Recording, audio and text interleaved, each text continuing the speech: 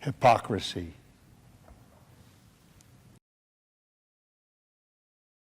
Hey, what's up, guys? Welcome to Law-Splaining the Interwebs.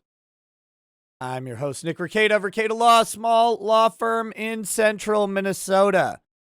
And today, we are back for more CPAC action. So, we'll see how long this one lasts. I looked at the lineup today, and I'm like,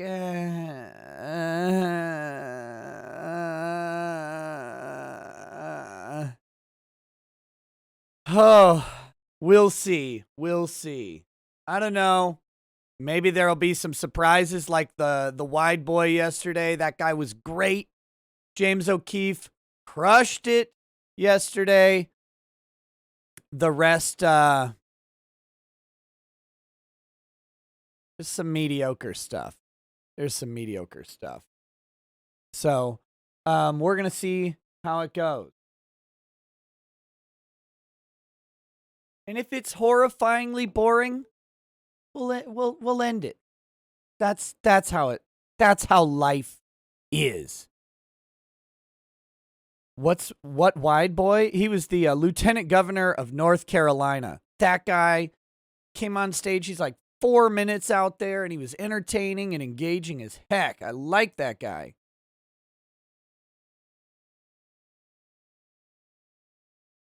But, yeah. So, we're going to see if anybody's useful today. No idea. AFPAC was so much better, and it was only a couple hours long. That could be true. That could be true. Oh, hold on. We gotta unmute this guy. Gemke.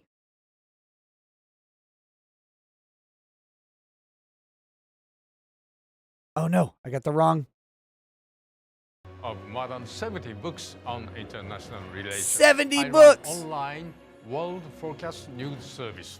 I respect President Trump and American conservatives. President Trump fought against Chinese communists in order to protect the entire free world.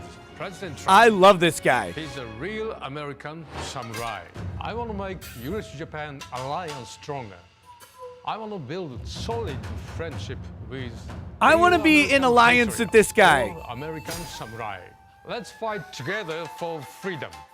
Let's slash the cancel culture. Let's start US-Japan samurai to samurai alliance. That's the only guy I want to hear from. What do you do? I want Gemke Fuji to talk at the conference. I don't want to hear from these Republicans pretending to be populists. I want to see that guy. See, this is my takeaway from yesterday. I was talking to some friends, had a nice discussion with Ty Beard, who's going to be on the show tonight. There will be a show tonight at 11. I was going to do one yesterday, but I couldn't. Getting a guest on yesterday was proving to be challenging, and I knew I had today to cover here. So, I talked to Ty. I lined up Ty for tonight instead of yesterday. So, but what it felt like after kind of processing and talking to a couple people, it felt like the Republicans are trying to put on a suit of populism. They don't understand it. Trump was like wrapped up in it. They don't understand populism, and they're trying to figure it out. It felt like a little kid putting on their dad's shoes. Absolutely. Isn't it good to be at CPAC? It's great to be back at CPAC. Thank you. Thank you for the warm Yeah, welcome. sorry that was loud. Let me turn them down just just a hair. California. Everybody here knows California is not like Las Vegas. What happens in California doesn't stay in California. and we're seeing a lot of that with the Biden administration. You've been there, you've been representing California for some time. what do people need to know about what's happened in California? I mean, a state that used to be the emblem of middle-class success in America, where the middle class has now been hollowed out by these progressive policies. What is it that people need to know? Well, it's really how I got into politics was because of these radicals that started in the San Francisco Bay Area, and I always tell the story that I'm in the big San Joaquin Valley, the agricultural mecca of the world. And all right, we got somebody from the San Joaquin Valley back there. One guy. And I love this. what I always joke is in the 60s and 70s, they would drive through our area, smoking pot probably, and they'd smell some cows and they'd see some dust and they'd say, oh, we got to get rid of all this. You know, and then they'd go up into the mountains, smoke some more dope, and then they would go back. And then they became radicalized and they figured out that they could take over the government of San Francisco, they would take over the university. So a lot of this stuff that you see started in the 60s and 70s in the Bay Area. And they went on to Hollywood, they went on to the institutions. And we were essentially the guinea pigs because they used the green movement, right? Which is really green what I like call weed. The watermelon movement. It's green on the outside and red on the inside. And they So this is targeted probably farmers, Devin right? And it Nunes. was This is Devin always to Nunes. save a little fish, and who wants to kill the little animals? And they turned it into Okay. that agriculture is Come on, somehow Rumble. bad, and slowly they've been taking farmland out of production, and that's what got me into politics because I said, what in the hell's going on here? I mean, we're good farmland is being idled, and a lot of people would say, how This is they probably don't better understand. than looking And at him. We initially had people within the state said, well, let's just give up a little bit, and then let's just give up a little bit more, and it is now soon going to be about 1 million acres This of is farm ground. terrible. Farm ground in the world that's going to be idled. So that's what got me into politics was this radicalization, and then of course I've been warning people to the rest of the country. And they have a plan. I'm going to try refreshing it. Tonight. Nope, in it's part their to feed. bribe other states to follow California's lead. Is that right? Yeah. So what people have to understand, this bill that So I they want you passed, guys to this $2 appreciate trillion something. Bill, this is about it's a slush fund. And these guys are very For all of predictable. its faults, they ran this play call before. YouTube People may is forget, very, but very when good Obama was first at what it elected does back in with live 2009, streaming. What did they say? We have to have a stimulus bill or the whole economy is going to collapse. This is And Rumble. so they passed roughly an $800 billion Here, bill. let's see how many people are That watching. money was then used over the next 4 years to buy 2,700 votes to give to their people are buddies, and I watching. guarantee most of that 2,800 money people. did not end up in red And it's, states I mean, or it was Republican struggling. districts. It went to things like, this is another California special, high-speed rail. Which now is working great, right? In California. Yeah, so I get a little bit offended because they call it the train to nowhere, but nowhere is actually where I live, so I don't really like that. But it's a little over 100 miles long. They went through and they carved through and took people's land away from them. A fuzzy And creature. it's I'm not essentially, if actually any of you like have seen it, slamming it's Rumble worth with that. actually seeing because Sorry. You'll be driving To be clear, down the Central I'm trying to Valley point out of the how freeway, hard and it you'll is look to up do. and you'll think that you're looking How at, hard you it think is you're for back startups to looking at some do. That's what Roman I or Greek ruins. probably didn't communicate that well because it's you've in the got these morning and I'm huge tired. pillars that are standing up, going across the freeway, and this thing's like not even half built, and we're tens of billions of dollars in, and we're going to do tens of billions of dollars more. And I wouldn't be surprised if Why this not slush support fund that watching they it on passed, Right they're Side not gonna Broadcasting put more Network? money into this high-speed rail. I'm And watching you it already know that directly that part of from this money is gonna go CPAC. to build a tunnel from Silicon Valley to San Francisco. Now, look, these tech oligarchs are the last people that need anybody's money. I'm using And they CPAC's sure Rumble don't need a tunnel channel from right Silicon now. Valley to San Francisco. They don't want to have to sit in traffic in their Teslas, though, right? I mean, that. Well, the other funny thing about these guys in Silicon Valley that continue to do this, I thought everybody's panicked with COVID, and who the hell's going to get into a train or a bus? I know they're not going to. Yeah. So, I mean, the left is always really good at consolidating their power, right? When they take power, they figure out how to tip the playing field in their direction. We're seeing that with H.R. 1 in Congress, which I interpret, and I want you to tell us if this is right. that H.R. 1 is basically about taking California election practices and trying to force them on the whole RSBN can country. be Is that awesome all right? day, But but what have you seen I'm in using California the, Yeah, you know, absolutely. So what I'm happened in commenting and using California, I the think it's source important. material It's a for the good commentary. That's question what I so that try and everybody do if understands it's, what they did. you know, if the source material's available, I At try and first, use we the had source We itself. had absentee voting.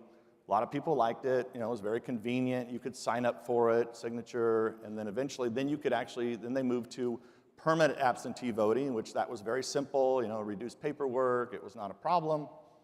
Then they came along and said, well, when you go into the Department of Motor Vehicles, you're gonna register to vote. Even if you don't want to register to vote, they register you to vote. And and the first little game they played is, if you walked in and said, no, I don't want to be registered to vote, then they'd say, okay, and they'd not only register you to vote, but they made you a permanent absentee. So then the ballot was being mailed directly to your home. Okay. Then what they said, so essentially then over the last, 5 years, virtually everybody's registered to vote, and ballots are just flying out everywhere. The next thing they did is they made it so that you could actually go and pick up the ballots. So, in matter of fact, any of you that are in here, even if you're a foreigner, you can actually go to California and you can go door to door and harvest ballots if you'd like. Okay? So imagine that replicated across the whole country. And that's kind of what you saw. That's why, if people forget, right when this pandemic hit, one of the first people to come out and say we were going to have to do absentee voting was Obama. And they said that back in May. I think it was April or May is when he first said that. It's the first time that I had seen it. Bad because Obama. And then, of course, they went to all their friendly places they could get this done, and they essentially started the first step of saying that, well, everybody has to absentee vote, and we know what happened. Well, it's amazing because It was Obama's they master talk about being plan. progressive, but they're really rolling back progress, right? I mean, progress in elections used to mean allowing people to vote in private, where they couldn't be. We don't have to intimidated, name drop. And having a We know reliable absentee voting was process that sort of a transparent. disaster. We know. How do we explain to the American people? You mentioned, voting by mail seems very simple. A lot of people, including a lot of Republican voters, especially older folks, they hear that and they say, well, it's easier, and we've got this pandemic going on. Yeah. How do we help people see how if they were dangerous actually doing it because they were trying to make it easier for people to vote, that would be one thing. And there are ways you could do it if you were truly trying to make absentee voting work and be safe and be secure, right? But they're not into it for that. So you might as well not even get into a dialogue about how to make that Dialogue? So is there, this is a tough question, but what's the hope? I was going to say, is there hope for California? But there's always hope, right? I mean, this is a state that used to export John Ford movies and Ronald Reagan, and now it's exporting socialism to the rest of the country. But give us a glimmer of hope for the Golden State. Well, It's a look, wonderful we place. have this recall effort Yeah. that's going on. And Yay. Devin Nunes is so it's going to be muted. fascinating to see how this is going to work, because essentially there's two questions. So one is, do you want to recall Newsom, yes or no? Yes, okay. The second question is, then anybody who wants to run can be on the ballot and run. So Republicans, Democrats, Independents, and it's essentially, so if the answer is yes to recall, then you have to vote who you would want to replace Newsom with. So Newsom can't be on that ballot. Yeah. So what we're going to have to do as conservatives, we're going to have to rally behind one candidate. There's a lot of good candidates that are talking about it right now. At the end of the day, when it comes time to push this, we're going to have to really rally behind one. Those candidates will have to work it out. They need Who's to it get gonna out and be? campaign and rally behind one. What's the timeline for that? And the thing to watch for is when the left starts eating their own. So as soon as a prominent Democrat announces that they're going to run, that's when it will probably slide, and Newsom will have a good chance of actually being recalled. Because they take a big risk of not putting a prominent Democrat on that ballot and only leave it to Republicans. So what's the timeline? How does this play out in California? Well, they're gonna delay it, but most of the experts believe that the recall election will be sometime in the fall, so October, November, December. Yeah. So back to Congress. Where does this big slush fund bill go? I mean, it's heading for the Senate. Obviously, there's a one vote. Yeah, and it is a slush fund. You guys understand that. They're doing this, it's a Trojan horse. They're using COVID. We just passed a COVID bill 45 days ago, that Donald Trump signed into law. They haven't even spent all that money yet. And so this is going to be their slush fund for the next 4 years. To buy votes, give money to their friends. I mean, remember Solyndra? Remember that? Everybody forgets this stuff. Cash for clunkers, all those good things. That's, they'll probably won't make those mistakes, but they are going to do this tunnel supposedly. And that is headed over to the Senate. I mean, that's headed to the Senate, and look, my guess is that eventually, look, you're talking about $2 trillion. They're going to be able to get the 50 votes. They're going to buy the votes off. Ladies and gentlemen, will you join me in thanking California Representative Devin Nunes? Thank you, guys.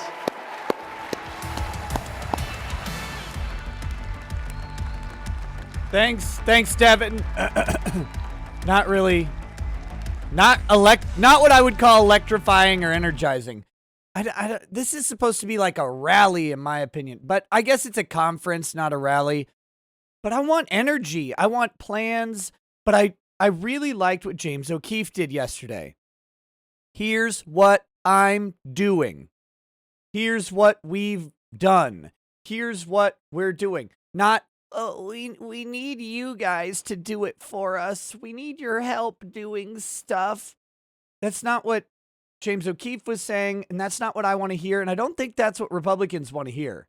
Because we're like, we gave you years to do stuff, and you didn't do it. Why should we think now that you're going to suddenly come out on our side and start working if only we give you money and support again? So that's kind of the feeling I've been getting from a lot of these speakers is they're telling us what we need to do to help them accomplish stuff for us. And it's like, I don't want to hear that, frankly. I want to hear how you're accomplishing stuff, and I want to hear how you're going to keep accomplishing stuff. And I don't want you to ask me for help. I want you to sell me on the reason I should help on my own. Let me read these. Mr. Leon says, we got to do a Let's Watch of Gemke's International News Show. That sounds funny. Phoenix Arm says, Kermit voice, we'll have to try here. Hello, kids. Violence is not the answer. It's the solution. Go out and Kermit some crimes. Godspeed. I just got Valheim. We should play sometime with Phoenix Weebs. Yeah, I need to figure that thing out. Phoenix Arm says Phoenix Weebs community server. Shout out to producer Tim. He's in bad shape. Could I grab an F in chat and a shot for him from whatever you have on hand? Hope everybody in your family as well. I will give a little bit of a. I'm not going to do a full shot because I just woke up. But we'll do a little sip of bourbon for producer Tim.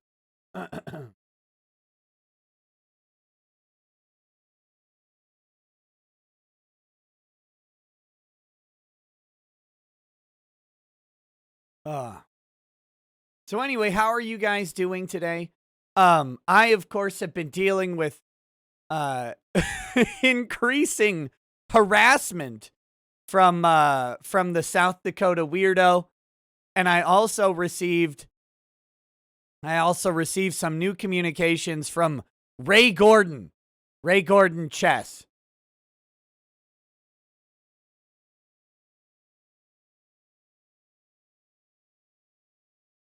So fun times all around.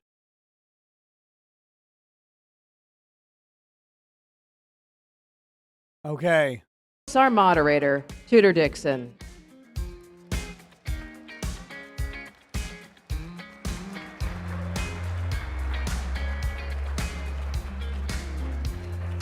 All right.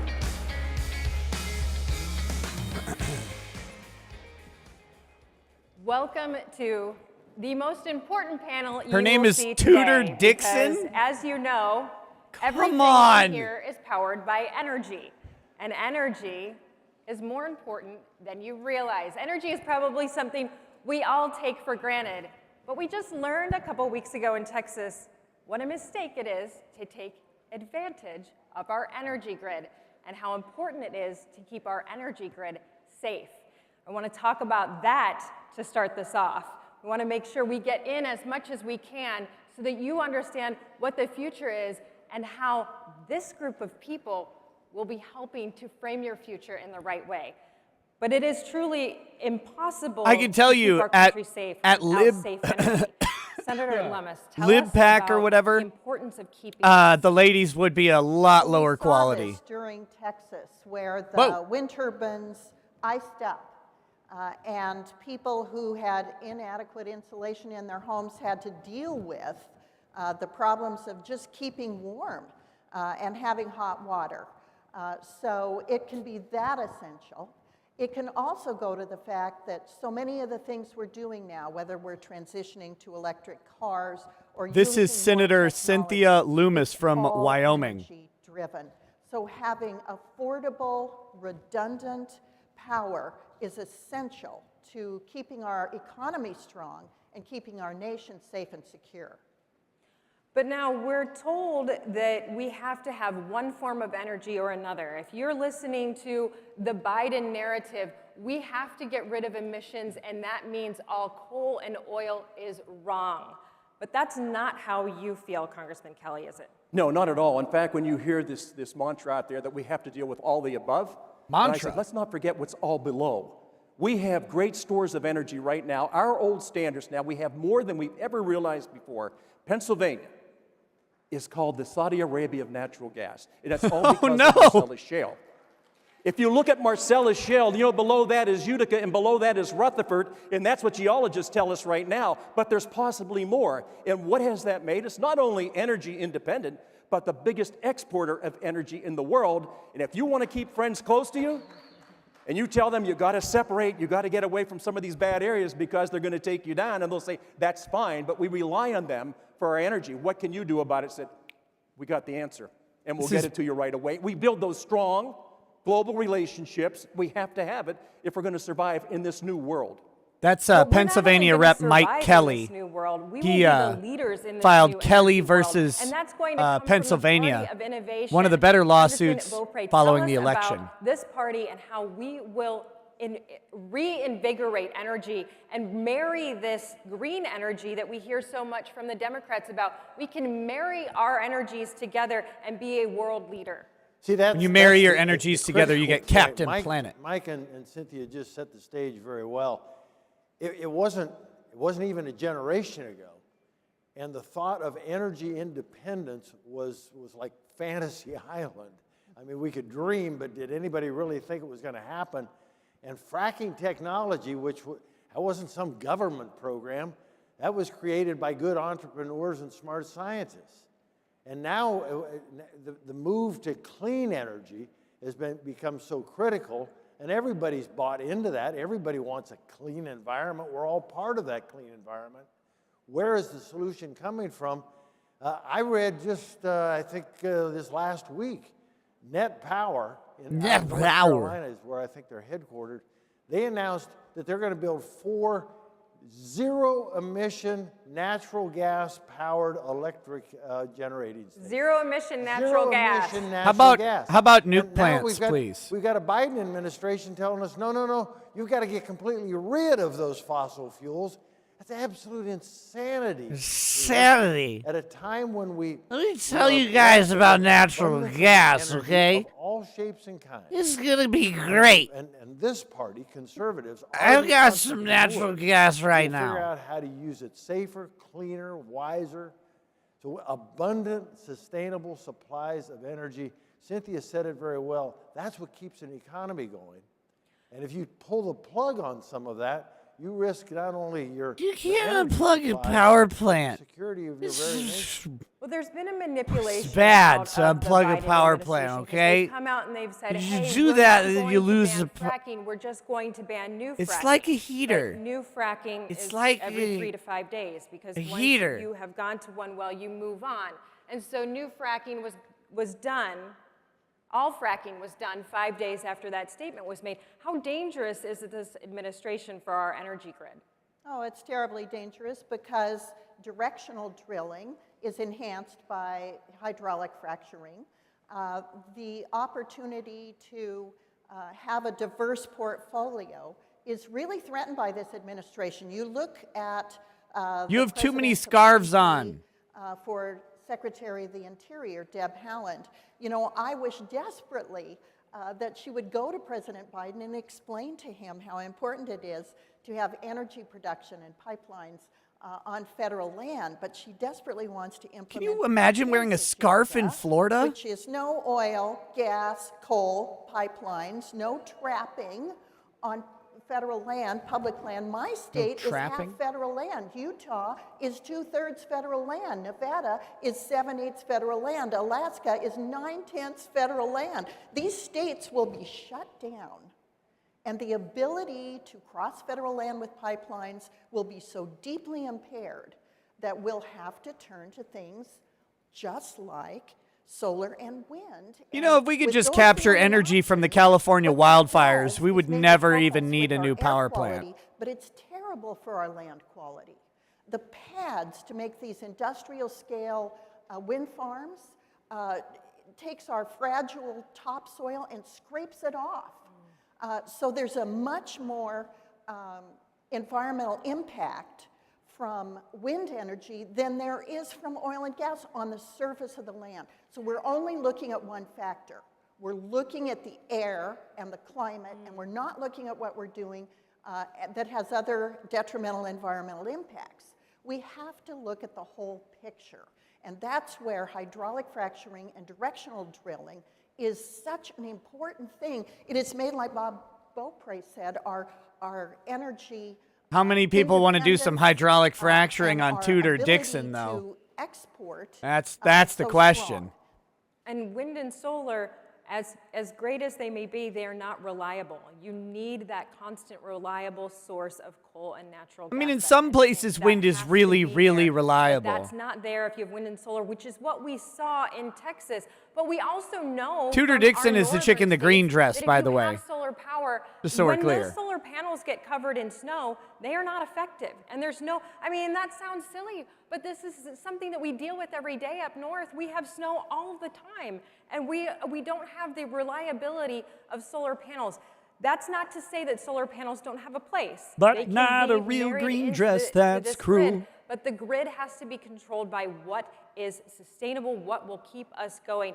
It's not just, though, that there is a danger of us not continuing, our energy stopping. There's also a concern about the finances of our people, because when we lose jobs, when we lose energy jobs, we have all kinds of things that hurt. Even our school systems are hurting from this. Can you explain this a little bit more? Well, I think people sometimes become confused between the government picking up the tab on things and the American people. Colstro, you don't add every extra single capacity penny to wind when you runs our need it. government, and all these I'm wonderful just saying, in programs some we have places, it's are driven fairly by consistent. taxes. And when we look at the loss of revenue and look at this and say, okay, so how are we going to do this? So we turn away from our old standards. We turn away But it from should our- never our be your basic, sole source employment of power. level. How Look, are we I going to played replace those SimCity 2000. 62% Wind of what we turbines are generate in power trash. today?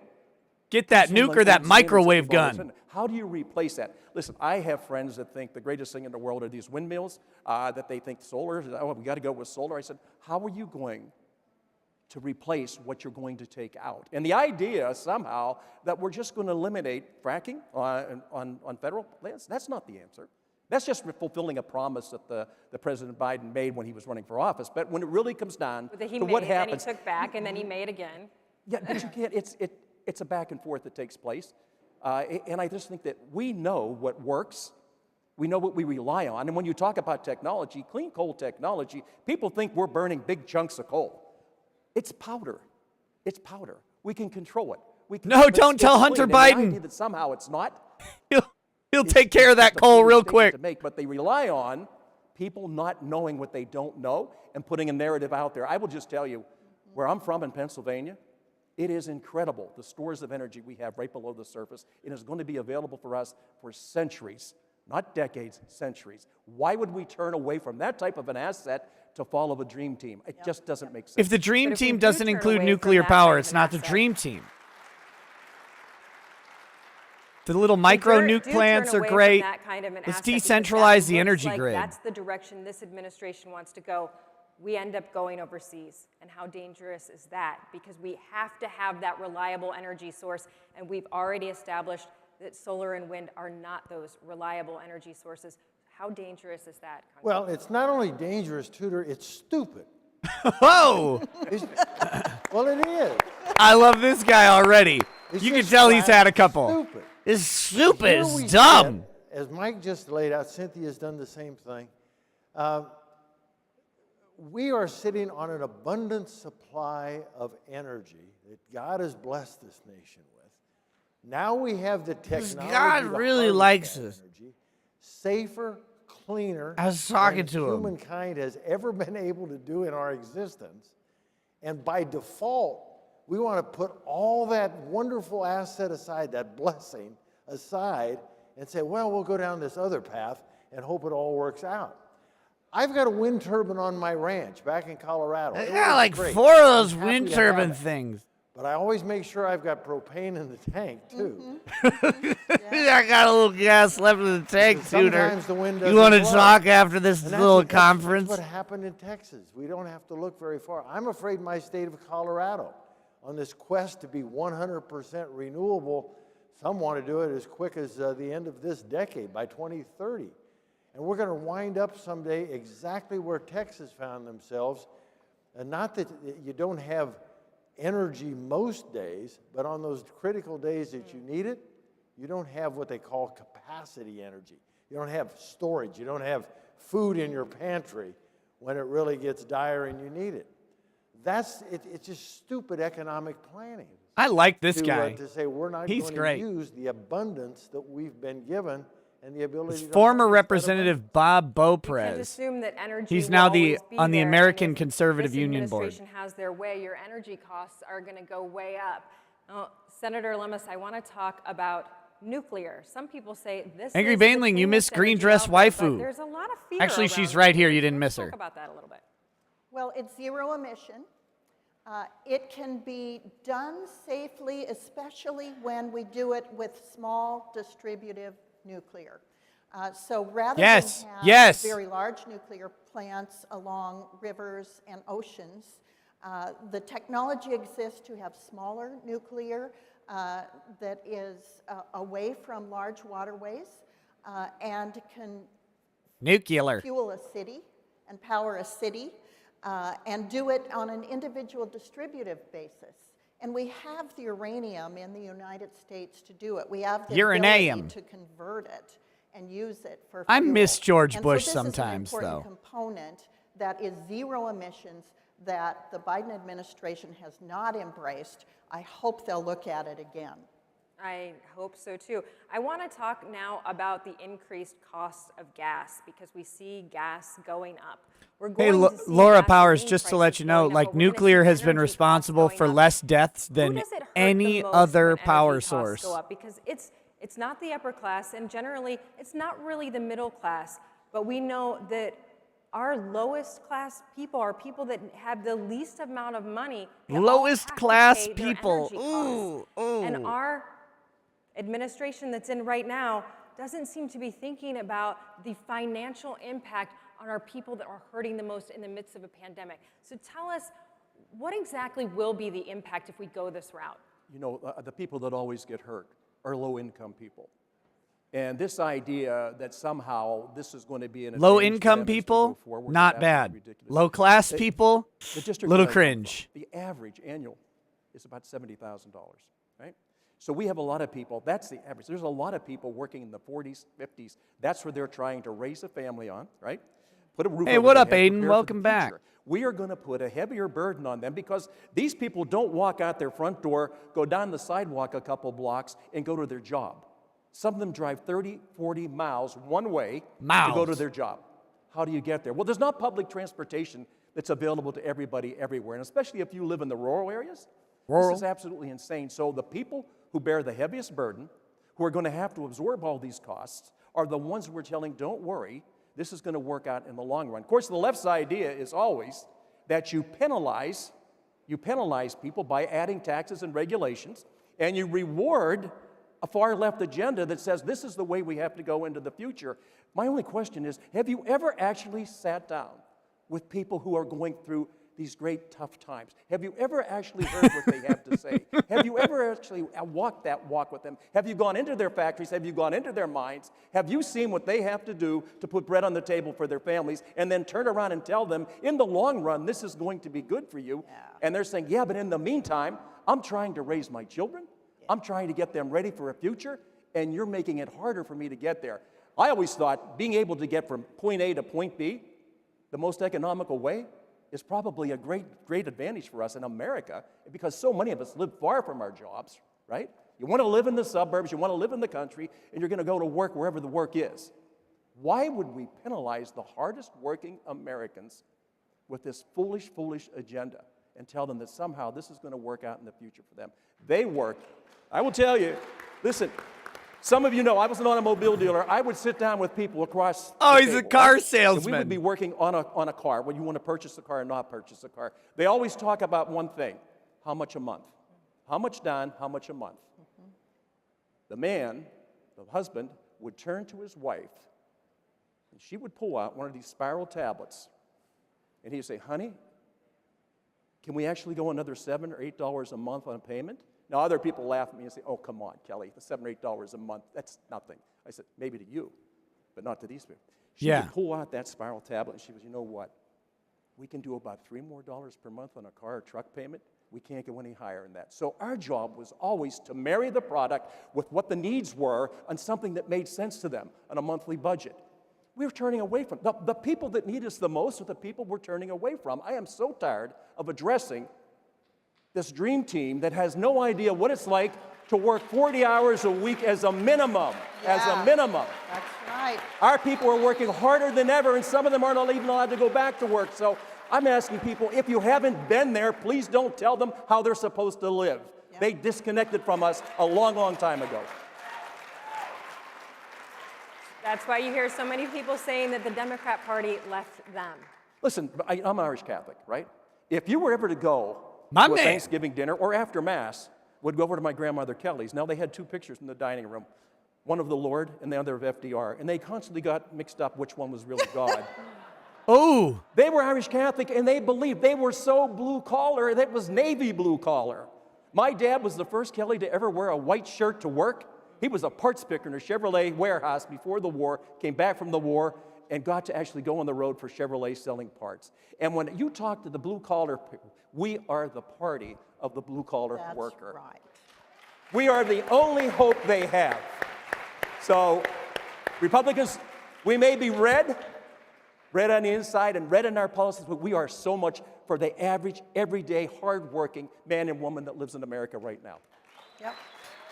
he's right. I mean, Absolutely, it's but switched. There are also ways It's switched. when you hear Republicans us are now talking the about party of the cost working of class. energy rising, don't believe that that means that if you go toward cleaner sources that our energy costs have to be higher, because there are innovators, as you've talked about, that know how to marry our energies together and still keep our costs low for the American people. Let's talk about that a little bit. Well, when you take choices out of an economy, whatever they might be, I mean, if they're cars, if they're cattle, like I dealt in for a lot of my life, buffalo, which I do now, if you limit the choice of the buying public to one kind, one source, it's going to drive prices up because you eliminated competition out of the marketplace. Mm-hmm. That's the beauty of a free market economy, which Joe Biden and Max Mercer, the Republicans are more the party of the working class than Democrats right now. The Democrats are the party of the class that doesn't work. They have no understanding, Big difference. no basis of understanding how an economy works. Look, I've put it this way before, and I think it's a fairly simple choice. Do you trust in people, the goodness, the genius, the creativity of people, or do you trust in government? And you know, those of us in this room, I think the answer is probably pretty obvious. We trust in the genius of especially American people and American entrepreneurship. When the challenge showed up, what, a generation or thereabouts ago, We wanted to clean up our environment. We needed cleaner energy. The marketplace took care of that. I just mentioned zero emissions, natural gas, fossil fuel power plant. Now, who would have thought that was possible? It's possible. Oh, I think that's possible. Technology today is absolutely remarkable. We can use nuclear safely and as clean as possible.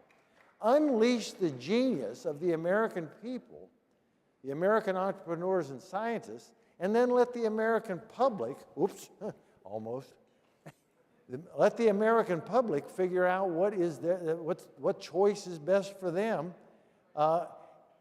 Economies expand, jobs are created, opportunity is seized. Opportunity. When you begin with clean, affordable, sustainable supplies of energy, and everything the Biden administration is doing right now is in absolute opposition to accomplishing that goal. Absolutely. I will tell you, before I came into this political world, I spent my life in a steel foundry, working hard right next to all the people that were melting steel, grinding steel, heat treating steel. And I saw the transformation in that industry, the transformation of making steel in a clean way, making sure that our factories are the cleanest factories in the world. And today, when I read the Green New Deal, I see mandates that go out that shut down factories that I worked in, that shut down factories that I sold to, that shut down the factories that make our farm equipment, that make our construction equipment, that make our roads safe to drive on, that make our food safe to eat. All of these things happen in American factories that are held to the highest environmental standards in the world. If the Green New Deal goes through, all of our factories go to China.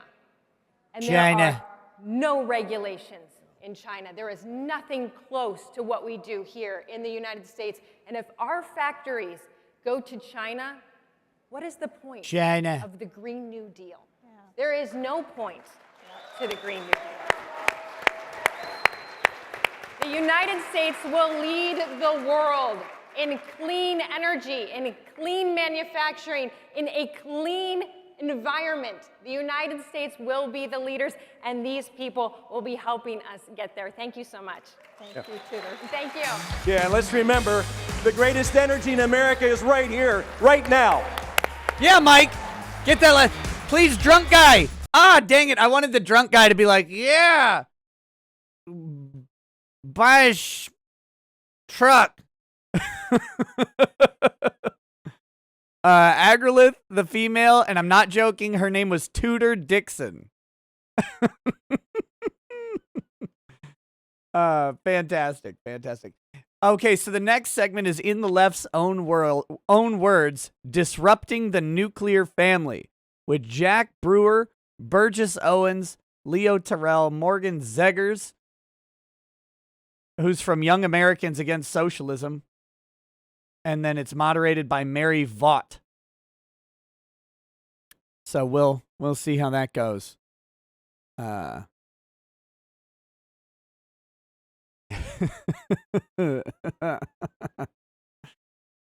my gosh. I don't know. I like the drunk guy. He was good. Mike Kelly was fine. The old lady was okay, but she's kind of weird. But there are the advance in nuclear technology is so astounding, and we don't even get to explore its uses. That's the frustrating thing. There are small-scale nuke plants that are available to be made.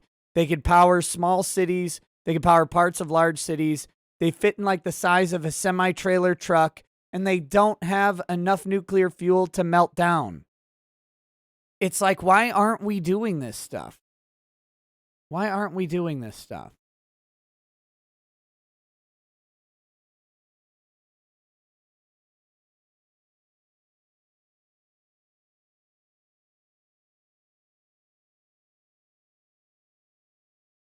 Funny Ginger, what Democrat?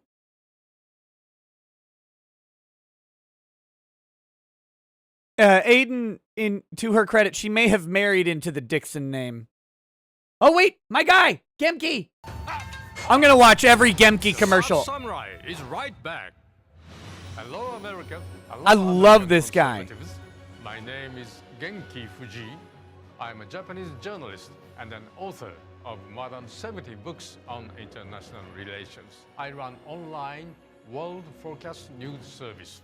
I respect President Trump and American conservatives. President Trump fought against Chinese communists in order to protect the entire free world.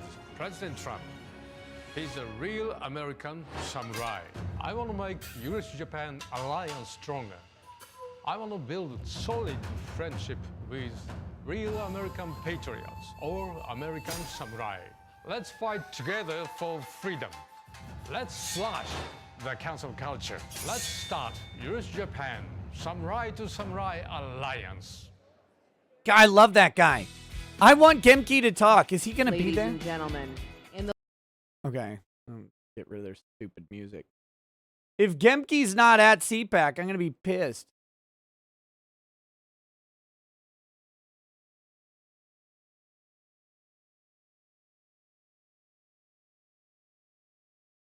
Okay.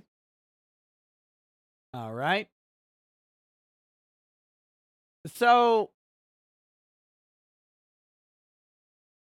Oh no. The jokes. I'm holding my tongue. This is a daytime show. You got to go on locals. You got to go on locals to get the joke that should have been said there. Holy shit. Woo. Yes. Good Love that afternoon. number. Love that number. Good afternoon. How excited are you all to hear from Donald J. Trump tomorrow? How excited, right? Gosh, I have missed him. I am Mary Vogt, the Executive Director of the Senate Conservatives Fund, and we have an awesome panel for you guys today.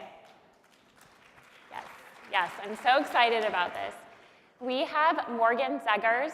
She is the CEO of Young Americans Against Socialism. Okay. She is also the host of a weekly podcast called Some Sanity.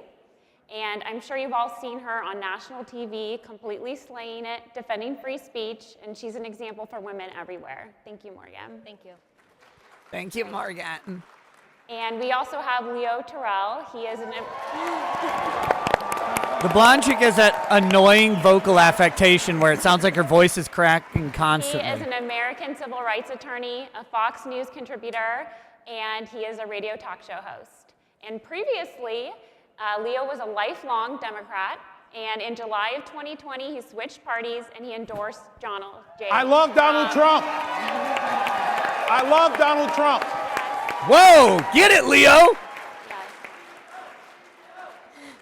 We also have Representative Burgess Owens. This guy's like, why am I here with these two?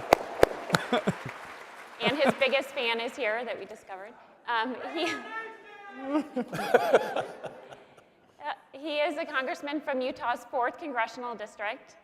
He has started several successful businesses, and he is the CEO of a nonprofit that works to help troubled and incarcerated youth in the African American community. And we have Jack Brewer, another former NFL football player. He is a Trump presidential appointee, and for over 2 decades, he's invested his life in life-changing advocacy for the underserved African American youth. Thank you, Jack. Yeah, where is Jesse Lee Peterson? So our panel today is going to focus on how the left This is a hates the stripping nuclear name. family, and in their own words, how they're attempting to destroy it. And we honestly don't need to look very far, but a recent Washington Examiner article that stated, no joke, that in Europe, She just said no nurses are joke. saying that we should no longer call breastfeeding breastfeeding. We need to call it chest feeding. I'm not making this up, not fake news, because we need to be inclusive to those biological males that are transgendering. Not only is that ridiculous, Give me some chest feeding. But it devalues the role of biological women. And it's an attempt, it does. It is an attempt to destroy our very unique God-given role in a family. And so, panelists today, I'm curious of your thoughts, where you have seen this, the left in their own words, as an attempt to destroy the nuclear family. Should I start? Yes. Okay. Whoa, he wasn't even listening. I love this guy. I was very fortunate to grow up 4 hours away from here, Tallahassee, Florida, and went to school about 4 hours south in University of Miami. And it was during the days in which the KKK, Jim Crow, segregation was very prevalent. But here's the difference. My community, just like the German community, the Italian community, the Jewish community, we might not have been assimilating, but we had certain things in common. We loved our country. We believed in meritocracy.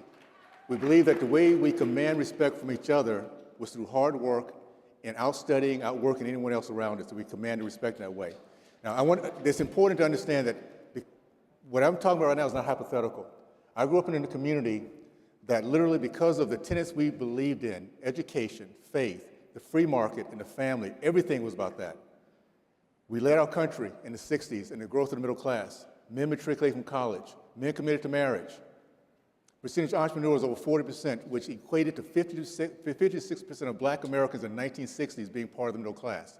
Because we're a segregated community, everything stayed within, and we turned within. That has been turned upside down. So we stand here as a warning buoy.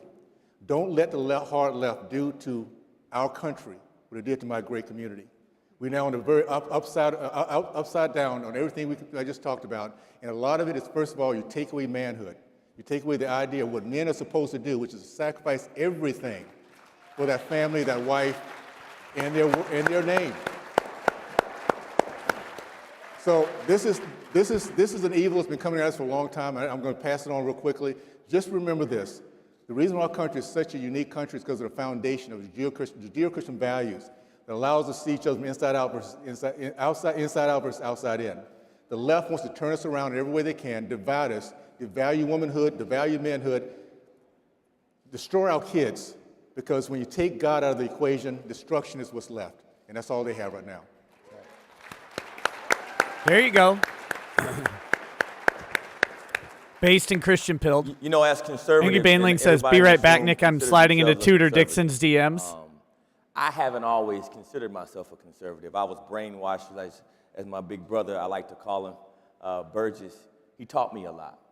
He helped to wake me up to the conservative movement, but really the principles of what is being a conservative, right?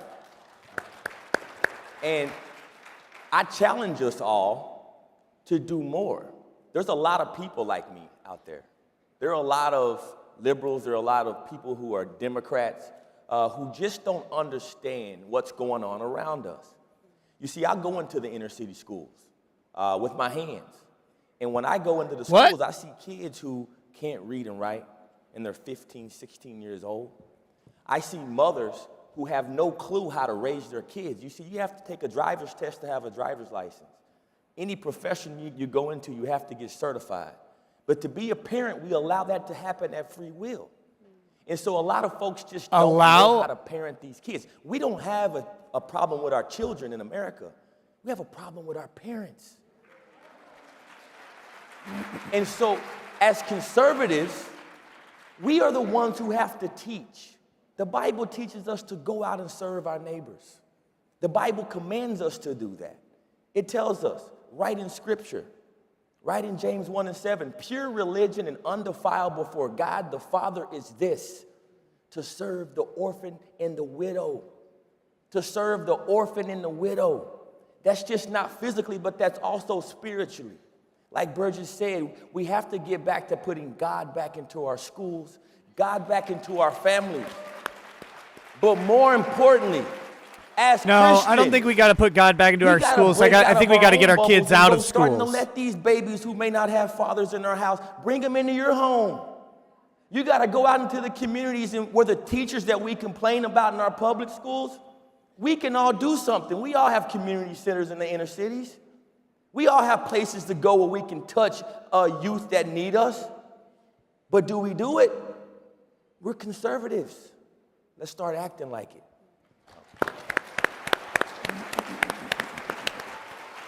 You know, the family unit is one of the most important values in this country. The mother, the father, that makes us a great nation. The socialists want to take that away from us. You know, I am so happier now that I became a Trump Republican because American values includes the nuclear family. The nuclear family believes in conservative values. They want to protect their home, Second Amendment. They want the best for their kids, quality education. Quality education is why I'm here before you, because I had a mother and father who fundamentally felt that it was their obligation to improve our quality of life by making sure I had a better quality of life as well, by going to school. That's why the Democrats, I don't know what they are really, the socialists, they want to destroy the family unit and make everyone dependent on the government. I say no to that. Right, Leo. Yeah. I say that we have an obligation to make sure that our conservative values, which really depends on how we look upon our families, to maintain, to prosper, and communicate, and keep that going on. One final point. The democratic socialist rhetoric of government does everything, that does not fly. What makes this country great is our individual choice, our freedom, our personal responsibilities, and that is why we have to keep fighting, why we have to win 2022 and put Mr. Trump back in the White House in 2024. Whoa! I like Lou. I don't like the guy who's saying we got to put God back in schools. I don't want my school, public school, teaching God. In a section of the book discusses how you take control of a group of people or take control of society. And he says you have to empty their soul, take away from them what makes them happy. And when we think of what the left is doing to us, they are telling us, don't have strong relationships, you don't need to be in a committed relationship, don't get married, don't have kids. In fact, be scared to have kids because they might die in a climate apocalypse. They are removing every aspect of natural happiness, fulfillment, and purpose in our lives, and they are creating this soulless, empty society. And that is so much easier for them to push a collectivist mindset on. So we have to be aware, and that brings up the elements of pop culture and the messaging that our generation is hearing. I think of groups like Teen Vogue. Their news and politics editor is an anarcho-communist trans person, and they go and speak at the Socialist Party convention. Just like we gather here today, the socialists gather as well. And they directly say they need to end the nuclear family in order to pass a collectivist socialist agenda. That's the stuff we need to be aware of. And like you were mentioning earlier with the chest feeding, they say that pregnancy is a tool of oppression and that they need to free women from having to bear their own children. Even at this discussion, at the Convention for the Socialists, they talk about creating a surrogacy system by the government so that women do not have to bear their own children. That's the kind of disrupting of the family that we're experiencing today. No, I just want to bring up one other point because we have a lot of topics to talk about. I'm sure all of us remember the horrific attack on the Supreme Court nominee who is now a Justice, Amy Coney Barrett. A woman, a Catholic, a woman who had an extended family and adopted 2 minority kids. Remember how she was attacked by the left who said, oh, she's adopting black kids and it's sort of a front. Why does the left always, even attacking the family unit, why do they always have to play the race card?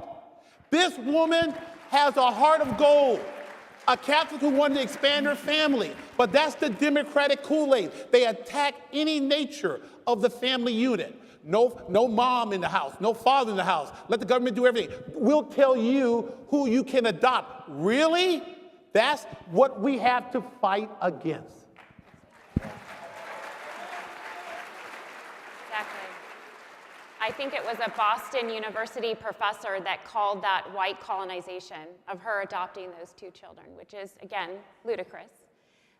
As much as we dislike Washington, D.C., it would be great if we could talk a little bit about what's going on there. I mean, obviously we have unemployment. People are looking for jobs because of the lockdown, and one of the first things that the Democrats decided to do was propose a rule change that would rename mothers, daughters, sisters, which is absolutely crazy and completely out of touch. But I'm curious of your perspective, Congressman, and if others wanted to chime in. I tell you, I have, first of all, so much faith in American people because I was raised knowing my history. And I understand now beginning, and I realize there's a God in heaven who's blessed our country with the concept of freedom, and no country's done it better than we have. So the great thing we have right now, to keep this in mind, we all need in life contrast. The reason why we appreciate family and the great things that happen, because we sometimes go through those tough times. And we come out of those tough times, not only are we learning, but we realize we can get through it, and we have more hope the next time it comes around. We're going through some tough times the next couple of years, but it's going to give Americans contrast. For the first time, we're going to have good Democrats, good independents, good Republicans having conversations that finally get we the people talking again. Because I tell you one thing I can say, guys, it doesn't matter what party you're part of. If you don't have a job, you're not happy. If your kid's not going to school, you're not happy. If you're sitting there waiting for a vaccine and they're getting the people at the border, you're not happy. People that are talking together, we the people are the most important, the most powerful 3 words in the history of mankind. Because boy, we come together in a sense of harmony, no one can defeat us. So the next couple of years, have these good conversations with our friends. Let's lower the temperature, let's listen a little bit more, and at the end of the day, we give them so much rope, they're going to do themselves in by themselves. They're going crazy, they're nuts. They make no sense. They can't go far enough, fast enough to the left. And we say, wait a minute. So understand Americans across the board are feeling the same way. We're going to be okay, guys. In the end, good guys win. We're going to win this. So just hang in there.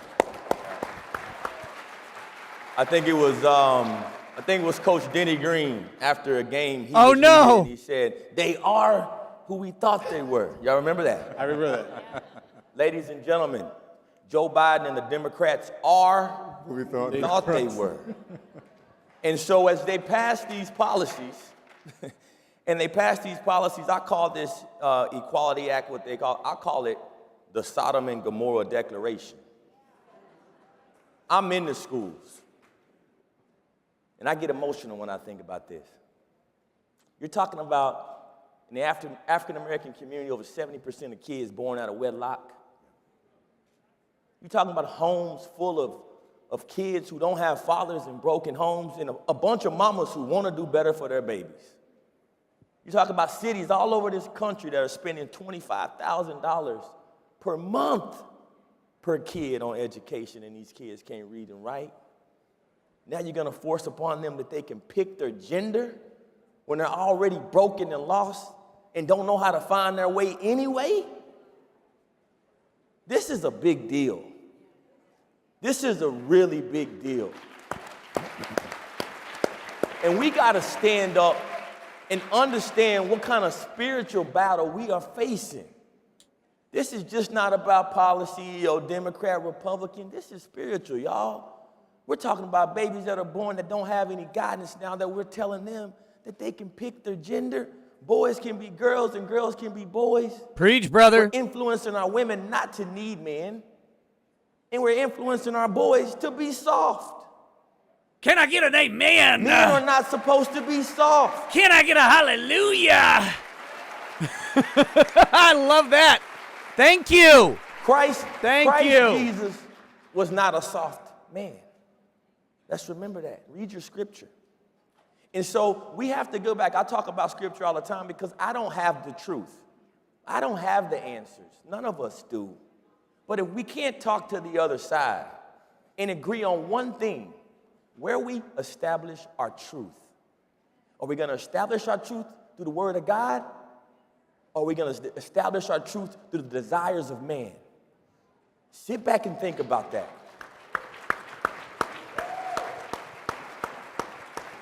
Can I make a quick point? No. I'm going to make this as quick as I can. Can you make a quick point? I don't know. You're kind of old. I was blessed, gosh, back in the early 90s, to riding around in my car. I was a rep for Word Perfect, and I would set my appointments up every single day so I can spend time in the car listening to Rush Limbaugh. And I was fortunate and blessed to have actually called in and got Bo Snerdly.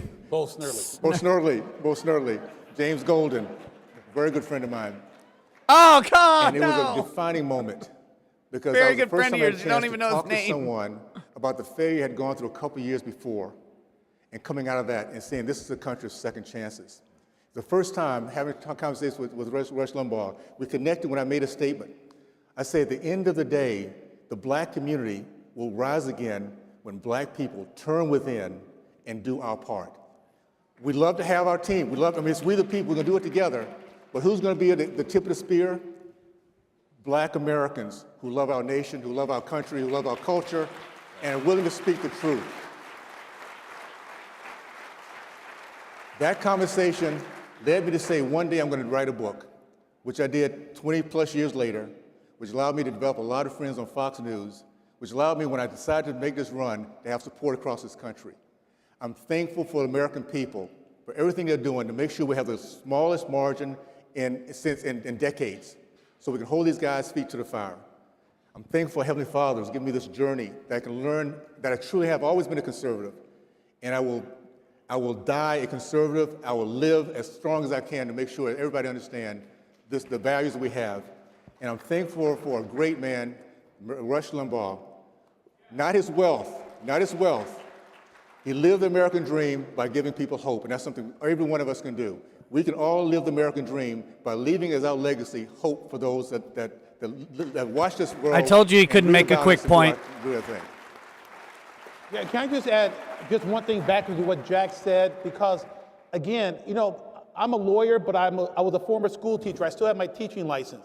And if there's one value of how this country was built on the public education system, the teachers union that controls the Democratic Party want to destroy quality education. They deny opportunity for kids to pick their school of choice. Thank you. We have to fight against these outrageous teacher unions that are preventing our kids even today from going back to school because they like to stay home. Those teachers like to get a free paycheck. And I'm saying to you that school choice is the fundamental key to break the poverty cycle. By the way, It's the fundamental key. So let's make that one of the key components of our fight to gain this country back away I'll be from talking these about socialists. this subject School choice. next Friday with Absolutely. someone And who for is me, building a school choice school is also right so now. important in the fight against socialism. Right now, 70% Like of my generation I shouldn't says say that is they would be building. willing to vote They for have socialism. built a school I and doubt they're that building 70% more of my generation on it has ever heard next the Friday. definition of socialism or understands what it means to nationalize an industry or to seize the means of production. But unfortunately, they view government as the only solution. We've created a dependency. And when we talk about Black Lives Matter, how they are trained Marxists, they are bringing the element of Marxism where you divide the classes against each other and hope for that class uprising. They're instead using cultural Marxism where they're dividing us on identity, they're dividing us by sexual orientation, by race. Every type of PC culture that they're using is now being used by the socialists. And I specifically am very concerned because they talk about how women and how other groups usually depend on men to survive. And instead, we can be empowered and instead rely on the government. We don't have to rely on men anymore. We can rely on the government to take care of us. Very, very scary. And let me be very clear, because we use that word Black Lives Matter, I want to make sure everybody understands. I am against Black Lives Matter because they don't care about all black lives. Okay, they don't care about the black police officers. Give Leo his who are own out there segment. working, Lou. protecting our society. Leo. They don't care about the black on black crime in Chicago. Give but they Leo his care own about segment. shaking down companies a la Al Sharpton, collecting all that money where it goes, pour into the schools. So I am totally opposed to that organization. It's socialist. They want to destroy the family unit. You look at their Marxist manifesto, it's outrageous. We have to protect our country's values. Give that man his own segment. And Leo, if listen, some people that say Black Lives Matter, they care about black lives. Some. But they don't understand what to do because they have been brainwashed by this media. And so they're a part of the problem. If you really thought Black Lives Matter, then every black kid who doesn't have a place to go after school would have one. All the billions of dollars that they raise We'll go into after-school programs so these kids can read or write. Yeah. Our school to prison pipeline in this country was devastating.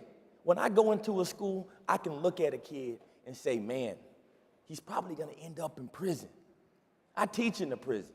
Racist. And when I walk into the prisons, just kidding, I see just men kidding. who have never had an opportunity to be taught. And these are the same men who are right now in these elementary schools. And we all know where they're gonna end up. We have, if you look at it, you're 20 times more likely to go to prison if you're fatherless. 71% of all the kids that drop out of school, and we've almost 2.5 million kids dropped out of school last year in America. 2.5 million. 71% of those kids are fatherless. What other population are we supposed to be focusing on?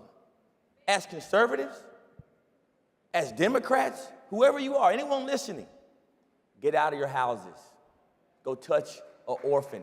No! Get out of your houses. Get out of your bubbles. Don't go touch an orphan. We can sit up here on these Oh, stages Lord. in front of millions of Americans and talk to each other all we want to. We can sit up in our pews and praise the Lord all we want to. But the Lord told us to get out there and live our Joe words Biden's like by the work activated. of our hands.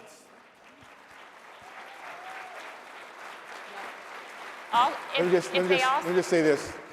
Oh. We're going to wrap it up real quick here. He just mansplained her. He manned her out of her own panel. To the black issue, black problem, when black Americans are given an opportunity, given a voice, to get to make a difference. We have a remarkable bench. We have people like Kathy Barnett, Claxton Bernard running in Louisiana, Kim Klacik. This is just a few, but here's the point. Here's the point I'm making, guys. We cannot do what the Democrats do. Democrats use, abuse, and discard. They show up every 4 years and show people, and then they move on and don't think a thing about it. We have to be a party. We are the party of entrepreneurship. We need to start investing into our communities. We need to go into these communities where it's plus D, 30D, and say we're going to win this in the next 2 cycles because we're going to get the message out. And when the next voice, like a Donald Trump, comes up, we won't just have 18% of black men and a doubling of black women. We'll do so much more than that. Because we need to start understanding there are people who want to give the voice. The people who have the articulation, the history, the courage. And the last thing we want to hear when they go in there and they do their thing, and they come out of this cycle, and the last thing we want to hear is, we had no help. We need to help, and I'll say this, my black friends out there, my Dave Webb, my Jennifer Carroll, there are so many of us out there. Let's make sure we tune ourselves into where these voices are, put our voices out, our faces, our message, and let's start making sure they cannot be so cocky about thinking they're going to just show up. They're going to fight, because we're going to fight for them. And can I just say one thing, 30 seconds, I promise. Do you see, remember we have the policies and the program, the Republicans and the conservatives. We have the issue. The Democrats have the rhetoric. Case in point, the Democratic National Convention, remember last year? It was just doom and gloom. But the Republican National Convention was the American best and brightest. You remember how great it was, all those speakers? My point is simply this. We need to get that message out every day. We have the policy, we have the program, we have the people. And that Republican National Convention was beautiful. It was resonated, it talked about American values. That's the message we have to get out every day of the year. Right.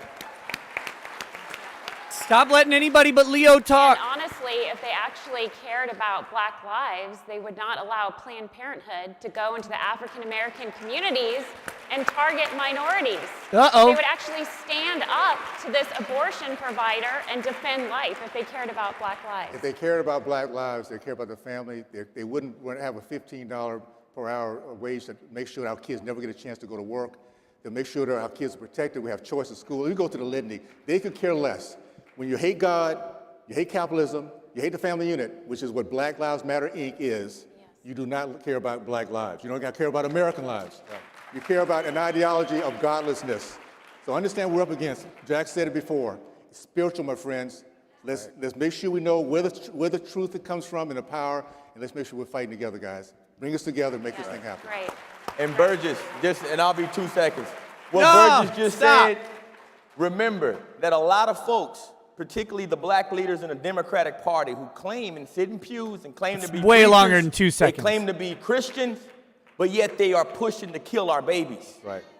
They're pushing to kill our babies and sacrifice our kids, young black kids. Over 20 million black babies aborted in America. It should all make us sick to our stomach to know that we live in a nation that not just supports that, but we promote it. And we prey on the most underserved women. And we talk about women's rights, but we prey on those little girls. We don't tell them they shouldn't have sex. We tell them, just use a contraceptive or go to the clinic. It's sickening, it's disgusting, and we have to stand up, just like Burgess said. Address just like Leo hoism. said. Get behind Leo, Tyrell. Get behind Burgess Owens. Get behind our black conservative leaders so that we can have voices. Right. Yeah. Get back. Have our back. Thank you. Thank you. Our time is up. We need to go. Thank you all so much. Thank you. Thank you. Good job, guys. Good job, buddy. Good job. Okay. Address hoism. We got to get rid of hoism. Liberty or Death says, I ran for office in New Mexico in 2020. I was looking at energy. We have the tech to build reactors the size of a small table with waste the size of a softball. Provolone Loaf says, Joe Biden is the Rex Grossman of presidents. Wolfgang Deo says, so Bongino was talking about things we might need if one wishes to say, oh, why don't you have it now? Well, they don't need it. Why do everything? I'm not quite sure what you're asking. Next, he says, have you gotten out and touched an orphan today? Dear God, no. The phrasing on that was terrible. Then we've got Night of Hope has a couple messages here. It says, we've done these things for years and these kids don't learn anything. The black community will only reform from within, same as Islam. The only thing that would actually help is taking away the perverse incentives that already exist, like welfare. Night of Hope says, these idiots won't talk about perverse incentives and getting rid of welfare, housing assistance, fixing child support, and all other things that create faith fatherlessness because they know people won't vote to stop stealing public benefits from taxpayers. How do you reason with a population that has an ideology and values that are different from yours, though? I've tried my entire life. These people don't listen or learn anything. It's effing ridiculous, dude. How is it on us to make them sane again? Jeez. And he says, everybody just needs to understand we gave these pussies the political power for the last 4 years to do something, anything. Well, not really for 4, only 2. To affect these changes, and they didn't do any of them. How the F will it be any different next time? Never forget that. And Polio64 says, we must defend conservative values like bombing and pillaging countries, putting whites last, and sending money to Israel.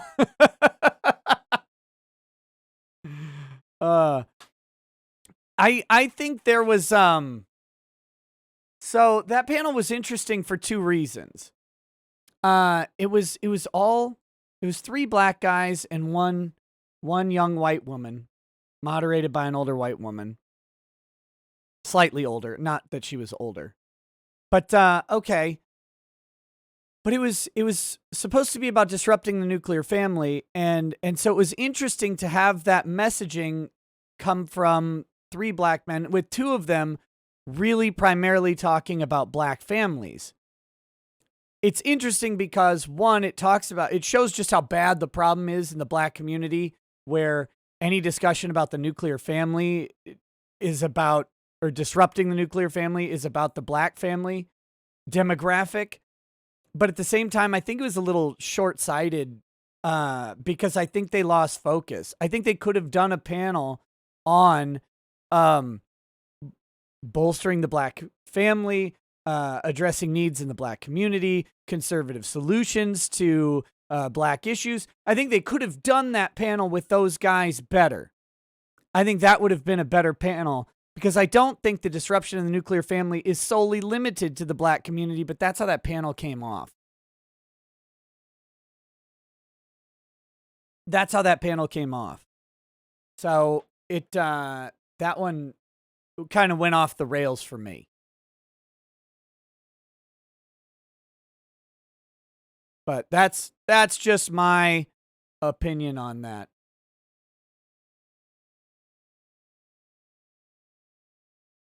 Feels like I'm at Rekieta Saturday Church.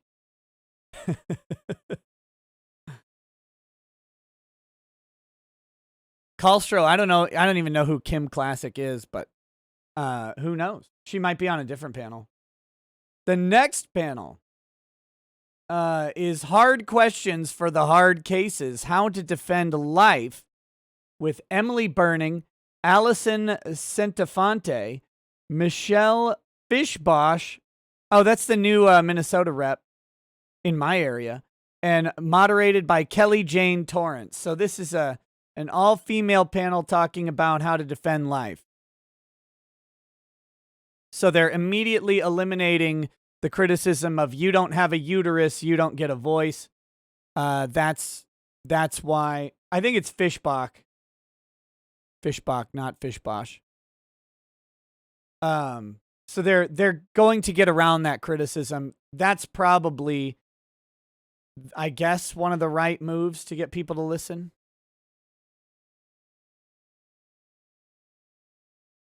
Hard question should have been moderated by Dixon. Why not teach God in school? This is really simple. Do you want, have you met a public school teacher, and do you want them teaching God to your kids? That's it. That's it.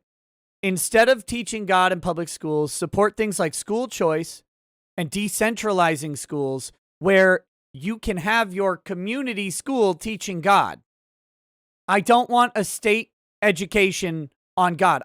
I do not want the state of Minnesota to teach my kids about God ever, ever, ever. That's the worst thing I would ever want. That would be terrible. Decentralized schooling and school choice. COVID has shown us that we don't need the buildings. We don't need the buildings in the same way. We can get highly qualified teachers teaching subjects to way more than 20 kids. And we can weed out bad teachers. And we can have a tutor program. And we can adopt these technologies and these ideas to get really qualified teachers. Imagine if every class was taught by someone highly qualified rather than it being a crapshoot on if your teacher's going to be someone of use at all.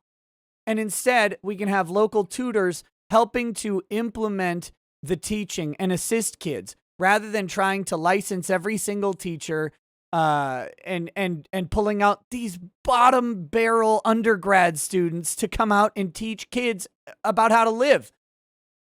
No, thank you.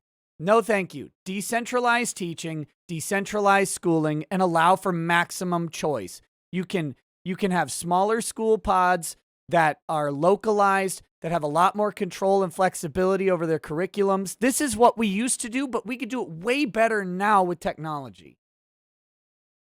Oh. Kelly Jane Torrance.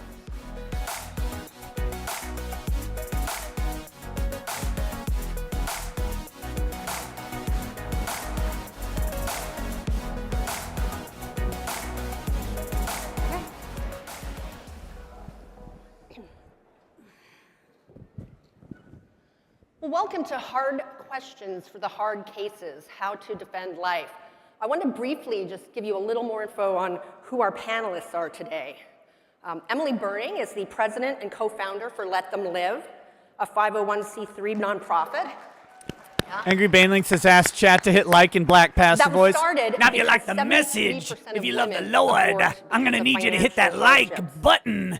You got to have the likes. You got to get the likes. If we get the likes, we get the love. If we get the love, we get the power. If we got the power, we spread the message. Hit the likes. I need you to hit like. Affairs at Live Action, a nonprofit that exists to shift public opinion on the killing of preborn children and defend the rights of those most vulnerable.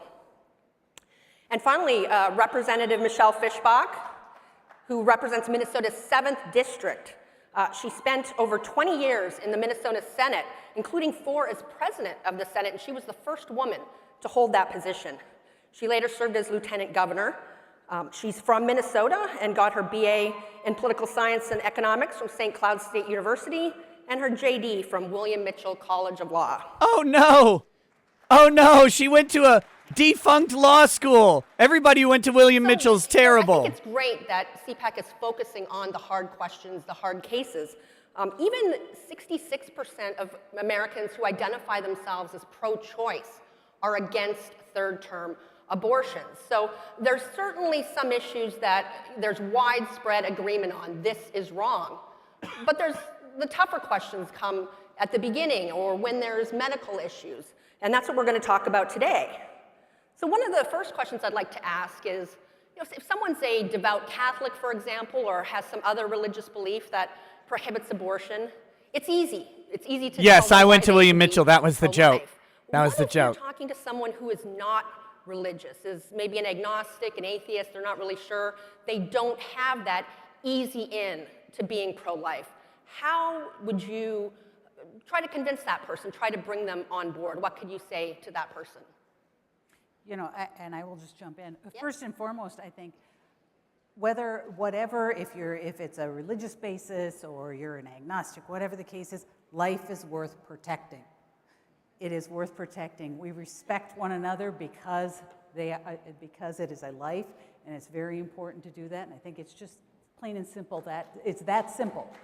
But in addition to that, science is showing us so much about the humanity of the unborn. You know, now I will say I'm the oldest on the panel. I have 5 grandchildren and another on the way. And when my children were born, you had those little grainy ultrasounds. And now you've got the 4D, and you can see if the baby's smiling, you know. And so science is showing us so much about the humanity of the unborn that it is undeniable at this point that it is killing a human life. And so that is one of the things that you have to talk about, is make sure they understand that this is a human life, and it is certainly, and you know, so much of the time we all probably add a gift from God.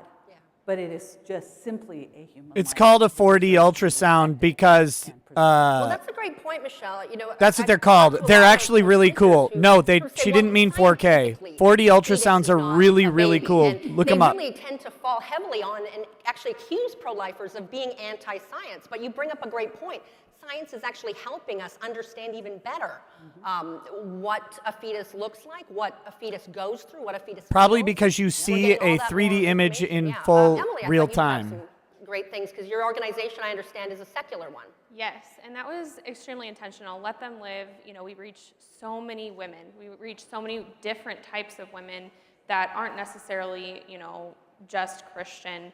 And we wanted to be a little bit different. We wanted to ensure that our support went to every single type of woman. And, you know, like you had mentioned, Representative, the pro-life issue is not just a religious one. It is very heavily, you know, religious as it is, but it is not just simply religious. So we do have scientific arguments, and it doesn't have to be religious. Supporting women, you know, supporting unborn children, it's just something we should do as human beings. And so, you know, that was a very intentional thing, like we did with Let Them Live, is making it secular, just so that we can kind of switch up the narrative a little bit and show that we are reaching a lot further than just the church. Great, and thank you guys. So that was a question I thought was great, because we don't hear that perspective a lot. But here I'm going to ask a couple questions that you probably get a lot, and I'd love to hear what you have to say. I'll start with you, Allison. So what about people who say that there should at least be an exception for the life of the mother? What happens if a doctor says, you know what, this pregnancy is too dangerous for you, you may not live through it, it's life-threatening? What do you say then? That's a great question, and we're seeing that come up often. Hello. The abortion movement is heading in that direction, always highlighting these life of the mother cases, and I need to frame the argument this way. When we're talking about abortion, we have to make sure we know what we're talking about, defining the terms. And what's been said so far is absolutely true. You can make a religious case. You can absolutely make this a case from science. The fact that there's a heartbeat that starts at 21 days, it's detectable at 6 weeks, and at the moment of conception, there is life. That is a unique human DNA, and that is worthy of our protection. It's how we all started, and that's at the core of this issue. So with that in mind, knowing that that's a little innocent baby, and then also knowing what the procedure does, I would be remiss if we had a conversation about abortion and didn't share what an abortion is. Abortion is the intentional and direct killing of that innocent baby via starvation, dismemberment. It's violent. It's terrible. And we at Live Action have videos that show a medical animation that change people's minds on this every day. So with that in mind, abortion kills an innocent preborn baby that's often got a beating heart already at 21 days. To the life of the mother argument, I will say this.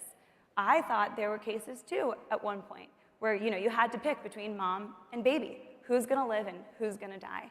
And we have done so much research talking to It's the world's never leading a problem. OBGYNs that they say no, absolutely not. Former abortionists have even said no.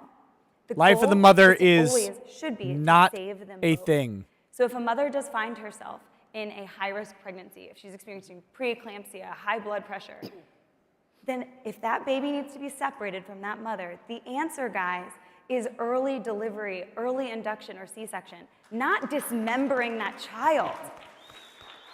There is no need to go in and intentionally kill that child. And we have talked to leading medical experts who agree. Now, obviously, if we do an early delivery or a C-section of a baby before viability, the odds are not great that the baby's gonna live, but that is incredibly different than intentionally killing that child. And in fact, I'll end on this. An emergency C-section to help that mother can be done in under an hour or two. Under an hour or two. Third trimester abortion It's that under. occurs after 24 weeks when It's under 10 high-risk minutes. cases can develop takes 2 to 3 days. So you tell me what's safe for that mother if we're really about making sure that they can be separated from their child in order to save their life. So we need to push back on that narrative, always try and save them both. And moms do better when they have a chance to be with that child, see that child, and not end its life. May I just add a little bit to that? That was We had a baby And I will born say by an from emergency the, C-section, legislative and I mean we're perspective talking is when we do talk from the about time those they things, determined it was emergency say, "Oh, it's C-section health to the mother," time the and they baby was out define was that under 30 so minutes. broadly in legislation that anything can be defined as health, and so it's not an accurate depiction when they say, oh, this legislation will protect women when it's the health of the mother. It's not. It just opens it wide up. That's so a great that's point, one of the Representative. fallacies that they continue. We talk about Roe v. Wade all the time, and I think everyone in this room is aware. There was a video last night, Roe v. Wade, all of that kind of stuff we know. But there's also Doe v. Bolton, which defined life and health of the mother so broadly to include financial, psychological. That's why we saw last year in New York the Reproductive Health Act. It was for any reason. And the left often asks us, I'm sure Emily and you guys get it too, why are you saying abortion is legal up to birth for any reason? And it's because of Roe v. Wade and Doe v. Bolton. It changed the game, and now you can get an abortion for literally any reason. Yeah, that's actually an important point too. Is I find liberals often try to redefine terms to win since they can't win in the court of public opinion. And I think we've seen that with immigration, for example, on what counts as seeking asylum. We now have, financial reasons as an asylum seeker. And of course, originally a refugee was someone fleeing political persecution. So, they can't win with the public. They will redefine the term. So I think that's a great question. Since we're sort of focusing on the science right now, I'll ask this now. And so what if the doctor tells the mother, this baby is going to be born, would be born with serious disabilities or serious developmental issues? Either the child will likely die very quickly or will have a horrible, burdensome life. What do you say then? Who wants to? Yeah, I have comments. I'd be interested if Emily has met any moms that have experienced that. But, we've talked to women who've had those fetal abnormality diagnoses. Maybe it's Down syndrome, or maybe it's anencephaly. You guys remember Zika, and we were talking about that, babies with really, really small heads and what to do there. And that's a very sad diagnosis. But we absolutely have to acknowledge the right of that child. That is a human being worthy of our legal protection. And also look at what the studies show is best for mothers. Mothers that have the opportunity to provide what's called perinatal and palliative care. So you treat the womb as a hospice. In the same way, if you have an elderly parent who is on hospice and you just eliminate pain and you keep them comfortable, perinatal and palliative care is the same way with a baby. You keep them comfortable, you eliminate pain, and you keep that pregnancy to go as far as you can. And then if early delivery or natural delivery happens, you are able to take care of and provide comfort and be with that child, even if it is, like you said, Kelly, for only a few hours. And there's a beautiful story about two sisters who were both pregnant. They both actually had the same diagnosis in utero of a fatal abnormality. One chose abortion and the other chose perinatal and palliative care. And this sister said, I have memories to share and a story to tell. And this one said, and I have a secret that I don't That's share. powerful. And that struck me as these moms, these families do better when they can deliver that baby, hear their little voice, take pictures, imprint those feet, and remember them. So that always struck me. That was beautiful. And I would say sometimes those diagnoses can be wrong. We'll hope and pray for that. But if it is right, perinatal and palliative care is the way to go. It's better for baby and mom. Well, that's great, Allison. And I know women who have suffered miscarriages, and they feel awful. There's a real pain there. So, the idea also that it's just easier to get rid of that child. It's never easy. And, I love that a woman has memories. She spent that time with the child. But Emily, I'd like to hear from you, too. Yeah, and it's such a lie, too. We experience this in our culture. Abortion is so available, and women are told, you can have this abortion. It's going to be over with. It's, one and done. You'll never have to think about it again. And that is such a lie. Oh, my gosh, that is such a lie. Because when women have abortions, there are mental, physical, emotional, there are some major, major consequences to abortion that nobody in the abortion industry wants women to know, because they are making money off of women and they don't care about women. So women walking into that abortion, maybe they have a past trauma that happened to them. Maybe they are dealing with a situation where their child is going to be born with a fatal deformity. Now, not only are they having to go through that, and if they choose to abort, they are also going to have to deal with the abortion on top of that. And one trauma does not heal if you slap another trauma on top of it. And that's exactly what abortion is. One thing that's not being said here is that a lot of early diagnoses of fetal issues are wrong. That's something we see with the Let Them Live moms, and all of the moms that we encounter is they've bought into, or they've been told this lie that abortion is this quick fix and it'll just be gone. And we owe women a lot more to tell One of our children had one of the early tests, and and they had an irregular quad test, and they told us that our child may have one of the trisomies, and it was actually completely incorrect. Completely incorrect. And had some other family gotten that same diagnosis, they would have chosen to abort at that point. How do you respond? What is a fulfilled life by anybody's standards? That's such a subjective thing. It's like defining the health of the mother. It's such a broad thing. What is a fulfilled life? My life could be considered fulfilled. And I actually know someone who did do an abortion based on one of those early tests. They'll never know. It eats them away. It eats away at them for the rest of their life. Kelly, I was told that, when I was pregnant, they offered me prenatal testing early and said, it could show Down syndrome, and Down syndrome kids, they don't run as fast and they don't perform as well. And I was in shock.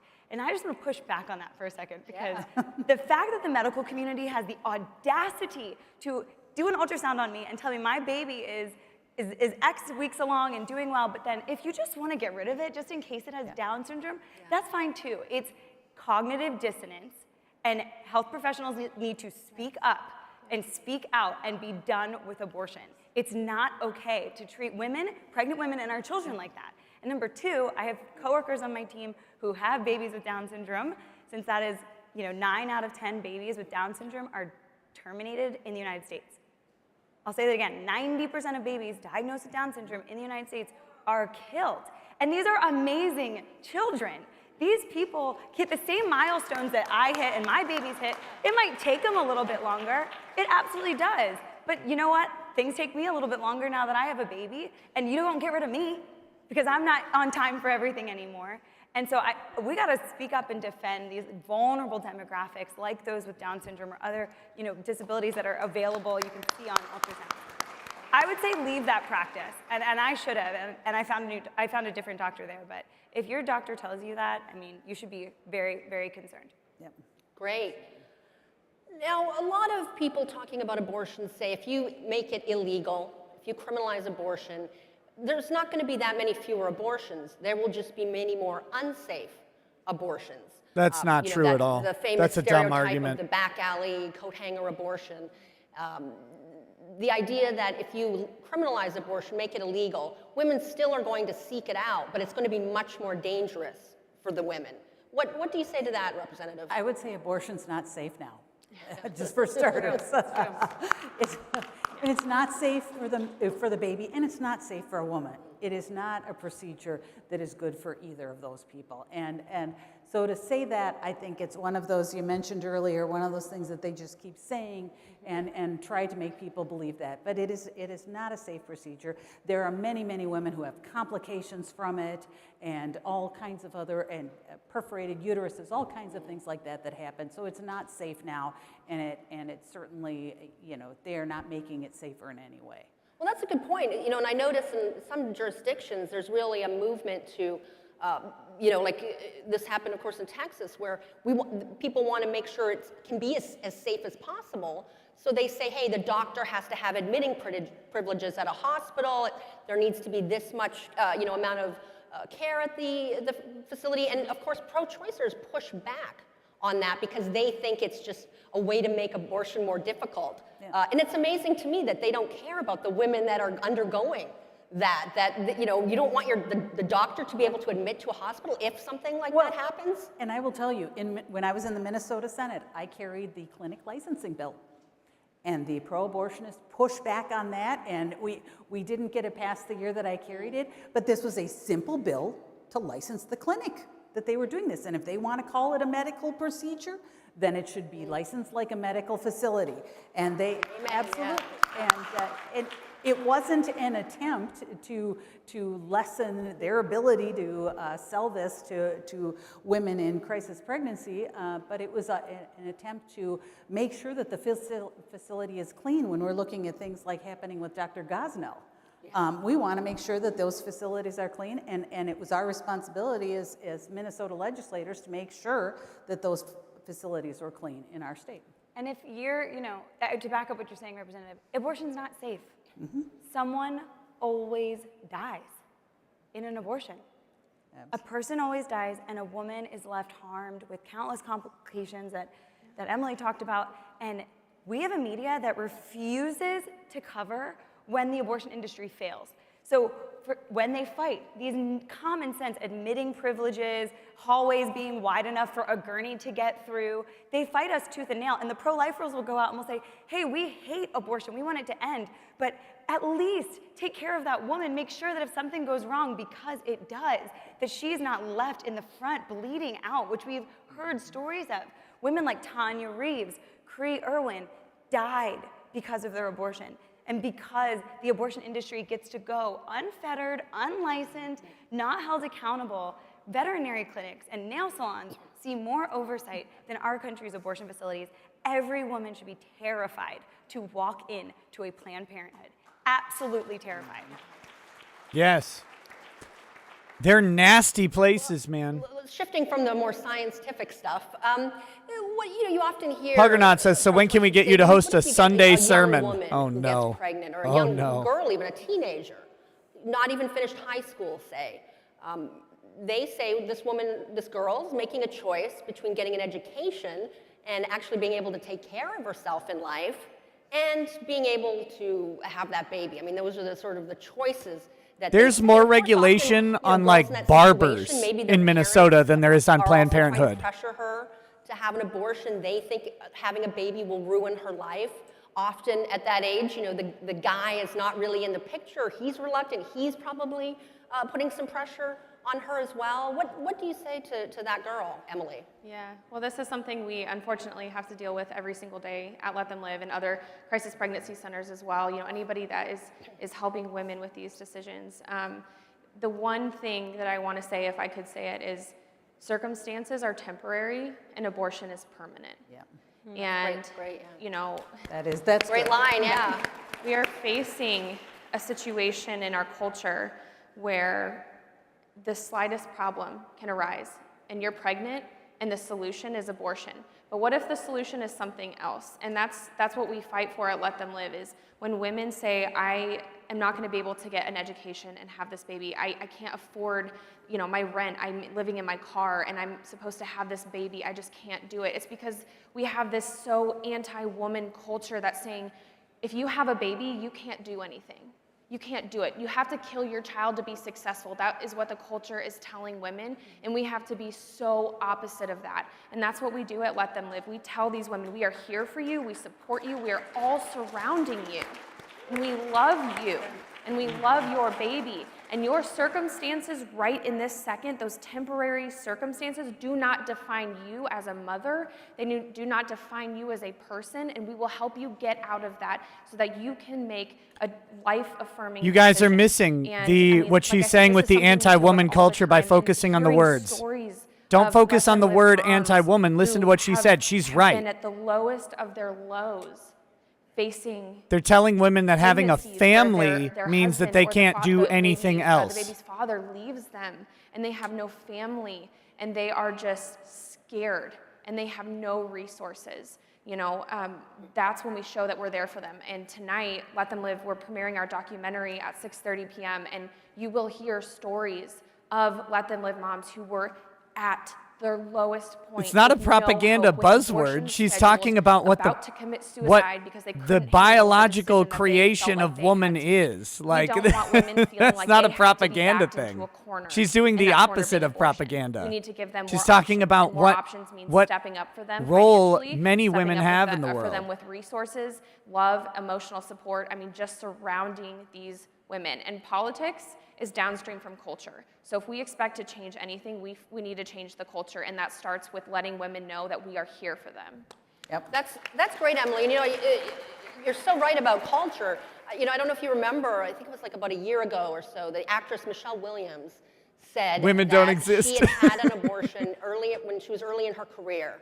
And she was happy because she doesn't think she would have come so far in her career if she had had that child. And you know, here is a well-known actress, award-winning actress, telling people, hey, you can't be an actress and have a baby early on. And I think we've seen many actresses who have proved her wrong. Well, it's not one or the other. You know, why does our society say it has to be one or the other? You either choose your education or your child. You either choose paying for your rent or you choose your child. It does not have to be a one or the other situation. Women are strong enough to do what they want to do in life and have a child if they choose to. I mean, like they can do it. And this culture is telling women, no, you can't. And we're telling them, yes, you can. Yeah. And the only people that are telling women that are Michelle Williams, the pro-aborts, are the only ones telling women, hey, you can't do it all. The people that aren't helping them. Yeah, and you're going towards politics, and I want to say, here, you guys are here because you care about politics. I want to remind you, who makes money? When a pregnant woman walks into Planned Parenthood, they see money. When they walk into Let Them Live, Live Action, a pregnancy resource center, we're like, let's just help you. All of the things that we do for free. The pro-life movement is here to volunteer our kindness and our love and support. So if you're like, yeah, I don't understand why abortion is really so entwined in our government affairs and our culture, follow the money. The government funding that they get still to this day is used to market to all of our family and friends their own stuff. And they turn around and they can prop up these politicians that go to DC and make sure that abortion's protected. It's sick. Pull their taxpayer funding and you will see the pro-life movement step in to take care of women and the abortion industry fade out. It's because we're propping it up with our own money. Well, I have to say I had a few more hard questions to ask you, but our time is Hard up. But questions. I have to say, you ladies, lovely ladies, answered every question with aplomb, and I can't imagine somebody coming away from talking with one of you without having their hearts changed and their minds. So thank shoot, you I so said I was much going to for do a having show tonight. But tonight would be Yellow Flash's show. Okay. Oh, God. Turn off this stupid music. Quick. All right. So that was that.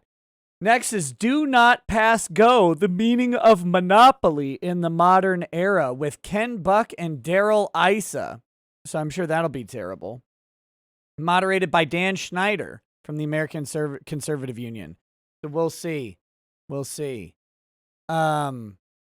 Okay, Thomas Lordrow says life is intrinsically valuable and is not dependent on parents' desire to have children.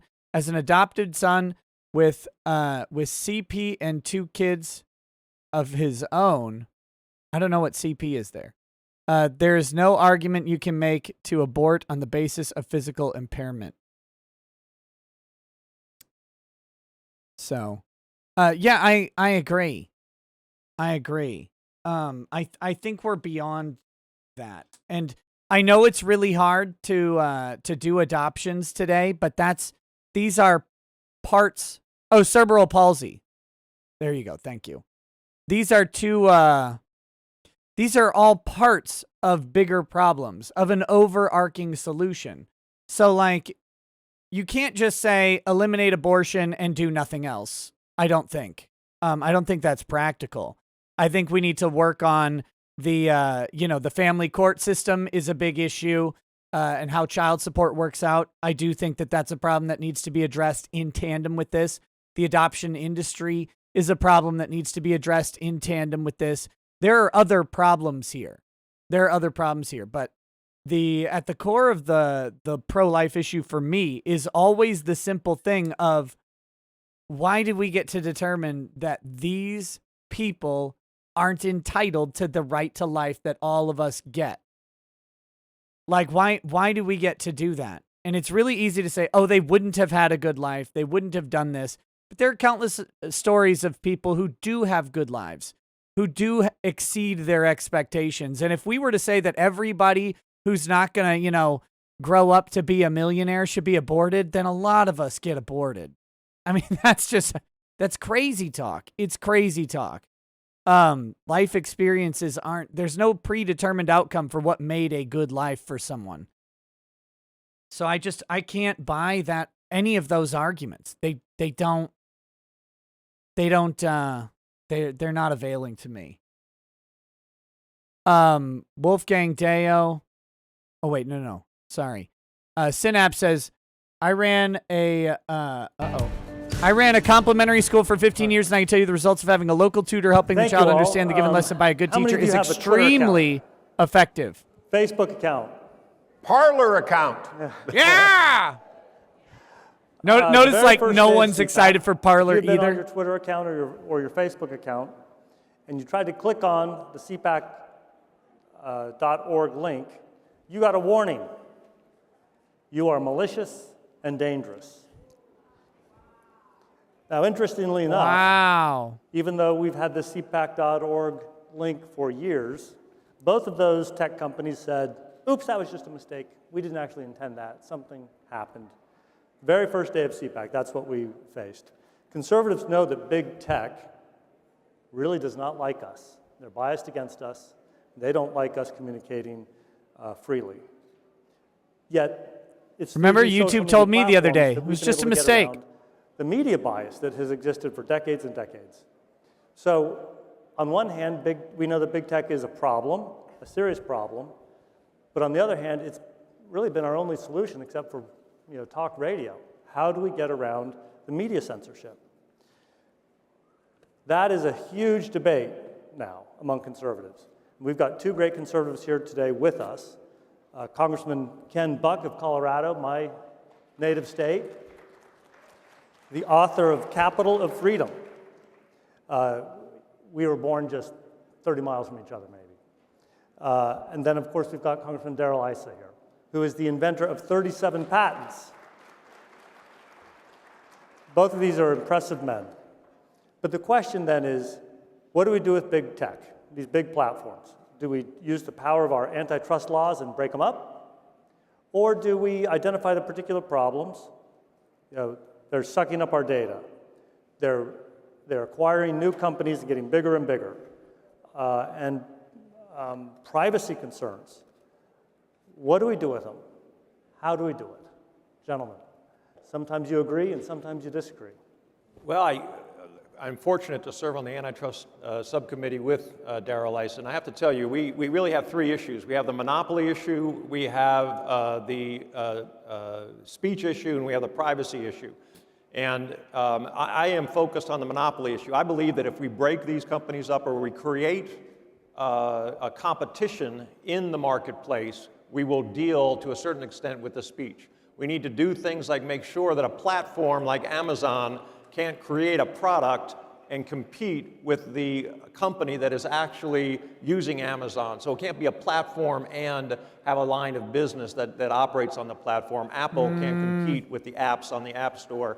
I think there are a lot of things that we can do to make sure we bring competition in. These are companies that kicked President Trump off their platforms, and yet they let the Ayatollah Khomeini on the platform. These are companies, over 99% of Twitter employees donated to Democrats. We are never going to get a fair shot from these companies.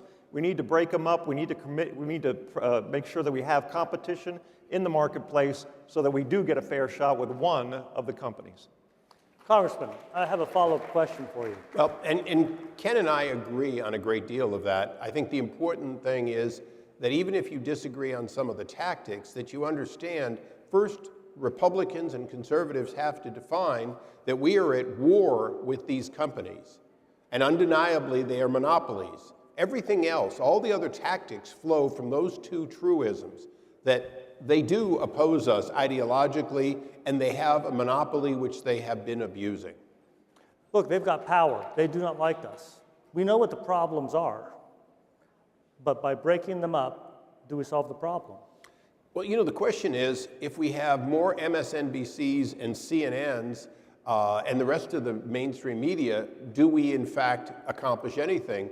Or is what we need to do to make sure that they can never again shut down a Parler or exclude? I don't mind if there's no Twitter, but when a Jimmy Carter appointee, listen carefully, somebody appointed before 1980 who is still on the court, denied Parler a simple 10 days to make their case for not being shut down and shut out of business by Amazon, they were denied. Can you imagine if the printer refused to print the New York Times and they went for relief, if they would have been able to get that from that same judge? Of course they would. So, you know, when we look at that's a good sure point right there. We write laws and enforce them. Boringly one of the made, things we have to do, and this is something Ken and I serve on judiciary, also dealing with the courts.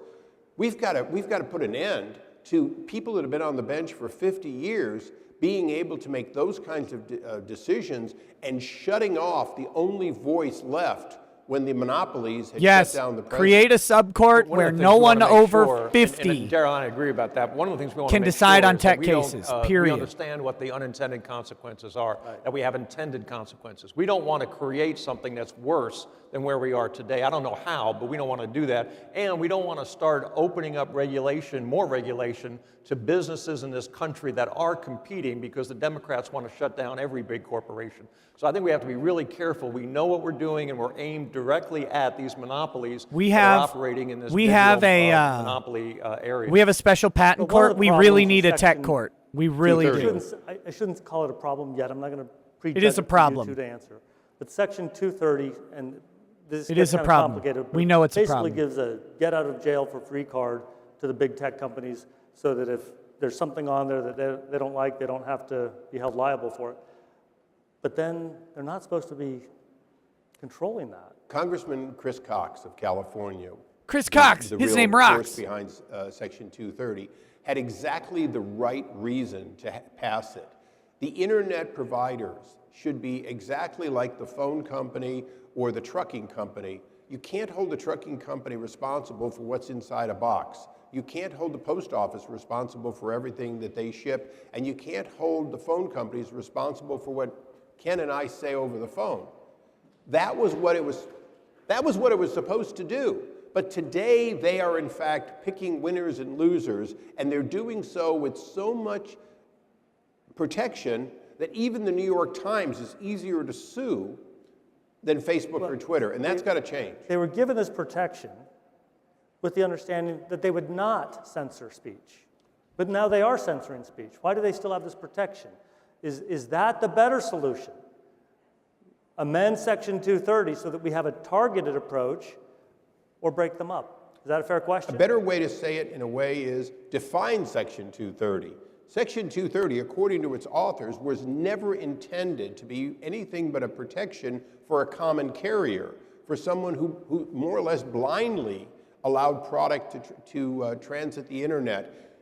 Once they started doing what they're doing, they in fact violated the spirit of 230. And so yes, we are going to have to amend it, but we're going to amend it basically to have it do what it was supposed to do and no more. But we also, if you look at newspapers, for example, we've got the Washington Post and we've got the Wall Street Journal. We've got dozens and dozens, if not hundreds of newspapers with different viewpoints. That's healthy. Those newspapers have to be responsible and not promote violent conduct, but at the same time, they can promote different viewpoints. If we had a dozen Facebooks, if we had a dozen Googles, we would be in a similar situation, and it'd be much easier to regulate the kind of publishing content that we're talking about now. Frankly, I think Darrell and I agree, the more information out there, the better. Let the consumer become an informed consumer by seeing different points of view. Now, we are getting competitors. You mentioned Parler earlier, and we've got CloudHub coming on board. We've got lots of companies that are starting. Timothy Reaper says a doctor once told my mother that she had an ovarian cyst that should be removed right away. She refused because she believed she was pregnant. Biggest mistake she ever made. 30 years later, that cyst is married and has 3 cysts of its own. I want to treat these monopolies like monopolies. I don't personally favor breaking them up. And I always tell the story that when I came to Congress 20 years ago, Sun Micro and other companies were screaming that we had to break up Microsoft because of their dominance on something called Internet Explorer. Today, nobody uses Internet Explorer. It has literally been replaced by multiple other competitors, all of whom are superior. Microsoft Edge. If you can That's break what literally down the barriers replaced to it. entry, competition will fix monopolies. The thing that I'm most concerned about is not Facebook and Twitter. The thing I'm most concerned about is here's Amazon Web.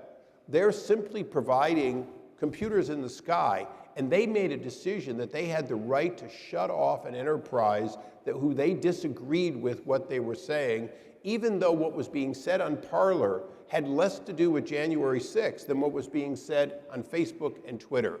And they knew it, and they did it anyway, and that's dangerous. And they did it because they can collude. The App Store takes them off. If you can't get on an iPhone, your chances of getting out to the public are reduced. But again, and I think Darrell and I agree, the more Googles, whether it happens by breaking them up or whether it happens by creating competition, is beneficial. The problem is that these companies, Google, for example, has a 94% market share of desktop searches. Very difficult to somehow create competition when they own so much of the space. Now, the Department of Justice currently is suing Google over its practices, I believe. You know, should Congress wait for that litigation to move forward before taking action? How many decades do you have? And Ken's exactly right. Should we wait a little while, as long as they're progressing aggressively? Absolutely. But I've got to tell you, the ability of the Biden administration with their puppets in the Department of Justice to slow walk is something that we've dealt with for years. Under Obama, we went 4 years prosecuting Fast and Furious and Eric Holder's own misconduct, and the case was settled after President Trump was sworn in. Right. And not just that, but the Federal Trade Commission and the Antitrust Division at the Department of Justice have less real resources today than they had 10 years ago. The companies we're talking about are the largest corporations in the history of the world. To try to compare the ability to fight a lawsuit in court over an extended period of time, it's really a David and Goliath situation. Yeah, one concern I really have about these tech companies, and this may be a little esoteric, we've always understood what a nation is. Ever since the Treaty of Westphalia, we understood the nation had borders. But today it seems like Google and Facebook, they're saying a nation is no longer 50 states. A nation is allegiance to them. And if they become a nation, democracy is over, because there is no right to vote. There is no right to appeal in a court system. There's a reason that Google gets along so well with Red China. And the Red reason China. is they love that model.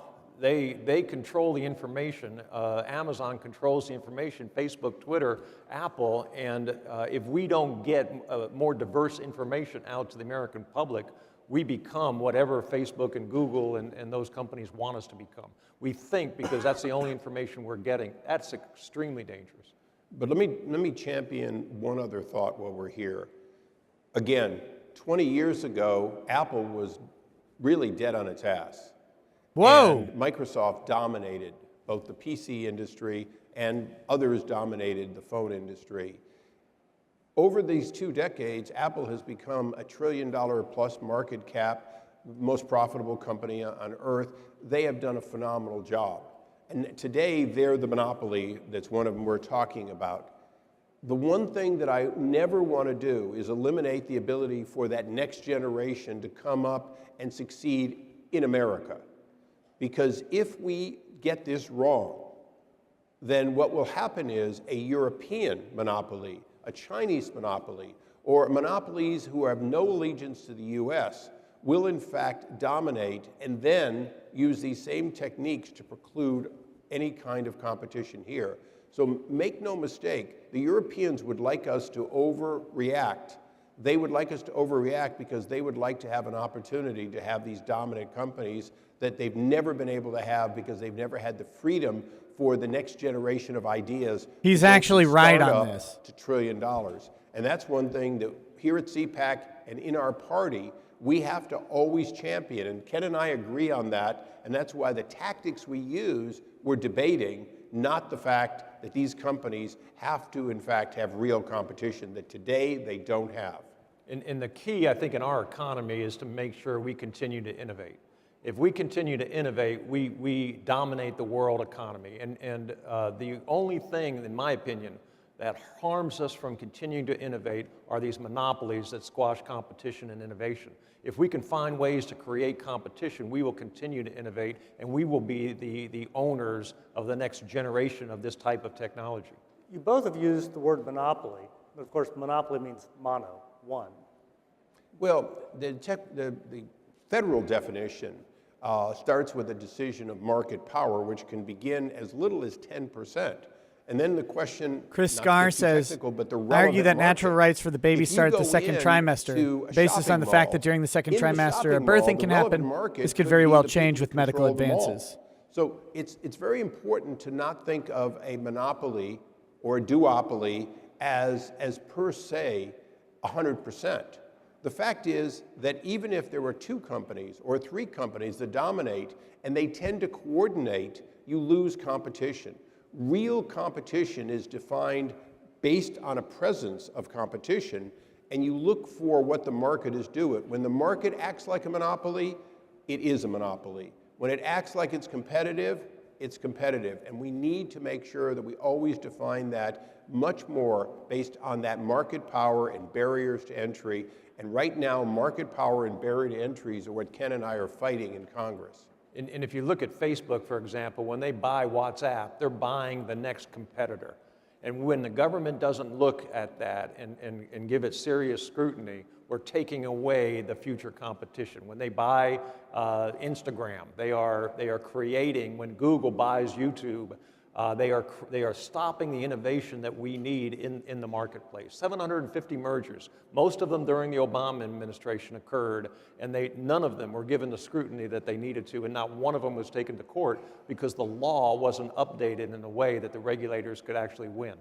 I want to go back to a comment you previously made about China. I think one of the best things that the Trump administration did was not merely slow down, but stop Huawei's attacks on American companies, both the hostile takeovers and then some of the nefarious things going on, in terms of espionage. Do you see, Huawei, I think, would be considered a monopoly in China and some parts of the rest of the world.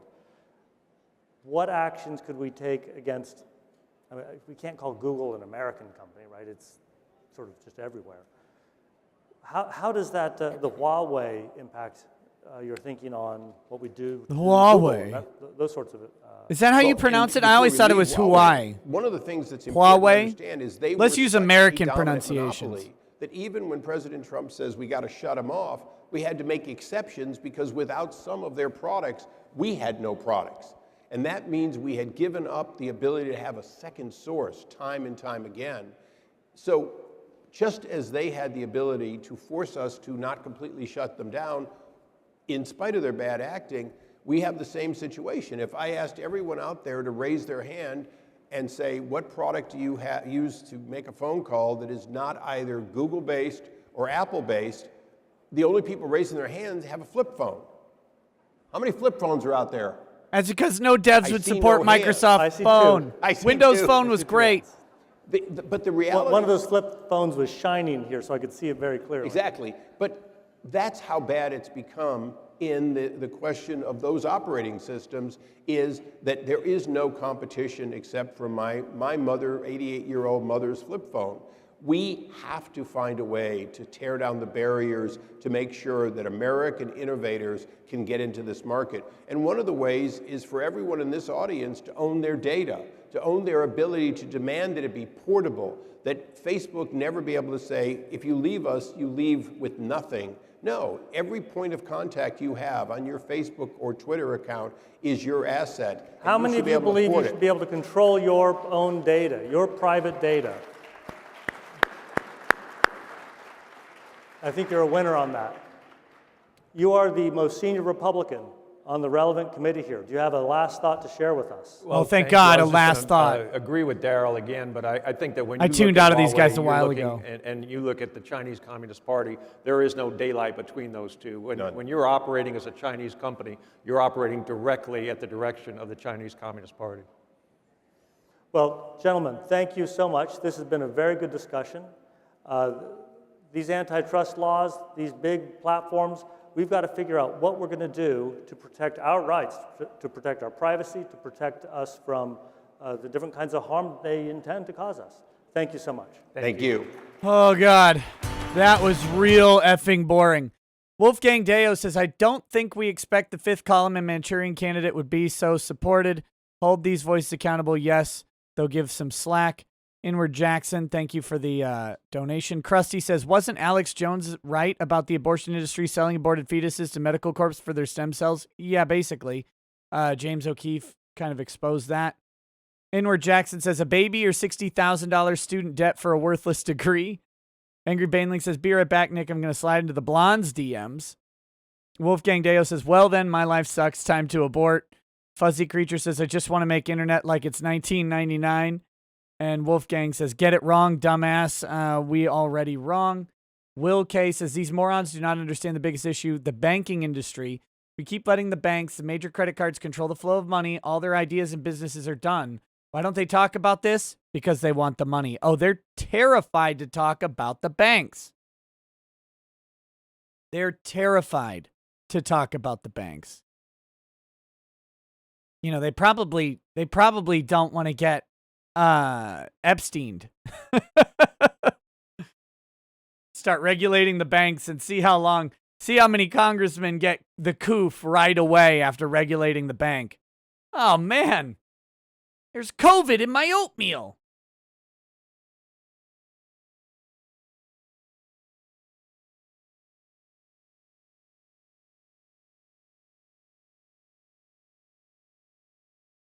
That's one of those issues that they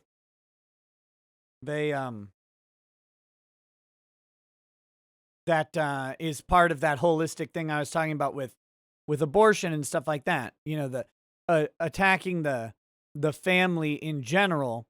This is separate from that, but it's the same thing. There are multiple avenues that need to pass. Now, I do see a lot of people like criticizing this conference, which is fine. Criticize the conference all you want. But saying these guys are up here talking and not doing anything. I mean, it is a conference. The point of the conference is to talk. And they're trying to, everybody's got an issue. And they come and they're trying to get people to pay attention to these issues. So I get it. We want them to do something. But them doing a conference to talk about issues isn't precluding them from doing something else. So that's a little bit of a weird criticism.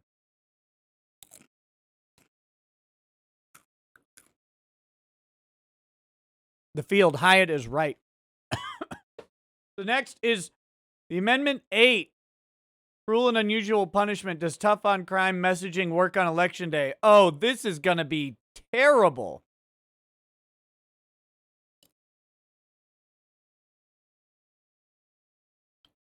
This panel's going to be garbage.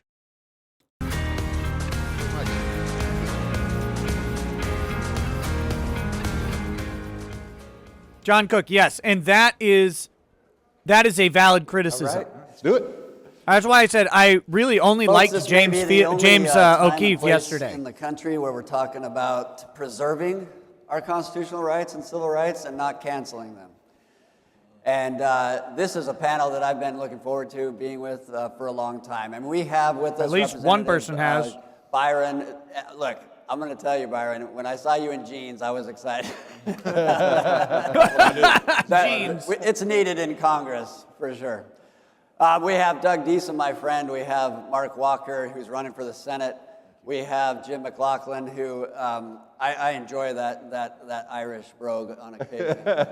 But these are real down-to-earth people and people that have been on the front lines of elections. Catch you later, Sven. Some have analyzed data. Some are political strategists. Some are running this guy's for office. Forehead looks 26, and others like myself, and his chin looks 48. And gets to talk about criminal justice issues on, John Bachman's show on Newsmax or on Bill O'Reilly. And now we all come together because we have a passion and an understanding. And what is that understanding? It's about the fact that it is a different day and age for conservatives who are running for office and the criminal justice system. Oh, who said that? Jeff Bartlett. That was beautiful. I'm going to start with you, Representative. Tell me, what is conservative? I'm eating chips. Sorry, I'm hungry. Have to do in order to get elected when it comes to dealing with criminal justice issues? I think that's a great question. What you really have to do is make two very important acknowledgments. The first is that we must have a criminal justice system that actually punishes and completes the punishment of people who do wrong. But here's the second part. Hold on, don't clap for me yet. Because here's the second part. There's a second part. The second part is it also has to acknowledge that people who have broken our laws are still American citizens. And there must be a pathway, a conduit, for them to come back into society and be citizens once more. Now you can clap. There you go. Right. Yeah. I mean, because conservatives are about redemption. We are about, remembering that the soul and the human being has worth and it has value. We haven't been for a while. I appreciate that fact. Doug, you've spent a lot of time working in elections. Tell us what you're seeing in terms of how is it changing with conservatives in criminal justice issues. I think it's, I'm from Texas, and in Texas, Did that on purpose. That guy looks like he's from Texas. We have a big conservative grassroots, and the grassroots, I think, appreciates how important criminal justice reform is. It's important, from the standpoint of just someone commits a crime and they should, pay society. They should obviously pay back any, restore anything that they've damaged, make restitution if necessary. But 95% of them are going to come out and be our neighbors. And so we can prepare them to be better citizens, or we can let them just go in like we're doing now, generally, not as bad in Texas as some states, and prepare them to be better criminals. So I think the grassroots gets that. It's sometimes kind of the squishy middle that they're okay with things just like it is. Why do we want to mess with it? Why fix it? But all of the conservative reasons that criminal justice reform is so important, the grassroots gets it. Well, I was talking to Mark and appreciate. Oh, the next talk is Mike Pompeo. You have that could actually be a good speech. Prosecutors as friends. I mean, can you have that and actually be engaged in criminal justice reform? Yeah, as my friend Trey Gowdy and John Ratcliffe and I would go, and Senator Tim Scott, we would go to dinner quite often, and I would say, well, I'm not a lawyer, and Trey Gowdy would say, quit bragging. So yeah, I think 200 of those, in Congress, I think we've met our quota, right? Dinner with Trey Gowdy is never going to be dull. No, it's not. You have to survive the abuse, but absolutely. I think something that we can't miss here that's very important is I wish Trey Gowdy was here speaking. I'd much rather listen to him than any of these Doug, people. you talked about 95% of those that are incarcerated now will eventually return to society, 600,000 a year. Now, we know that nearly 60% or close to 400,000 will return. So what is it about conservatives? What's our role to make sure that day one that we can transition the man or the woman, a large number of times it's a father, it's a husband, back into that, because here's the numbers, here's what we know. 63% of all youth suicides come from homes with no father. 75% have some kind of a drug issue, and 90% of all runaways or homeless youth come from a family that's been broken. So as conservatives, do we not have some obligation to make that restoration, to do everything that we can? Now, the left, they have an idea. The left, they're finally getting on board with criminal justice reform. I helped in Congress with the Second Chance Act. I mean, think about that phrase. Yes. They're finally getting on board. They've taken credit for it. They are, but here's the difference. Exactly. Here's the major difference, is that the left is getting on board I saw his because they lizard neck want come out. and That was believe in the amazing. groupthink. They're trying to get this special class of people to all follow a more controlling, more dependent government. We as conservatives, we believe in that independence, and that's our ultimate goal. Yeah, that's exactly right. I mean, and that's profound. That is profound, because if you look who's in the White House right now, and they spent decades impacting in a negative way our communities of color, using the laws as a sword, and that has done what? What did it accomplish? Mass incarceration without thought and policy or data to back it up. And now what are they doing? Oh, no. We're all for criminal justice reform. We fought against the First Step Act, but we're all for it now. Jim, I kind of wanted you to weigh in here after hearing this, because if you don't know Jim is responsible for a lot of people getting elected, a lot of conservatives, including one President Donald Trump in 2016. Right. Yeah. Jim has seen more and is all over the country. I love watching his career unfold and seeing what he does. What are you seeing when it comes to the national dialogue of criminal justice reform and issues with conservative candidates? I can't help but think back, and I'm showing my age here, but listening to the discussion here, and it was Joe Biden who on the Senate floor was talking about super predators, that we had to lock up and throw away the key. No belief in redemption when he was talking about that. And one of the things that we saw on the campaign, and it just happened naturally, and it was one of those very popular Donald Trump policies, was the story of Alice Johnson. For those of you that remember Alice Johnson last year when she was here at CPAC telling her story, if there was ever a story of redemption, it was somebody like Alice Johnson. And why was that story so important? Because you think about, okay, I've worked on campaigns where I remember George Allen's campaign back in the day, and it was 3 strikes and you're out. And then, by the way, right after that, you had a Democrat the next year, a conservative Democrat, Zell Miller, ran on 1 strike and you're out. But we've got to look at it from the standpoint of what is best for society. And if you see somebody like Alice Johnson and her story, and by the way, we found out that it was most impactful and persuasive to folks actually in the suburbs, believe it or not, as opposed to urban areas. We have a better society when Alice Johnson is out talking to people, letting her voice be heard, instead of rotting away in a prison behind bars. Well, I mean, it's well said, and Alice is a friend to many of us, and I have spent time on the phone listening to her passion, and what is it born out of? It's born out of her faith, her devotion, and her belief that we can punish, but we can rehabilitate, and they can contribute to society. And let me just tell you, I'm proud of the work I did as a prosecutor. I prosecuted the kidnapper of Elizabeth Smart. It was President Obama that let me stay in. President Obama let me stay in to finish that case. And so there are people that you do have to punish and you do have to lock away, because we know they will do horrible things. But for every one of those guys I knew or prosecuted, I knew 50, 60 that I knew if they could just get out and get an opportunity, get some education or job opportunity, they weren't going to commit a crime for the rest of their life. What it's about is, and I say this all the time, and I travel the country literally, meeting with governors and senators, state reps, and then we worked at the federal level on the First Step Act with Jared. And last year at CPAC, I came out and introduced Alice Marie Johnson and got to speak a little bit about what is criminal justice reform from a conservative standpoint look like. And it's always, we look at it through the lens of public safety. We never ever promote, and Alice would agree 100%, we don't promote anything that will endanger one single person. So it's about public safety, it's about restitution, and then it's about helping people become better members of society because they're going to come out.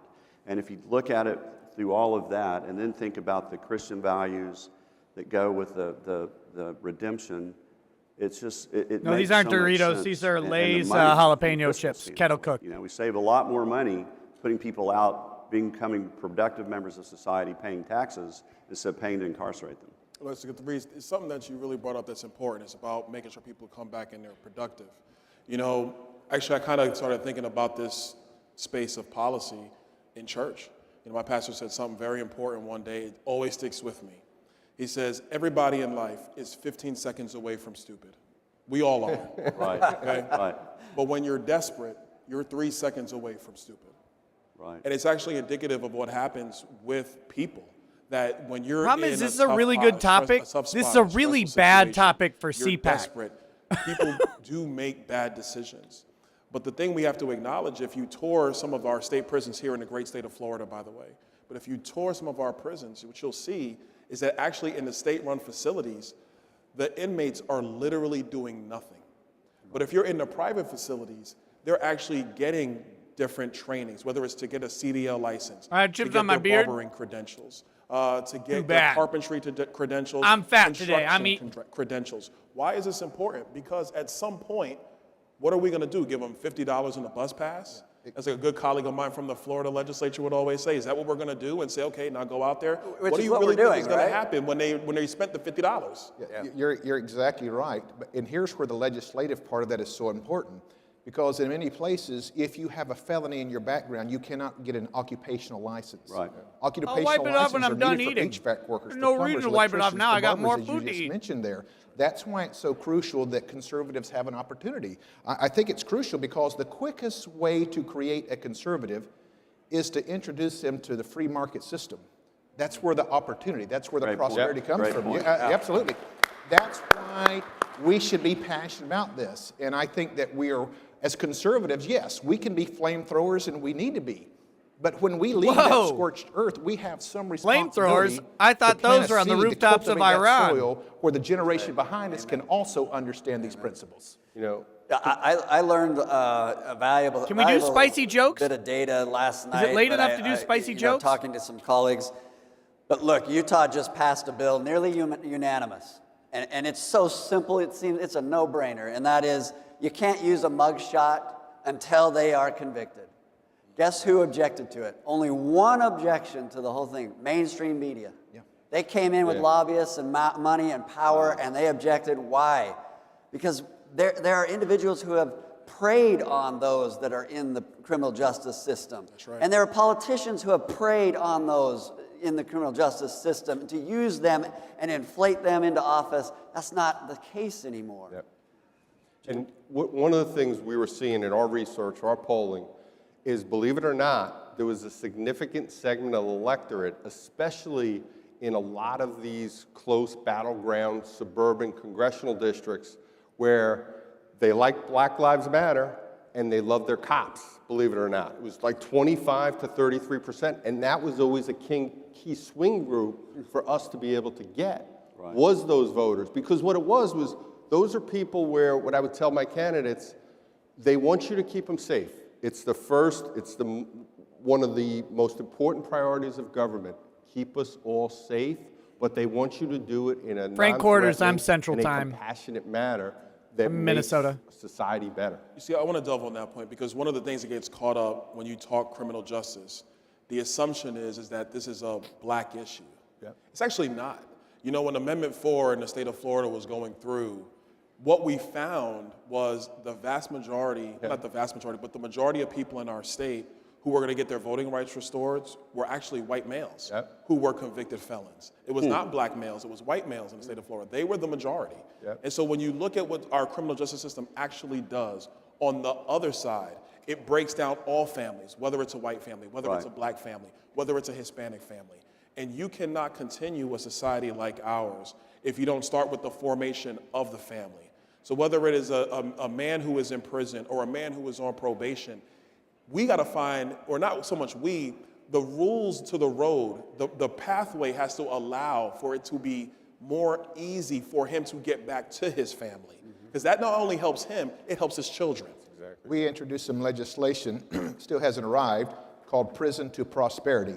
I named it after a book, a guy there in North Carolina, Lynch Hunt, served 9 years, hard his time. name is Lynch God Hunt? did an amazing work in his life, and he talked about the aspect, Prison to Prosperity. What the legislation did was it created apprenticeships that when they are released, that day one, they have that job waiting. So it's not afterwards, because of those 600,000 annually that are released, nearly 400,000 return, and close to that number a year later do not even have a job.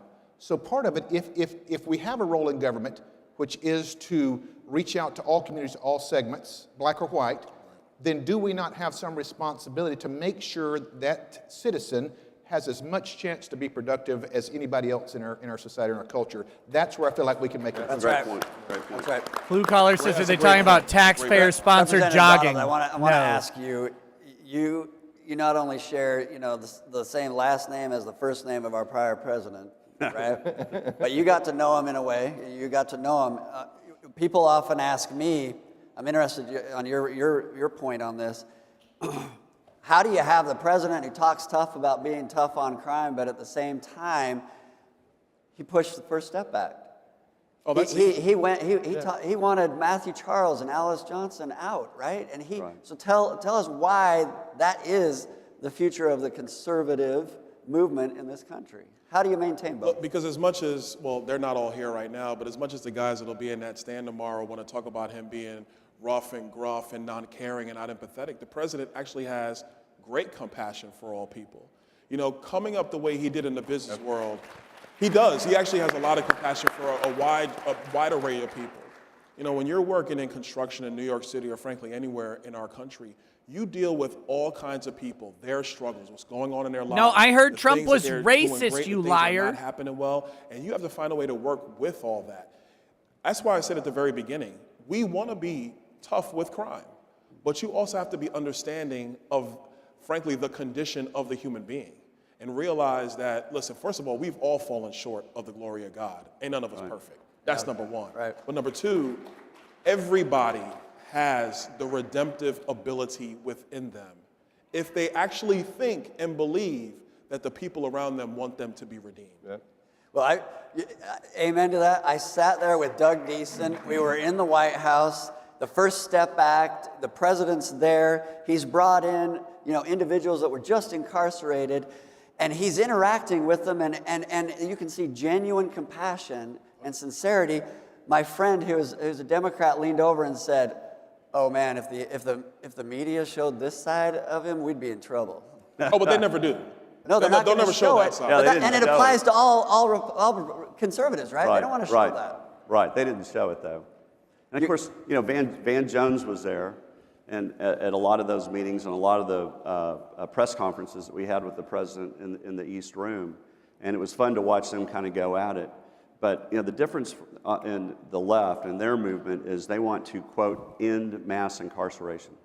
So what does that even mean? Does that mean that there are no prisons, that we're not going to have any kind of judicial system criminal system to The problem that we have that they're not really articulating well is that every criminal offense right now is a life There's sentence. always a segment of society. Every felony offense is a life sentence. We're scared of. I mean, they're a danger to society. No matter what we do, they're going to be. And addressing that is important. They've got to be locked. They're not up. talking about it the right And, way, in my opinion. We're pretty good at that. Unfortunately, California, New York, New Jersey, Harris County in Texas, they've started issuing PR bonds to dangerous felons. 97 people have been murdered in Harris County since 2018 who are out on either personal recognizance, PR bonds, or very low cash bail. Some of them multiple PR bonds, and they go out and they've murdered someone. And 97 Agrilist people says would except still be insider alive trading. potentially Correct. Today.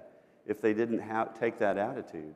Yeah, and the message there is balance. You have to have balance. And what I notice, conservatives will look at it, and if they'll use the data and the research, they're not thinking about just an emotional reaction to a problem. I think of my friend Ken Volkmar, who's a county attorney in Arizona. He's a data nut, and he loves data. And he's nuts? Gathering data. What has he done? He's reduced the number of felonies he's charged by 30, 40%, but the data on the rising crime, no, it's gone the other way. Why is he doing it? How is that happening? Is because it's a strategic application of our criminal justice system with the balance of understanding the human condition. Right. And like you said, Representative, but for the grace of God, we can all have a bad reaction in that 15-second period. That human condition is something that Vice President Kamala Harris must have overlooked on her journey. That's true. If you look at her record, right? Mark, you speak on this. I'm gonna let you speak on it. You go ahead. I'm gonna look over here. Of course, I'm learning today that we're all 15 seconds away from doing something stupid. No, you're good. Go ahead. After 6 years in Congress, I think some have already crossed that threshold, but that's a different story there, right? But I do believe conservatives, the foundation of the way we look at this is that we look of all individuals are created in the image of God. And if that's the filter or the process or the perspective that we look at, my father was a Baptist pastor. And as a young man, he served when I was a young man, he served as a chaplain at a minimum security prison. And I would go with him, literally sit on the bunk beds, and I would see those guys dirty, sweaty, crying, snotty. They would hug my dad, and he would love on them back. And that's what separates us. I'm not saying that the left doesn't care about the community, but what they care more about is control. Right. And that's what we're seeing even when in the discussion of criminal justice reform. It's not so much as a hopeful message as it is a dependency message. And that's why you want to see them with murderers and rapists and others get all the voting rights back. They want to control that environment. Conservatives, we can do both. We can push forward justice, but we can also provide compassion as well. That's right. Very true. That's right. Well said. And one of the things that happens with the Democrats, they are so gosh darn political. With them, everything is about getting votes. When Donald Trump, to go back to follow up what Byron was talking about, when he did this because this was something he truly believed in. He believed in the redemption of people. And to follow up what you were talking about, Brett, in terms of if the media they would never show that side of him. But we saw it, where one of the places where we really saw it was during the RNC convention. Because after the RNC convention, he got a huge bump after that convention because they saw all these people from all walks of life, brown, black, female, that supported this president. And one of the big issues that they were all talking about was criminal justice reform. And you know what? Do you think Joe Biden can do this? No. There is no way. He's just not capable of doing this. He can't do it. It took somebody like Donald Trump from the outside, or the ultimate reformer disruptor, to be able to do this. Well, Jim, I'm going to get a little political with you. Because this is where politics does come into play.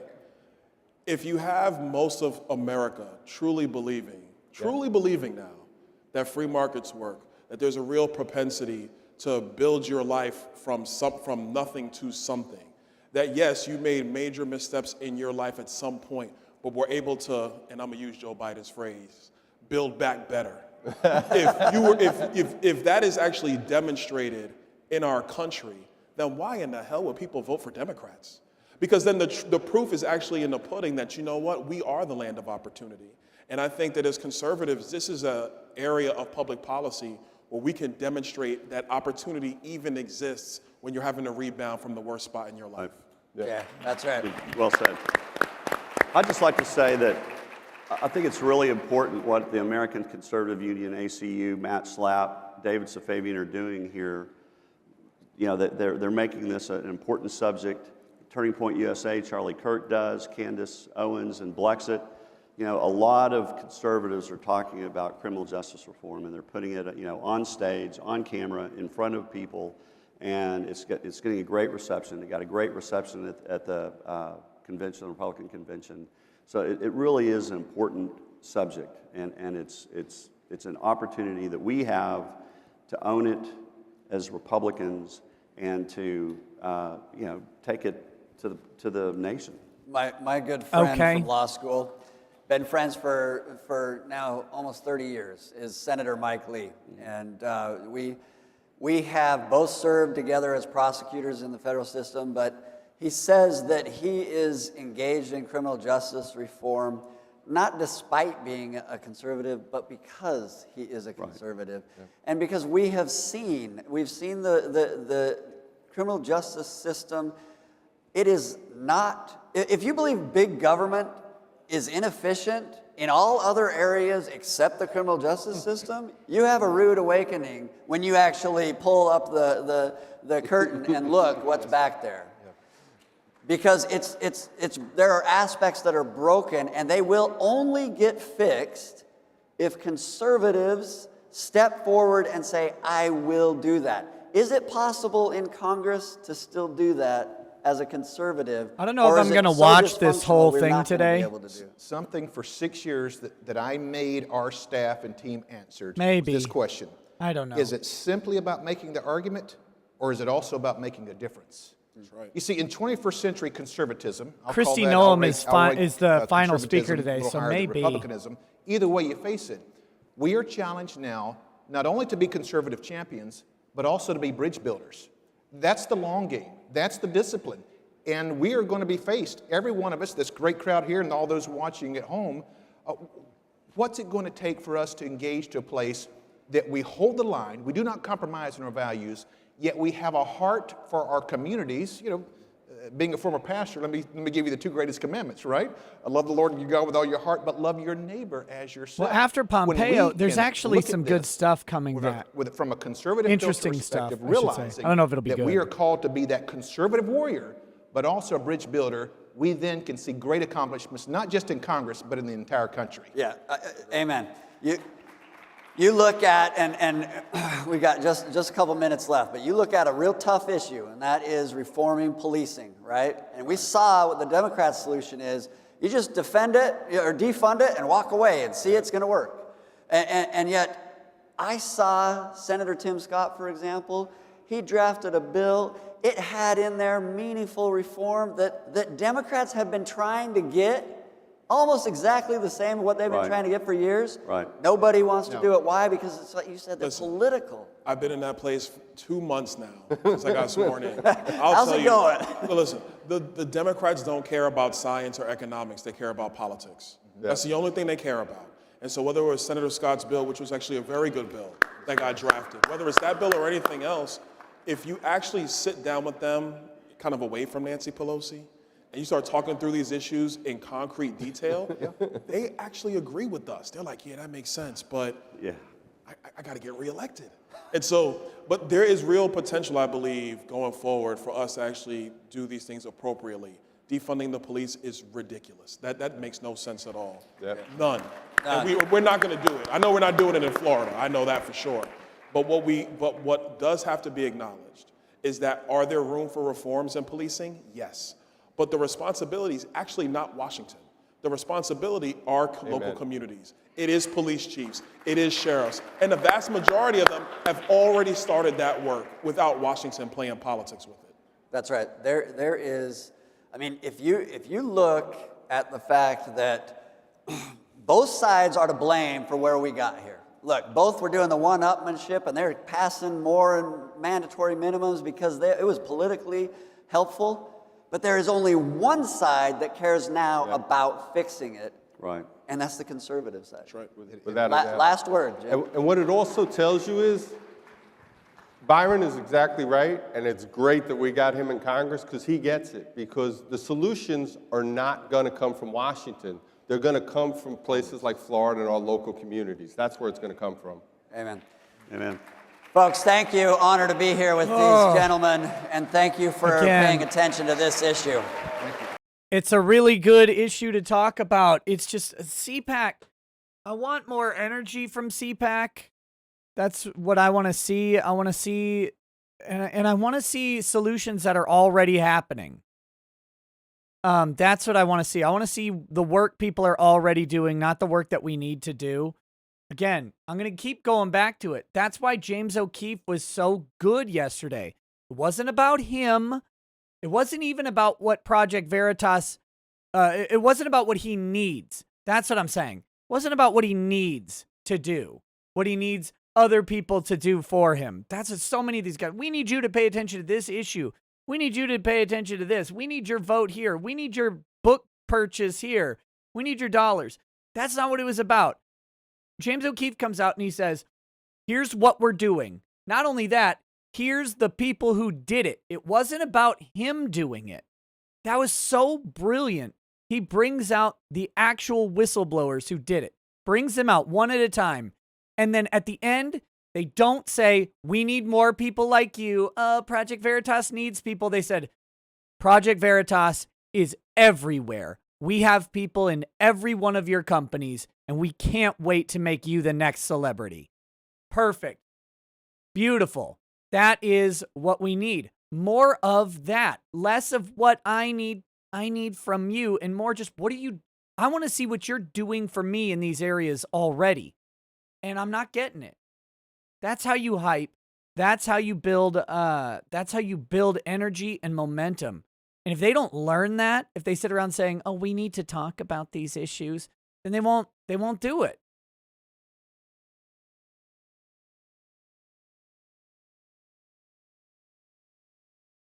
Propaganda LTD, yeah. Here's an actual coherent plan. That's what I'm talking about. Here's what we're doing.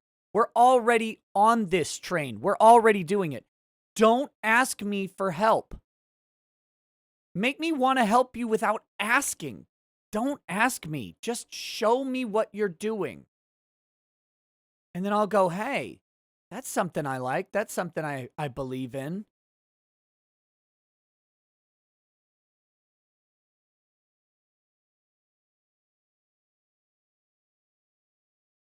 That's my problem with CPAC so far this year.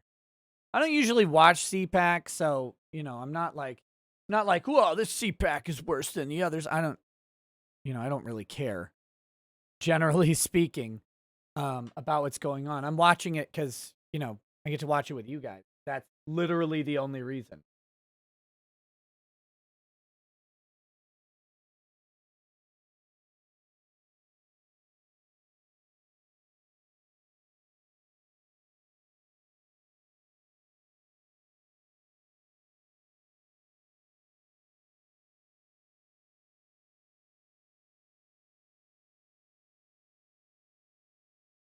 Thought Sponge, yes. Don't say if we need servers and financial processing, we'll build it. No. Either already be building it or you misunderstand. That's why, again, I wasn't a big fan of Bongino's speech. It was fine. It just wasn't, what I think we need right now. Night of Hope says, the problem is that we're just negotiating our demise right now.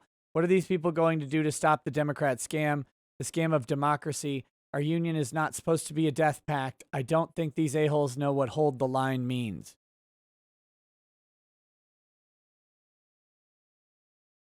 Robbie Starbuck was okay. What did he talk about? He was...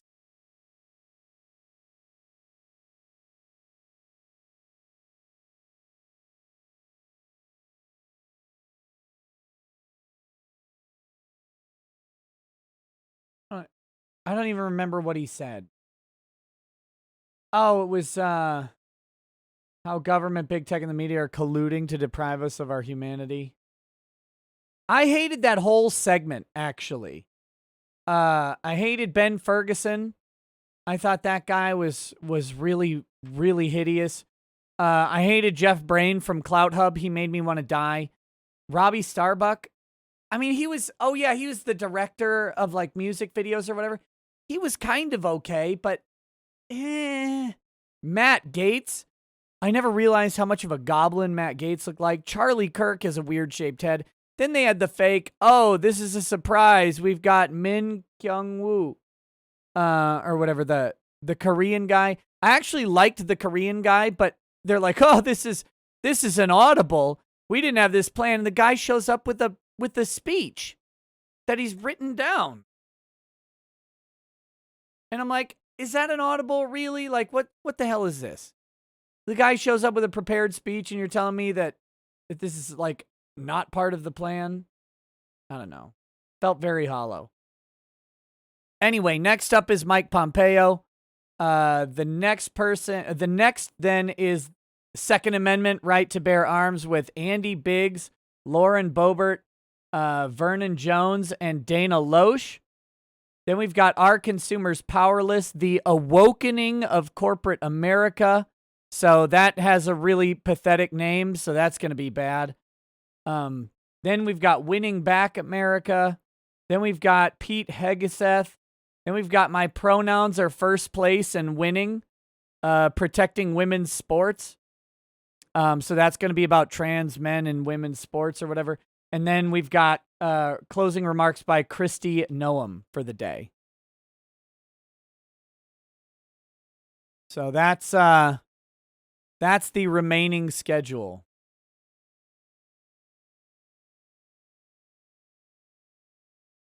What did you think of Wayne Dupree's speech? I didn't watch Wayne Dupree's speech. I don't even know when that was.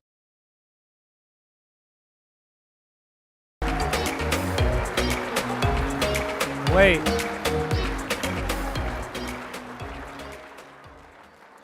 You'll have to wait a little bit till we get to the main event. But it's great to see everyone here. My name is Nick Pompeo. You all probably know my dad, our 70th Secretary of State, Mike Pompeo.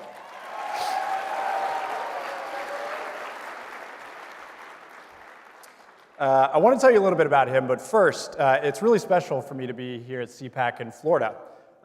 It's extra special for me because my fiance, Rachel, who's here today, grew up about an hour south here. She's a Florida Gator.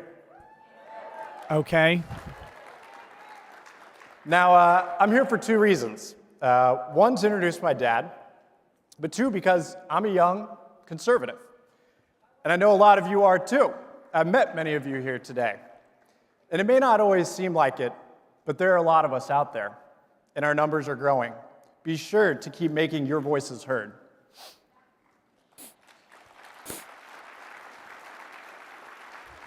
That sniff. Now about my dad. As children, we get to know and see our parents in a way that nobody else really does.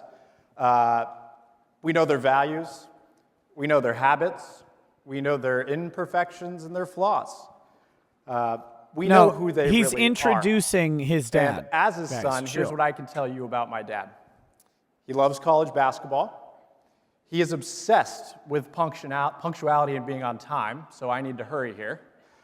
And he loves shooting shotguns in our family farm in Kansas.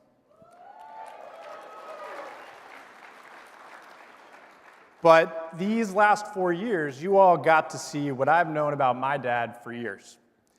That he is a man of faith. He is a man of character. He is tough as nails. He will always tell it to you like it is. He stands firm in his beliefs. And when it comes to defending and protecting every American's liberty and freedom, he will never back down. Wolfgang Deo says, I don't need help. When I say we need this, it means if we want it better now, I don't care. So with that, y'all get it at my time frame you know if you him don't care. as America's 70th Secretary of State, but in reality, he was America first Secretary of State. Introducing my dad, Mike Pompeo.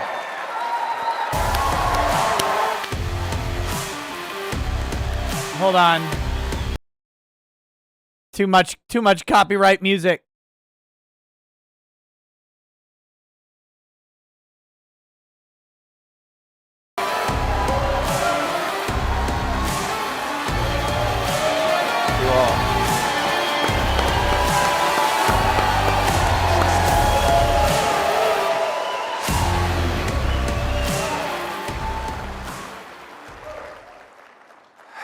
Thank you for that warm greeting. It's always a blessing and a little bit unnerving to have your son at the podium. Look, I look out here and I see you all. I feel really at home, and thank you for that. Wolfgang Deus is also there. Many things I could be doing. If I talk about it, no one cares, and I won't do anything on it. Last So year, I came here as I feel you, America's though. 70th Secretary of State, President Trump's Secretary of State. And before that, I was here as a member of Congress from South Central Kansas. Yeah, go Kansas. But this is different. This time's different. In the last few months, we've been called clowns and deplorables and ignorant and rednecks. We've been called the evil resistance. The New York Times think I'm the worst Secretary of State of all time. Yeah. Yeah, since I last saw you, the Chinese have sanctioned me. The Iranians don't think so much of me either.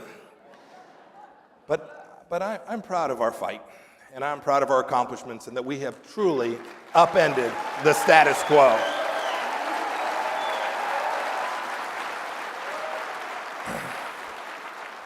We've demonstrated enormous resistance to socialism, to the woke cancel culture. I'll talk some about that.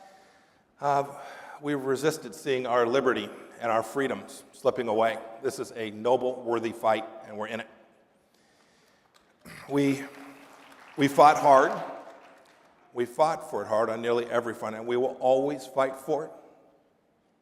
I remember when they were calling us disruptors and that said they were against the establishment. We said, of course. Now I want to tell a little story. I think I come by this disruption and shooting straight very naturally. And in the Pompeo family, I've been compared to my grandpa. His name was Earl Mercer. Now, Grandpa Earl always said what was on his mind. He was pretty rough cut from Kansas. He worked hard. He never won a Mr. Congeniality contest, even in Mitchell County. But when the going was tough, you wanted Grandpa Earl around. In the 1930s, Grandpa Earl was the sheriff of Mitchell County, Kansas. Population day, a little bit less than 6,500. My mother, Dorothy, was one of Earl's and Grace's 10 kids. I had an Uncle Richard. He was the last of the lot. Uncle Dick. And he was going to run for re-election as sheriff. And Richard decided that, there was good money. There was really good money in homemade gin. So he built a still in the basement bedroom. Everything was good. Both the campaign and the bootleg business, all good. Until a still exploded in the basement. Uh-oh. It blew up the basement and the campaign. Grandpa Earl was a one-term sheriff in Mitchell County. He moved his family to a little further south, where he raised my mother in Wellington, where he opened a pool hall. How's that for going from sheriff to the pool hall operator? Best chili in Kansas. I tell that story because I think there's a couple things that those of us who believe, if your chili has less than 200% meat, it isn't chili. First, he was a great sheriff, and he was regarded as such because he never tried to be anything he wasn't, and he was never afraid to tell people the truth. He did what the people of Mitchell County expected of him. He respected them. Second, the lesson from the gin problem is that plans change, things happen. We don't always see it going exactly the way we want, but we should never give up. We should always be true to ourselves, and we will succeed at all of it if we do. Grandpa Earl knew, too, that facts mattered, so today I'm going to arm you with some facts, some accomplishments from these past 4 years, how we protected every one of you and our great Bill of Rights at every turn. And what's good news today for me is when you're a diplomat, when you're the 70th Secretary of State, you have to stay in your lane. I don't have that. I'm not a diplomat. I'm going to let it rip. So look, where did we begin? We began with you. We began with workers all across America who we put back to work. We put back to work women. We put back to African Americans, Asians, Hispanics, everyone. Everyone was back working. We did that. President Trump did that. Our team understood that this mattered. Okay. We focused on the economy that put Americans back to work. We did it by also securing our borders, giving Americans the chance to make a good wage and a chance to take care of their families. And we also, I'm from Kansas, don't forget, we built American energy jobs too. We rolled back regulations on job creators, and we wanted everyone to take risks and grow their business and create opportunity for people all across America. I heard this time and time again. I remember I ran for Congress in 2010 when President Obama was in office. Employers and workers had both lost confidence. We restored that confidence. They knew we had their back, and we knew we'd support them, not burden them. We wanted them to be successful. The hallmark of our work here in America was that we were bold and fearless.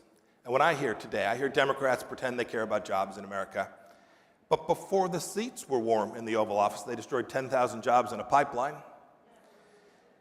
And I see, too, my predecessor's predecessor, green geek John Kerry.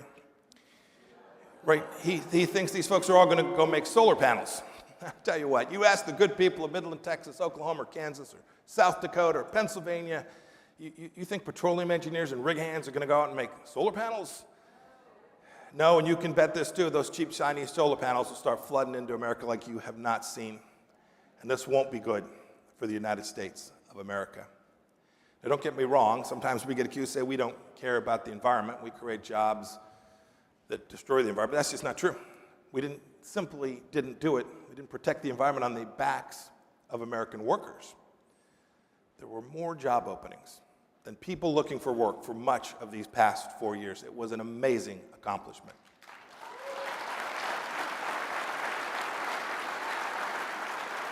Okay.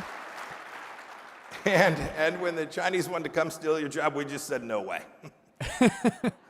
40 years, bipartisan, Democrat and Republican, 40 years of failure. Letting made in China crush us was going to stop. We're 40 likes away from 1,000, y'all. And reciprocal trade. Never forget, too, China depends more for us than we do on them. President Trump understood that, our foreign policy understood that. Won't you help me level up to an alcoholic? From the Chinese Communist Party's predation on us here in America.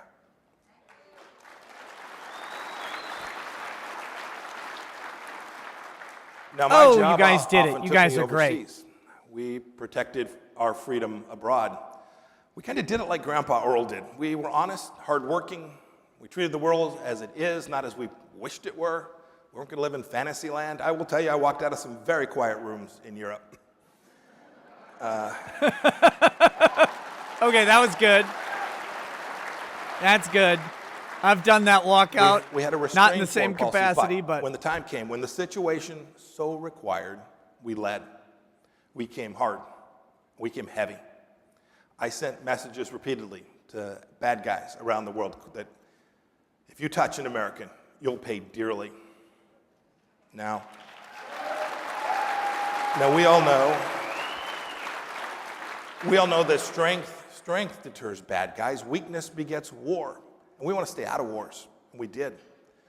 I was with the president so many trips, and he would tell his counterparts across the world, he would say, look, I'm going to put America first as the president of the United States, and I expect you will put your country and your people first. And we'll work together and accomplish this for both of our countries, and we did that. You know, America first is right. Walking out of a quiet room means everybody else in that room was pissed. And you walked out benefits when America is fearless like and bold and strong. you left We not just tick through giving a ways, damn right? about their So first, problems. we show up, Paris Climate Accord. It was a job-destroying joke, so we said au revoir.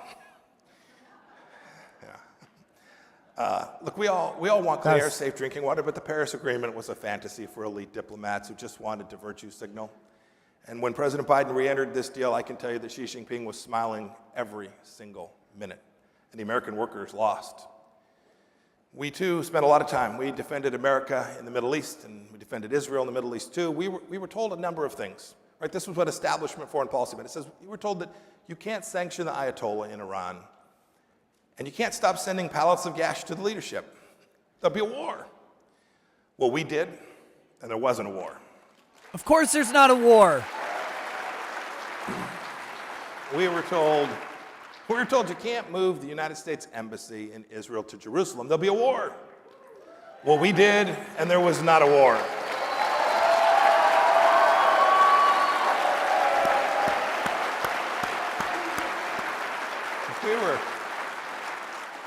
We were told you can't allow Israel to have its rights in Judea and Samaria and in the Golan Heights. There'll be war. Well, we did that. We righted that, and there was no war. We were told, and this was believed for an awful long time, it said you can't secure peace in the region, in the Middle East, between Arab nations and Israel without buying off Palestinian kleptocrats. You'll create World War III. But we did. The Abraham Accords forged a real peace in the Middle East.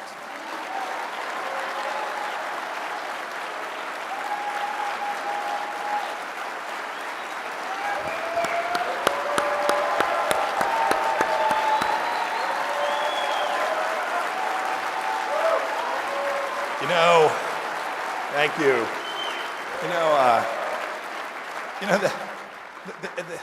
The Abraham Accords rewrote decades of failed shuttle negotiations because we were willing to go against the elites of the foreign policy established both left and right to secure American freedom and to champion your values.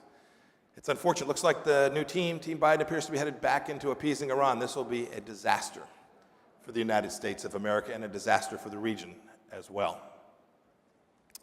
I remember, too. President Trump sent me to Pyongyang when I was a CIA director. Pyongyang? To meet with Chairman Kim to prepare for the historic summit that was ultimately held in Singapore. You all remember this. We threatened fire and fury. We threatened fire and fury not to go to war, but to deter it, and deter it we did. You know, since those two summits, one in Singapore, one in Hanoi, the North Koreans haven't tested a long-range ballistic missile, and they haven't tested their nuclear weapons. Exactly 0 tests have been conducted. That's real foreign policy.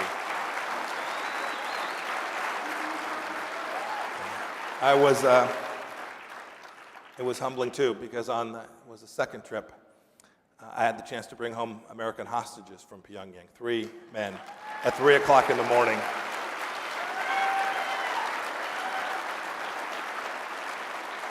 And America first always means never forgetting about our warriors. There was no greater honor, too, than the fact that we brought back other Americans like Pastor Brunson, who stayed in Turkey, detained wrongfully for just far too long. And we brought back so many remains of our fallen in Korea as well. This was amazing and right, and America first.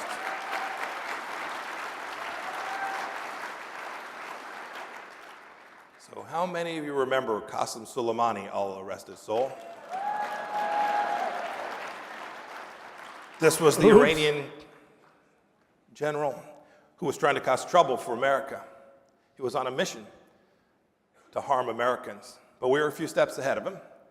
So in the end, he didn't cause trouble for Americans or anyone else ever again. Whoa! Soleimani got he got distributed. Do you know that to this day, most of the liberals and most of the folks on Team Biden still won't acknowledge that ridding the world of an America-hating terrorist was a good thing. This is fantasy. Look, we drew a red line when the Syrians gassed children and women.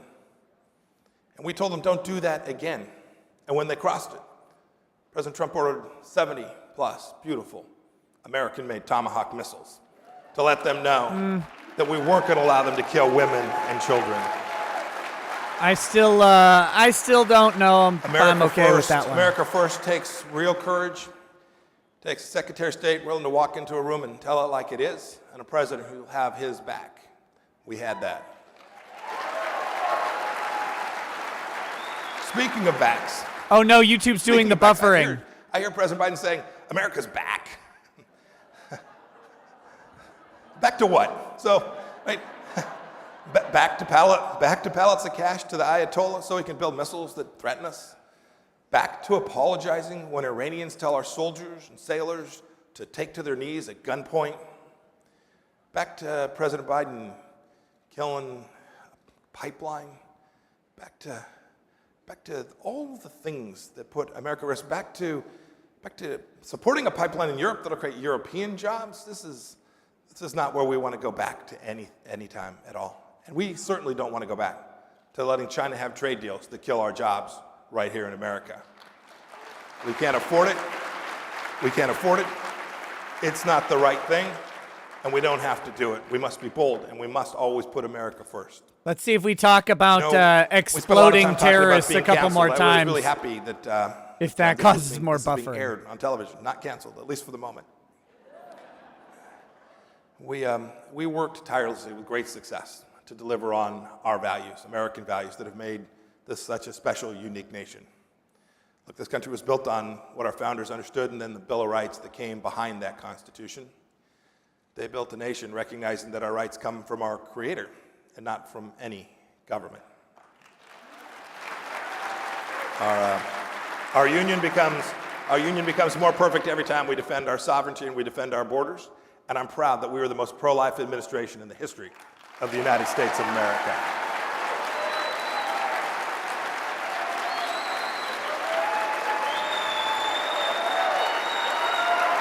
There we go.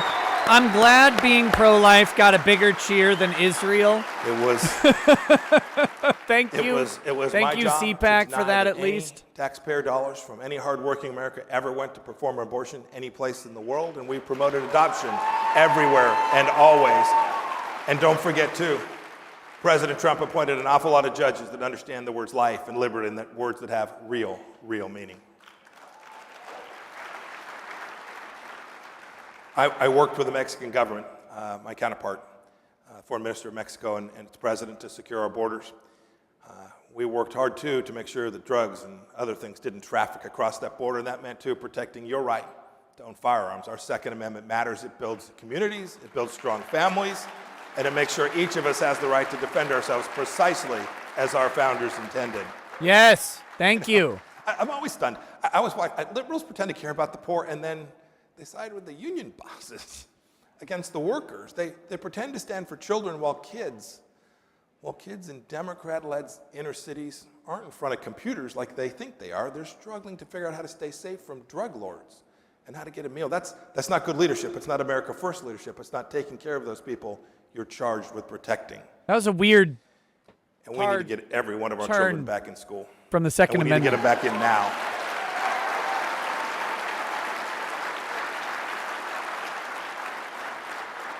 I was a soldier about 25, 30 years ago and about 100 pounds ago, too.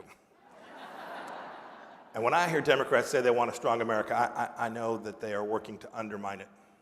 Sadly, mark my word, they're going to gut the defense budget that we worked so hard to build. They'll do it to pay for their Green New Deal. It kind of makes me mad, right? They're going to trade Army green for AOC green. Ugh. That is a bad trade. And as I said before, our young men and women, we don't want to put them in harm's way. We don't want them to go to war, but when we're weak at home, when we don't stand up for our military, the risk of war increases when deterrence fades. We cannot let that happen. They want to defund the police while they barricade the Capitol. This is backwards. And canceling our freedom to assemble peacefully while censoring our communications online is completely antithetical to what our founders understood about America. You know, it reminds me, when I headed off to West Point, my parents couldn't afford to fly to New York. I grew up in Southern California. So they left me at the airport. My mother was happy and all kinds of feelings. She was my mother was a cigarette-smoking high school graduate who was the most decent and toughest woman I've ever met. She said, Mike, she pulled me aside. I think she didn't want my dad to hear this. She said, Michael, I know you're a grinder. Don't ever let them wear you down. Mike Pompeo's on Wear Grindr? them down.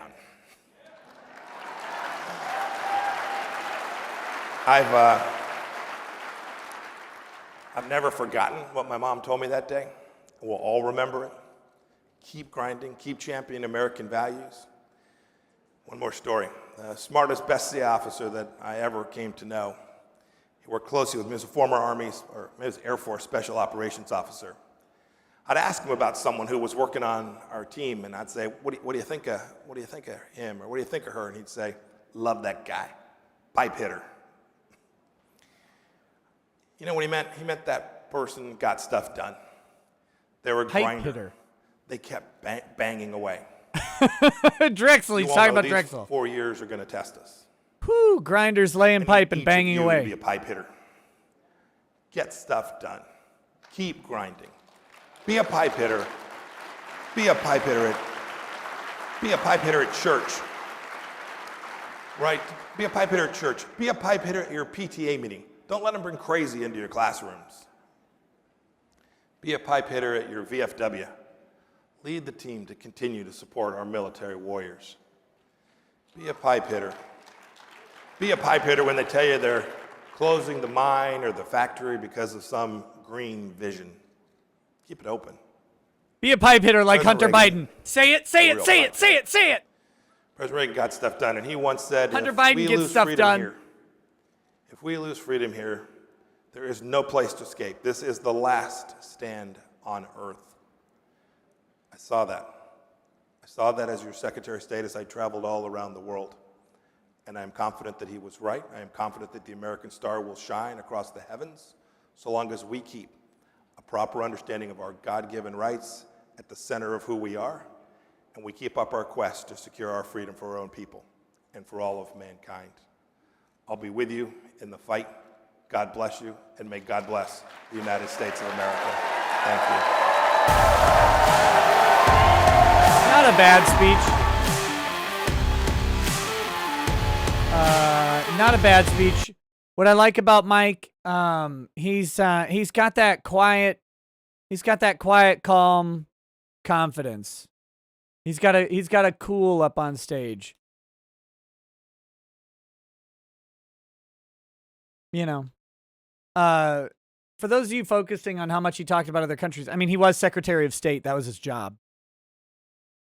But he doesn't talk about anything new there. Wolfgang Deo says, is it hypothetically illegal to own a nuclear weapon in the U.S.? It was not stolen. Asking for a friend. Feds are en route. Yes. Yes, hypothetically illegal. Hey, guys, I'll be right back. I'm going to actually turn this on. Phrasing, admittedly. And It's pretty clear what I'll was hope to going be back on. before This the panel. Be report right back. Confirms they went in to confront him with that ambush interview because they were trying to make a case against him. You had the FBI director under Obama playing spy. We're talking about spying on the Trump campaign, spying on President-elect Trump, spying on President Trump.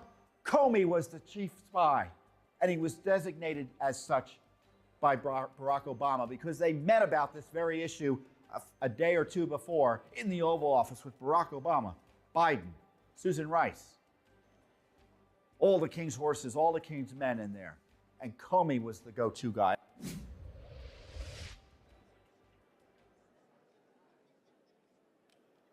You've seen the radical left pushing their agenda in Washington. Socialism, amnesty, censorship. But in the States, quietly, these radicals are pushing a power play that would give them more power. Forever. The left's National Popular Vote campaign would let liberal cities on the coasts pick the president every single time. The National Popular Vote Interstate Compact would shred the Constitution. The leader of the group bragged to the New York Times that it's a way to get around the founders' design. And what about election integrity? A national vote could require a national recount. But the left's National Popular Vote plan doesn't allow it. But it does set the stage for a complete federal takeover of elections. Goodbye local control. To win now, it takes a broad coalition across the country. But National Popular Vote would open the door to regional parties and spoiler candidates, making it easier for socialists to win. Defend the Constitution. Stop socialism. Stop National Popular Vote. Welcome to Our Freedom Media Group, where freedom is real. Experience all our platforms for yourself now at www.ourfreedommg.com. Tired of restrictive social media platforms? Join Our Freedom Book. Tired of selective video upload and crowdfunding sites? Join Our Freedom Tube or Our Freedom Funding. With features that include live streaming, video calling and messaging, plus a 24/7 friend finder with map geolocation, American owned. Oh, stop. Stop. The ads. The ads. Sorry, I had to go upstairs and get some charcuterie.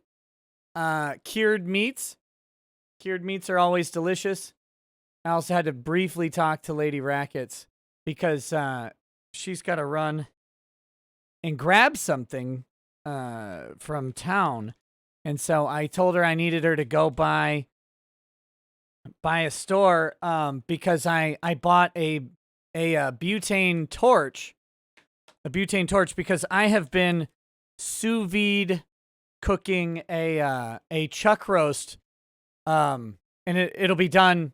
Once it's done, it'll be a 24-hour sous vide cook, but you gotta torch the outside of it.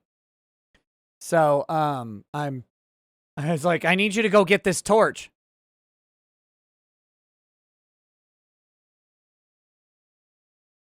So anyway. Whoa! Lauren Boebert, and then a tall boy next to her. Peace. All right, thank y'all. We are in the Gunshine State. I watched Bongino yesterday. I didn't miss It him. is so good to be with you all here today, and I look forward to this awesome conversation that we're getting ready to have. I have to tell you real quick, 2 years ago this month, I had flown from the Parkland Town Hall. She's got crazy to eyes. CPAC in DC. And 2 years later, it's really good to be with you all again and talk about continuing. Lauren Boebert's not wearing a gun. I'm depressed. So let's get started to discussing these issues, because there's a lot to go over. Thank you.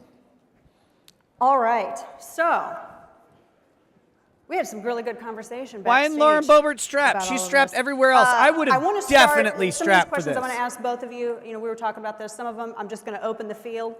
But I'm going to start first and foremost with, I would say, I don't think for the first time ever, I don't think I'm the biggest fire starter on the stage. It's a really nice feeling. Thank you. Thank you, Congresswoman Boebert. I appreciate it. Is it Boebert or Boebert? So my first question's for you. You were granted a concealed carry permit in Washington, D.C. because you fear for your safety, obviously. I mean, God love you, you're the size of a Keebler elf. So diminutive. But don't let her fool you. But you were worried about your safety. Are you worried about your safety in D.C., the Capitol, both?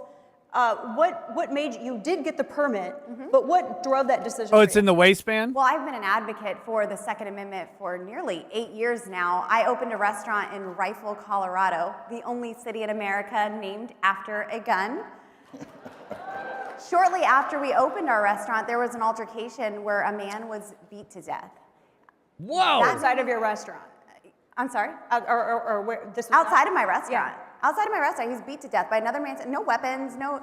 And I immediately wondered, how am I going to protect everyone? How am I going to take care of the people around me? How am I going to take care of myself? I'm a mom. I have 4 boys. How am I going to protect them if there's a threat? And that's when I started looking into Colorado's carry laws. I took advantage of Colorado's open carry, and I began to carry in our restaurant. My waitresses began to carry, and I saw how Democrats want to take that right away from us. You know very well, Beto O'Rourke told all of us what they intend to do. Hell yes, we're going to take your AR-15s and your AK-47s. He didn't. No, he did not. No, because I drove down. Beto definitely wants to take long things, but he shouldn't be taking long rifles. You're not. All right. But it's very much The real Donald Trump says, let's face it, Republicans aren't sending us their best people. You've seen the media portrays you as being huge, as tall as Vernon Jones here, who's sitting on your right. But, you're not, and I mean, there's certain statistics that go along with this. To this point, I want to dovetail off of this really quickly, because you and I were talking backstage. Vernon Jones, who represented, state representative for the state of Georgia, 91st district. Yes. You supported campus carry. Being that we are in Florida, and Florida has led the way on concealed carry, Florida has led the way on firearm rights. There have been a couple of step backs with red flag laws and the disenfranchisement of rights for 18 to 20-year-old military-aged people who would be in college. You supported campus carry in your state. Tell me why. Well, first of all, those who come on campuses to You guys had Rick Scott there. Rick Scott did that. They know that they have access to sitting ducks. But if they know they come on campus and they're going to commit a crime, and some of my friends are hanging out with Smith & Wesson, they're going to see something come back at them, and I doubt Smith & Wesson? Very seriously. They'll feel the same. So many women at night are going through campus trying to get to their car to leave or to come on campus. They need to protect themselves. People, period, need to protect themselves. I believe people who are law-abiding like me and all of us here, we want the right to bear arms. My mother was 90 years old. She passed last year. And about 6 months before she passed, she said, hey, Vernon, you have my gun? You have my gun, don't you? I said, yeah, Mom, what are you going to do with the gun? Well, I just want my gun just in case somebody come up in this nursing home. I want to start blowing away. I mean, you know. Oh, Mama Jones. So now we were reared responsibly how to handle a gun. So that's nothing new. We have to protect the Second Amendment. I had to command a very large police department, probably one of the largest in Georgia when I was county executive. I've lost a number of police officers. And I've heard people talk about shootings and killings, and I've seen it on both sides. I've seen officers killed, I've seen individuals killed. The fact of it is, law-abiding people who want to protect their property and want to protect themselves, they use guns responsibly. But you have some bad actors out there. But we have laws in place. If you're a felon, you can't purchase a gun. Many states have that. And when we see, and one of the problems I have with this legislation with Mark Rubio, I don't know if you get into that later, but it says if you're a domestic terrorist, well, what's the definition of a domestic terrorist? Does it mean that Vernon Jones goes to the United States Capitol and I want to protest peacefully? Now I'm under the terrorist watch and I haven't done anything wrong? That's what it means. means. Wait a minute, that is, something's not right. John Lewis was on a no-fly zone, Congressman John Lewis, many. So what is a terrorist?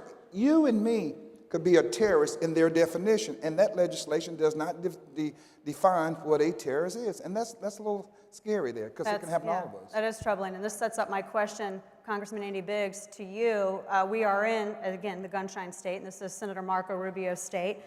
He has reintroduced legislation. It is called the Terror Intelligence Improvement Act, and I'm going to read a quote from the bill. It says, the bill would also provide more authority for law enforcement agencies to go after suspected terrorists while safeguarding law-abiding citizens' Second Amendment and due process rights. Well, I've read the bill thoroughly. No. I've written quite a bit about it, and I've discussed it a lot on air. My concern is the use of lists, Congressman, as evidence. I don't want a terrorist buying a gun, much less, I don't even want them walking out on the street, much less buying a gun.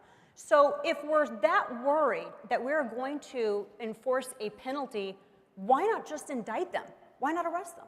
Yeah, I mean, that really gets to the point of what a pre-crime is. So if you say it's somebody who is a suspected terrorist, what do you mean by suspected terrorist? We have definitions of terrorists. By the way, the left, we had committee hearings this week where they basically defined anybody who voted for Donald Trump as a domestic terrorist. Yeah. So what are we? Are we all suspected terrorists because there is a mindset in the authoritarian left? So you actually, it's kind of a misnomer when they say they're going to protect due process. You cannot protect due process and put somebody on a list and say they're a suspected terrorist, and because they're a suspected terrorist, we have no reasonable articulable suspicion, we don't have any probable cause, thus we cannot arrest, we cannot adequately investigate, but we're going to put them on a list. That is a huge hole and a violation of our constitutional rights, both the Fourth Amendment and the Second Amendment. Is it a hole if they meant to put it there? Those are some of the underlying problems with that bill, and that should be a flusher. We should just be flushing that bill. And to that point, we don't even know the criteria for even getting on that list. There's been quite a bit written about this. Now, you have a terror watch list, and then you have a no-fly list, but it's the same. We don't even know the criteria to get on this. And I don't know what the left has with lists, but I'm not a fan of that at all. Now, a couple of other things that I want to get into, because I want to hit the big issues, then I want to get into some personal stories here. One of the things that we were talking about, and this has been in the news because the Biden administration, they've promised gun control. Unfortunately, Joe Biden does not have the muscle in Congress to make that happen. I mean, I think what Manchin Toomey went through the Senate by like 53, 54. They didn't have enough when that was happening.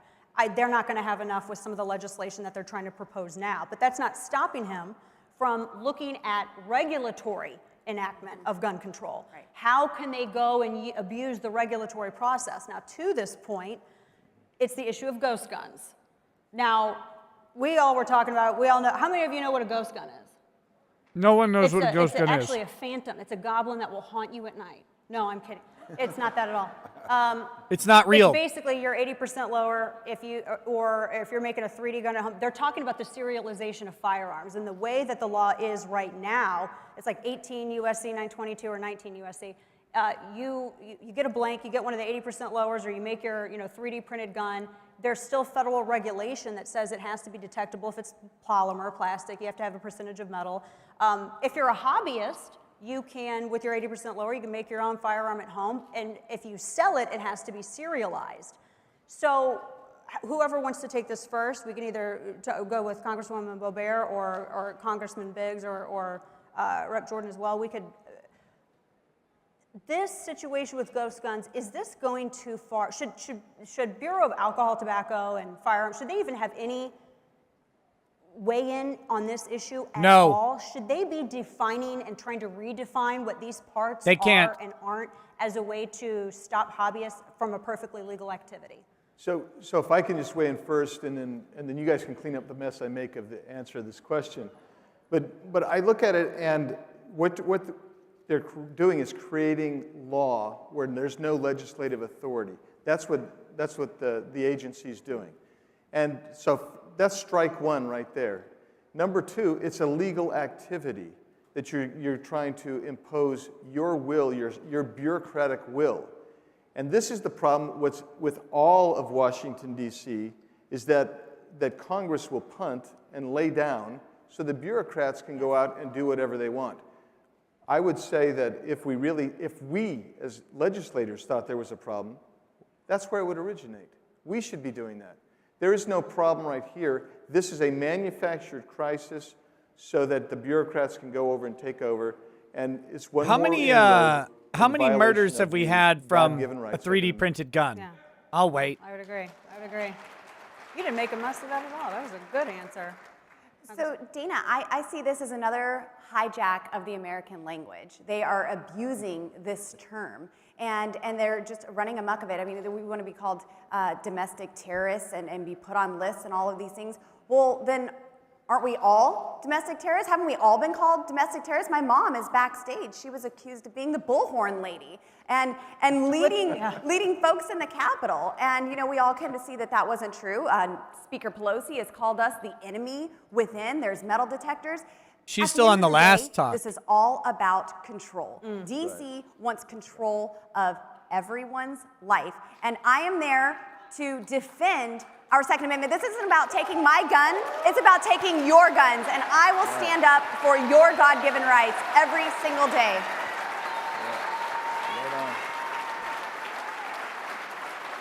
So I have two big questions here, very big questions, and I'm going to try to stay in our time allotted, but we could talk about this all week. This is a heavy question, and I'm going to hear from all three of you. Do you think that the National Firearms Act or the Gun Control Act or both should be repealed, yes or no? Both. No.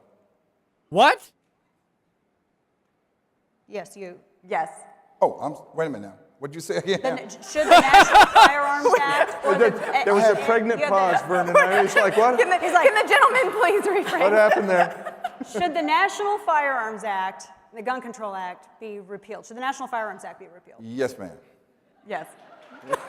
Okay. Yes. Yes. I got confused. Take down those words. There. I got a little confused. I thought you said, should we take away our guns? I was like a flat. I'm no. No, we're not. Period, He's no. already no, you may not have them. I've been saying no so long when it comes to taking away our rights. I'm just no. Yeah. But anyhow, thank you, Dana. The funny thing is, Republicans are called the party of no, but we're saying no to all of their no's. They don't want you to be able to protect yourself. They don't want you to have freedom of speech. Right. They don't want you to have freedom of religion. In Colorado, they don't want us to have our public lands. They are the party of no. We are saying no. We are saying a big hell no to all of their no's.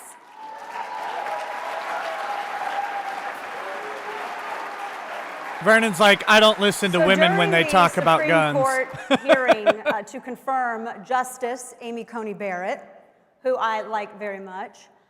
There was a lot of hay made over her decision in Seventh Circuit, I believe, over Cantor v. Barr. Now, just to put this fast, this issue had to do with whether or not non-violent felons should have their rights restored their right to Second Amendment. There's been a lot of discussion over this, and it had to do with this man, Robert Cantor. He was selling medical shoe inserts, and he was falsely saying that they were endorsed by Medicare. They weren't, so they got him on felony mail fraud. Well, it's a felony charge, so for the rest of his life, he's a prohibited possessor. And Amy Coney Barrett was arguing in her opinion on the case that that's not historically what the litmus is, whether or not someone is a danger to themselves or is dangerous, period, a danger to other people. Yeah, ACB's argument on that case is right. Violent felons are separate, but where it concerns nonviolent felons, the court never said that Robert Cantor was violent. Robert Cantor was never violent, and so a lot of people were trying to smear her over that. That context, now that you have it, my question for you three, do you believe that nonviolent felons, in the context of this discussion with Cantor v. Barr, should have their Second Amendment rights restored? Yes. Let me say this. It's kind of interesting. Republicans are going to have to start taking the lead on a lot of issues that were really created by Democrats. Amen to that. That's good. Yes, Great thank point. you. Democrats passed those gun control laws targeting African Americans, that was a way to suppress their votes. Think about this. That was a way to suppress their votes. They become a felon, then they cannot get a gun. It could be anything. Now, I know that's a little deep. Y'all haven't caught up with me yet. It's not now, that all of a deep. sudden, Democrats are going to these legislatures wanting Democrats to give hate blacks. people They always on have. probation That's not parole new. the right to vote again. Democrats should say, you guys were the first ones to do it anyhow. We're going to come with the Voter Restoration Act, and we're going to do it in a way that those nonviolent offenders that had nothing to do with being a danger to society, but they were stripped of their voting power. They pay their dues. They're on probation. Why not Republicans get ahead on that issue? Because Democrats are dominating that issue, and that is furthering keeping minorities, actually it's keeping everybody, good white and black people, from voting who want to vote. Why not? And what Good did white and voting black have people. to do with being on probation or nonviolent offense? What did it take the voting right away from them for? Oh. What did it really have to do That's a with? good question. It was politics. It was voter suppression. Congresswoman? Absolutely. I mean, these are nonviolent crimes that we're talking about, and this is a way just to suppress and control people. But they're not stopping with the Second Amendment. I mean, we mentioned the First Amendment in Washington, D.C. You know, I wouldn't be surprised if we start quartering soldiers in the committee hearing rooms. There's plenty in the parking garages at Fort Pelosi. We could bring them on in. And, you know, maybe we could start unreasonably seizing and searching members of Congress. Oh, wait, we're already doing that on the House chambers, right? Yeah. We are. Yes, we are, with the metal detectors and all of that. So it doesn't stop there. And I like the this 19th chick. Amendment is next, and you and I wouldn't have a right to vote. I think she's Yeah. going You places. can't be called brother or sister. You have to be a sibling. Exactly. Then you'll get in Mother, trouble father, for that on the floor. guardian, Congressman, I want to have you parent. Be weigh in careful on of this this. because I have one more question for you. Yeah, so when we talk about restoration of rights, Second Amendment rights for nonviolent felons, that is a no-brainer. And we should be doing that. Our problem is we're in a majoritarian, self-governing body. Yes. And we're in the minority. When we were in the majority, we screwed up time and time again. Yes. Exactly. Yeah. Thank you. That's exactly right. And It's all right, Thank Chairman. you. I'm Even here on with you now. immigration. Yeah, I got Lauren with me now. But here's the deal. You done we can fucked fix up. that. We just got to get that majority back because the Democrats aren't ever going to do that. No, they won't. You got to fix it when you get the majority back. Last question that I have. You gotta for the do panel it. You here, gotta do it. that You it's pussies, been do discussed it. That the administration is going to have this four-pronged assault. Repeal on our the Second NFA. Amendment rights, going after the ghost gun issue, going after magazine capacity because apparently they never heard the idea. You can just swap a mag, to limit it to 10 rounds or under, suing manufacturers as well, and then just banning full-on semi-automatic firearms by conflating them with the term assault weapons. So for you two, and then to Representative Jones as well, Congressman, I'll start with you. What are you going to do in Congress to stop this from going forward legislatively? Well, so what we have to do is we have to stop because I think the first two We have things to do they're is we really have to gonna go round for, up and the you've got ghost Democrats in legislation. cages and They're gas going to go them. after Wait. allowing litigation. They're going to because they think, oh yes, we think we can get the class action litigation on armament, ammunition manufacturers as well as gun manufacturers. We have got to not just work within the procedures. We've got to throw every speed stick down we possibly can. We have to make sure our colleagues in the Senate are there because they have enough votes to stop that in the Senate. So Yes, yeah. so we have to do that. we have to rely on the states raising their voices, governors raising their voices, and we need people like you raising your voices loud and clear, rhetorically fighting. You got to say that every time you say fighting or standing tall. Rhetorically fighting and standing tall. Physically fighting. That's how we do that. Yeah. And we can win that issue, those two issues. Congresswoman? Well, first of all, I can't even rhetorically stand tall, so thanks for that one. It turns out gun girls come in 2 sizes, small and extra small. So. This is, they mention the best 2 sizes, to be this. honest. I hate that term. I hate it so much. An AR is not an assault rifle, it's an Armalite rifle, period. Assault is a behavior and a gun is an object. And so anything that they can do to hijack the language, to abuse the terms, to take control is what they're going to do. And I can't wait until we take that gavel from Speaker Pelosi in 2022. And beat her to death with it. Yeah! Actually, Sorry. literally. You all the time. Representative, you get the last word here. First of all, I'm tired of you guys beating up on tall people. No, Dana, I'm going to be real brief. The bottom line is all of our constitutional rights are under assault. Right. And we have to fight it at the state level and the federal level. We have to make sure our legislatures are Republicans so we can draw districts to preserve and protect and send the right people to Washington. And so I look at the whole thing, we're all under attack under the First Amendment, Second Amendment, the entire Bill of Rights. And so those framers of the Constitution got it right. That document has survived every document that has been out there. They got it right. And they didn't have an iPad or a laptop or a cell phone. They were smart men that laid the groundwork. And I think all of us want to protect that Constitution, bottom line. That's right. The Constitution offers extreme protection of our rights, and we need to make sure it stays that way. Panel, thank you all so much. I so appreciate Congressman Biggs, Congresswoman Boebert, and Representative Jones. Thank you so much. Thank you all. God bless. Thanks, Dana.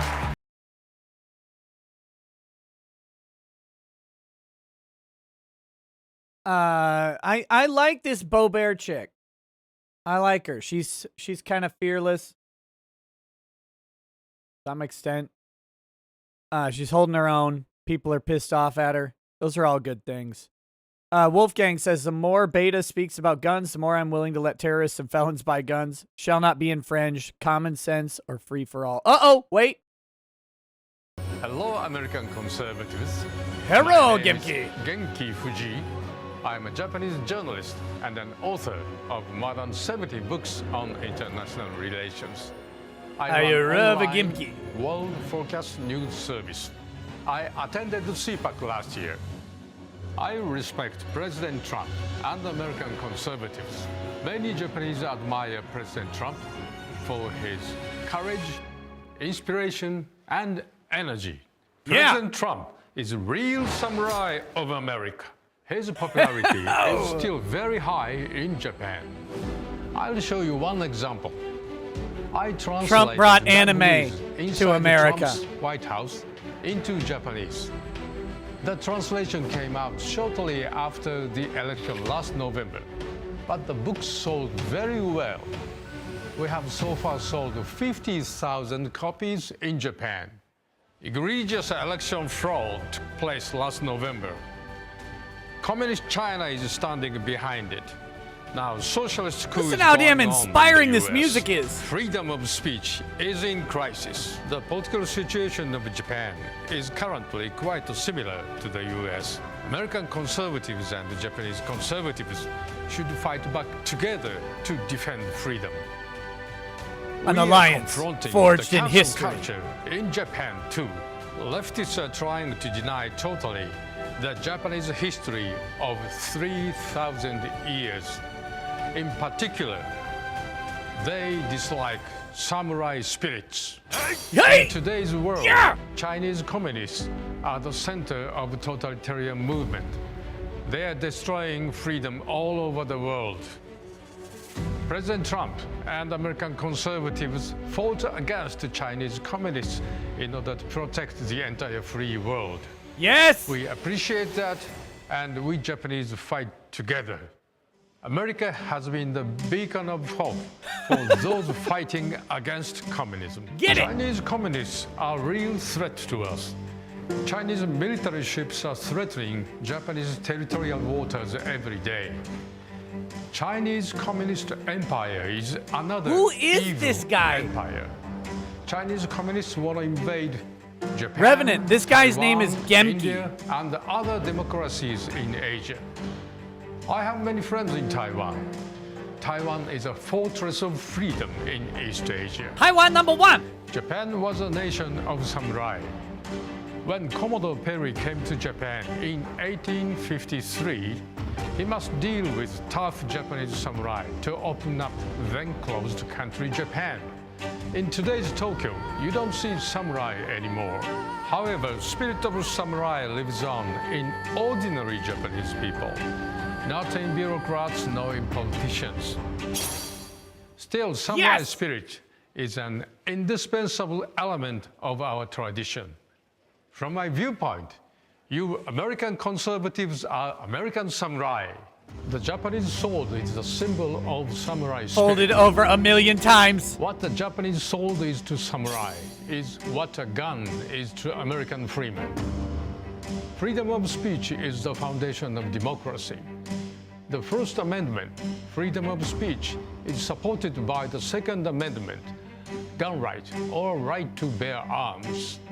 Therefore, gun right is the foundation of American democracy. Whoa! We are Japanese conservatives. Holy We want shit, to this guy is build awesome. Solid samurai-to-samurai alliance with American conservatives to defeat the challenge by communist China. Let's liberate the people oppressed by communism. United, we defeated the Soviet Union, evil communist empire. The United States and Japan were once adversaries to each other. Nonetheless, Japan has been the most faithful ally of the United States after World War II, a formidable enemy. How do I get this guy on the show? This guy sounds great. That is Japan. Let's fight together for freedom.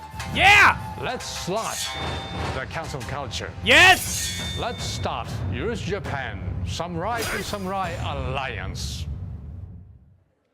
Wow! That ad was great. Oh, I love this guy. Dex Luther says, Pokemon go to the polls and say hell no to their no. Wolfgang Deo says, only gun owners should have a right to vote. Wolfgang says, fix it when you are in the minority, not the majority. And he says, I am practicing Japanese at ATM, lol, Genki, and then some moon runes that I don't understand. But, yeah, that guy's awesome. The Second Amendment is at the heart of American democracy. Thank you. Cyril Fox City says, go, go, Power Rangers. Well, I'm so glad that the three of you are here. Thank you for being here. We are joined by Congressman Roger Williams, Congressman Warren Davidson, and Amy Wilhite from Second Vote. And I think this is such an important topic because at this point, I think everyone realizes what corporations are doing, how they've really started to toe the line of wokeness and progressivism. But what I'm curious about and what I hope you all can help answer is, one, why are companies doing this? And two, how can the American consumer fight back? You know, Nike is getting rid of shoes that have the Betsy Ross flag on it because it's allegedly racist and a throwback to slavery. You have Disney that's you know, firing Gina Carano for expressing an opinion about political hatred, ironically enough. And I just wonder, is this profitable for companies?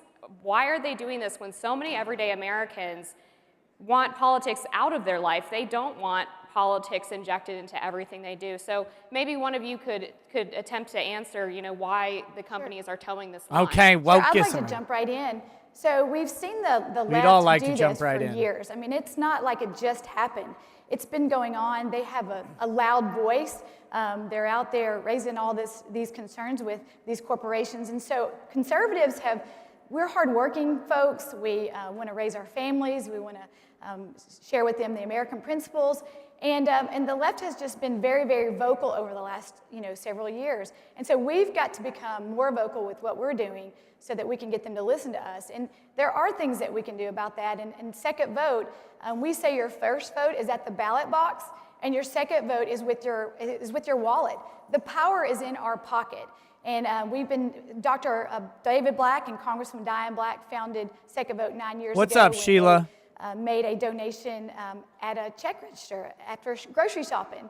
And Dr. Black made a donation, and they were walking to the parking lot. And Congressman Black said, "Why did you do that?" He said, "Why wouldn't I do that?" And she said, "Because they actually support Planned Parenthood." So he was like, "What else do I not know?" So he put together this organization, research, and we've got over 1,600 companies that we've researched, and we've scored them on the top conservative issues so that consumers can actually shop their values. When we actually start doing that, we can make a difference to the bottom line of these corporations and these organizations. And Congressman Davidson, you're on the Financial Services Committee, and it turns out the social apparently distancing that a chairs lot of the is weird. shareholders in these companies, when they're making these decisions, are not actually the ones voting for this sort of progressive orthodoxy that's taken over the business world. Can you explain how exactly that works? Yeah, so if you think about who owns companies, there's a whole shift in terms of what it means to be a fiduciary. So you see the word fiduciary responsibility. This would be officers and directors. They have a responsibility, a duty of care to provide a profit-maximizing return for whom? For the shareholders, right? And the shareholders get a vote. You see these efforts right now by the woke left to shift that to environmental, social, governance goals, different metrics that go after stakeholders. Stakeholders are not shareholders. It's never well defined, but who is it definitely not? It's not shareholders, right? And they've already used their influence over shareholders because the owners of the companies are often big pension funds, steered by left management of the pension fund. And when CalPERS, for example, decided in the 90s to not invest in tobacco companies, it cost the pension fund over $500 billion in missed returns, right? So one of the hearings we had, a few years ago, I asked the representative from the CalPERS fund, did that represent the best interest of your pensioners? Well, the answer is of course not. Now, he said it did, but facts don't seem to matter in any of these debates. And then behind it, when the pension funds aren't the voters, individual shareholders, let's say you have Fidelity, whoever, Schwab, Robinhood, right? Proxy firms advise these, and there's really only two that have 90% of the market share, ISS and Glass Lewis. Well, and these I'm companies, losing my ability to care. 60% market share, the others get the rest. They dominate the influence of how those shares are voted. So what you really need is a more democratic access to capital. That's kind of the goal of Robinhood. Right. And then you need people to actually vote the shares. And most of us don't do that. Most of us just, used to get the big paper, now you get emails and everything else.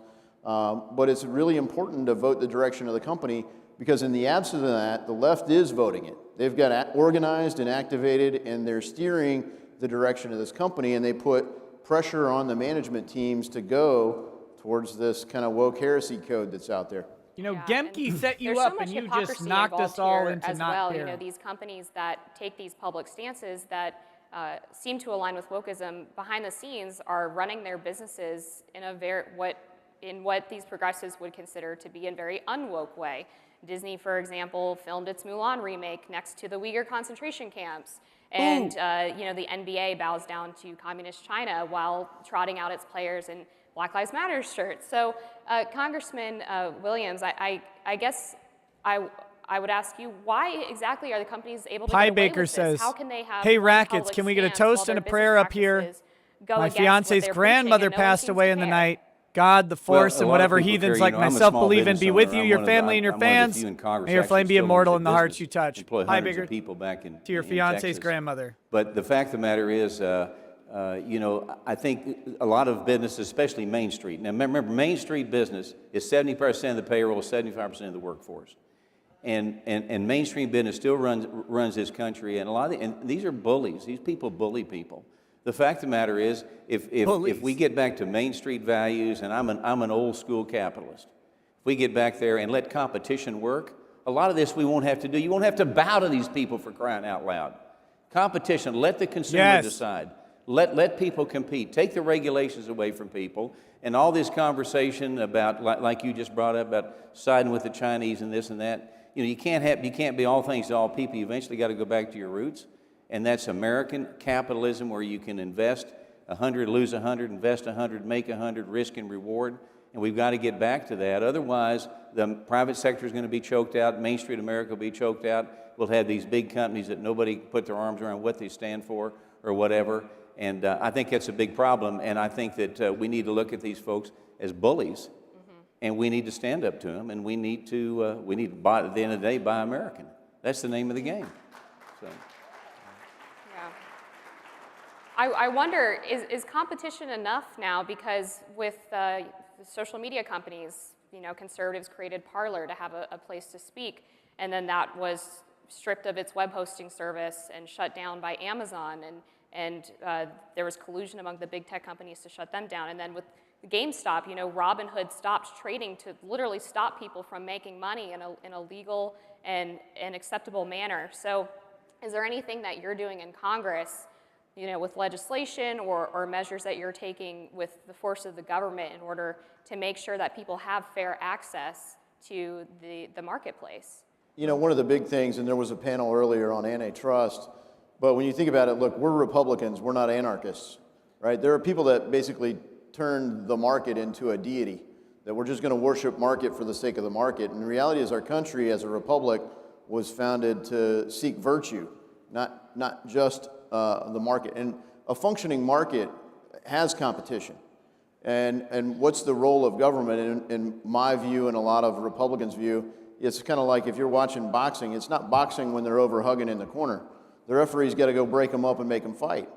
And right now, in market after market, there's nobody engaged in fighting. There's so much concentration, so much power.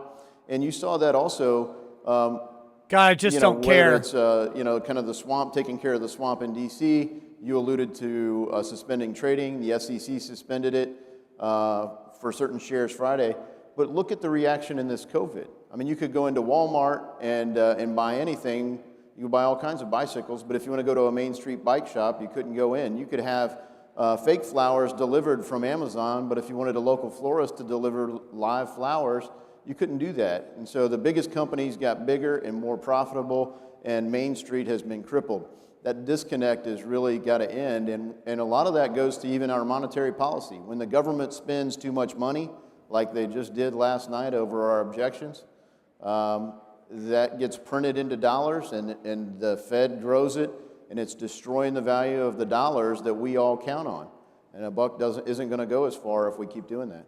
I think that's a great point about how the pandemic has really shut down small businesses, and corporations in many cases have used these restrictions to amass even more power than ever. Amazon, for example, had its best quarter at the height of the pandemic. So Amy, what is your organization doing to make sure that small businesses survive and in encouraging people to go spend their money there? I mean, it's difficult now because so many of them have either shut down or are unable to do business because of regulations. Right, and we've always said to shop local first. Before you go out to the big box stores, shop local, because those are the folks that you know in your communities. They're supporting your Little League and your high school choir. The money is staying in the community.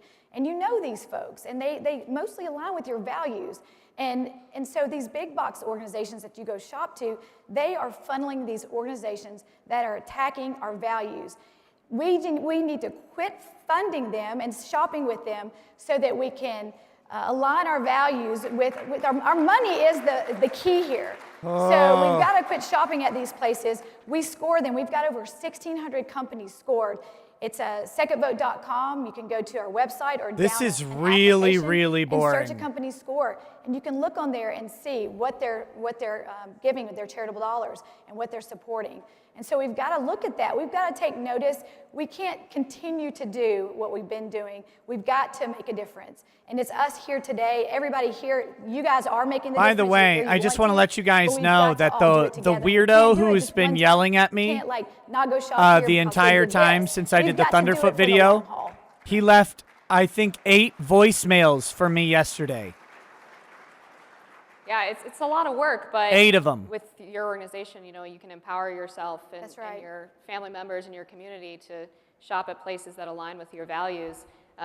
Unfortunately, it seems that it's not just private business anymore. There's actually a collusion that's going on with the government. For example, back in 2013, there was Operation Choke Point, where the government was encouraging banks So that's to probably going to basically be Monday. deplatform individuals and deny them access from the economy. So how do we fight back against that problem? Well, let me bring up that Operation Choke Point. This was Wait, this Operation was a Choke total Point. takeover. Somebody sat down and listed 45 businesses that they didn't think the bank should do business with. You can probably guess what they were: gun stores, finance companies, car dealers, and I may be the only one in Congress that was directly affected by Operation Choke Point, where I had a bank that I'd done business with for 23 years, even served on the board at some point in time, call me one day and say I need to remove all my money in 24 hours out of the bank because they didn't want to finance a car dealer or a congressman. And this happened all over, and it happened to small people. I was fortunately able to get a bank, but it put people out of work. And that was a product of what they call the CFPB, if you follow that, War on Financial Services. And with President Trump, we were able to slow that down. Now it's building back up again, and they're going to put more people on there where small business cannot borrow money, small business can't have a checking account, they just choke it out, and then you got the big boys running it with the attitude we see, in-your-face attitude, a socialistic attitude toward the economy. And that's where we are today. And so when you talk about Operation Choke Point, you won't be able to buy a car, you won't be able to buy a gun, you won't be able to start a business. You won't be able to do anything. And then, of course, we know the government owns us, and we know the road that takes. They're finally talking about something So important. It's a dangerous time. And you just look about a year ago now, we had an economy that had more jobs than people. How could that ever happen? Did any of us think that would happen? I didn't think so. What are you We had doing more about jobs it? than people, and now this president has gone in there in 3 weeks, just gutted everything. So we can get back to where we were. But that's why 2022 is so important. We have to what you're we doing have about to make Operation sure we Choke get the Point. House and get the Senate, so we're not having these kind of conversations 2 years from now. So it's a The dangerous Republicans thing, didn't and fix you it, got to watch though. the big companies because they'll choke the little guy out. And like you said, the little guy is America. That's right. The little guy is our friend. The little guy is the payroll. The little guy is the deposit. The little guy is the one that gives you service, and the little guy is the one that knows your name. That's what we're fighting for. That's risk and reward. It's American capitalism. How are you fighting for us? So let's support them. Let's support them Totally. and quit supporting these other organizations. Yeah, the importance of elections really can't be overstated. You're on the Financial Services Committee with Maxine Waters, Al Green, 3 out of 4 members of the squad. These people have so much control over who gets access to the economy, which businesses get to stay open. Tell us about working with these people. How much control do they want? Well, it's a tightly controlled committee, as everyone has found out. Maxine Waters rules it with an iron fist. But if you look at the ideas that Roger talked about in Operation Choke Point, the idea that you can cancel people, look, Congresswoman Ocasio-Cortez has made the case, like no one should bank these people, right? And you would think that people that in the past have experienced discrimination, where they couldn't get a loan because they were the wrong people on AOC the has list never people. experienced And discrimination look, in that's a her reality life. in our country. We shouldn't deny that, but we should fight to make sure we don't go back to that and just replace these people with some different group of people. AOC has been pulled by her fooded dick through her entire life. Like guns, they will try to make it illegal on the back end by debanking you, deplatforming you, and canceling you. And if right now they're doing it largely to companies and a handful of individuals, but the reality is you can look at any number of dystopian futures. I don't know, I'm fond of Revelation. It looks pretty scary, and they want to cancel what you can buy. There are people talking about the exact same logic of that today. They want to end cash. They want a central bank digital currency that the government controls. They can see every transaction you've got. And in China, they're already doing this, right? They don't just have a credit score in China. They have a social credit score, right? So they use facial recognition, tracking. They track your location. If you got a cell phone, you essentially got an ankle bracelet where they track your location and everything. And they will say, boy, I don't know, it looks like you might have been at CPAC. Social credit score going down, for example. And This that's what guy they're knows how already to suck doing in all of the China. life out of And the there are conversation people that on the was getting left that are interesting. hoping for that vision to come true in America. So look, policy really does matter, and they know, because that's why the cast of characters you listed, the squad and some of the most outspoken folks on the left, are in the Financial Services Committee that Roger and I serve on. Well, I think there is some cause for optimism because the very hotel that we were sitting in was almost canceled for hosting CPAC, and they just released a statement shortly before we came on stage affirming their right to host people who believe in freedom of speech. Right, so let's reward the companies that, stand up for everyday Americans and go after the elites who want to oppress us. Thank you, Congressman Davidson, Congressman Williams, Amy Wilhite. Thank you so much for doing this panel. It was a wonderful conversation. Thank you. Oh, Thank you. it wasn't that wonderful. It was really boring. I did not find that to be great at all.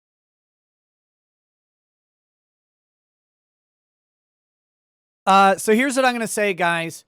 I love doing Yellow Flash's show, but I have a guest for tonight and a commitment to do a show at 11. So what I will do is I will do Yellow Flash's show until it's time to do my show, and then I will do my show. So that is what I will do. I don't like doing that, but that's my brain was just turned off when I scheduled, so I'm not going to reschedule a different show. And if that's not what I'm going to do. Unless my guest is like unless my guest Ty is unable to make it tonight, I'll double check with him and make sure tonight is good, but I'm not going to cancel the show. So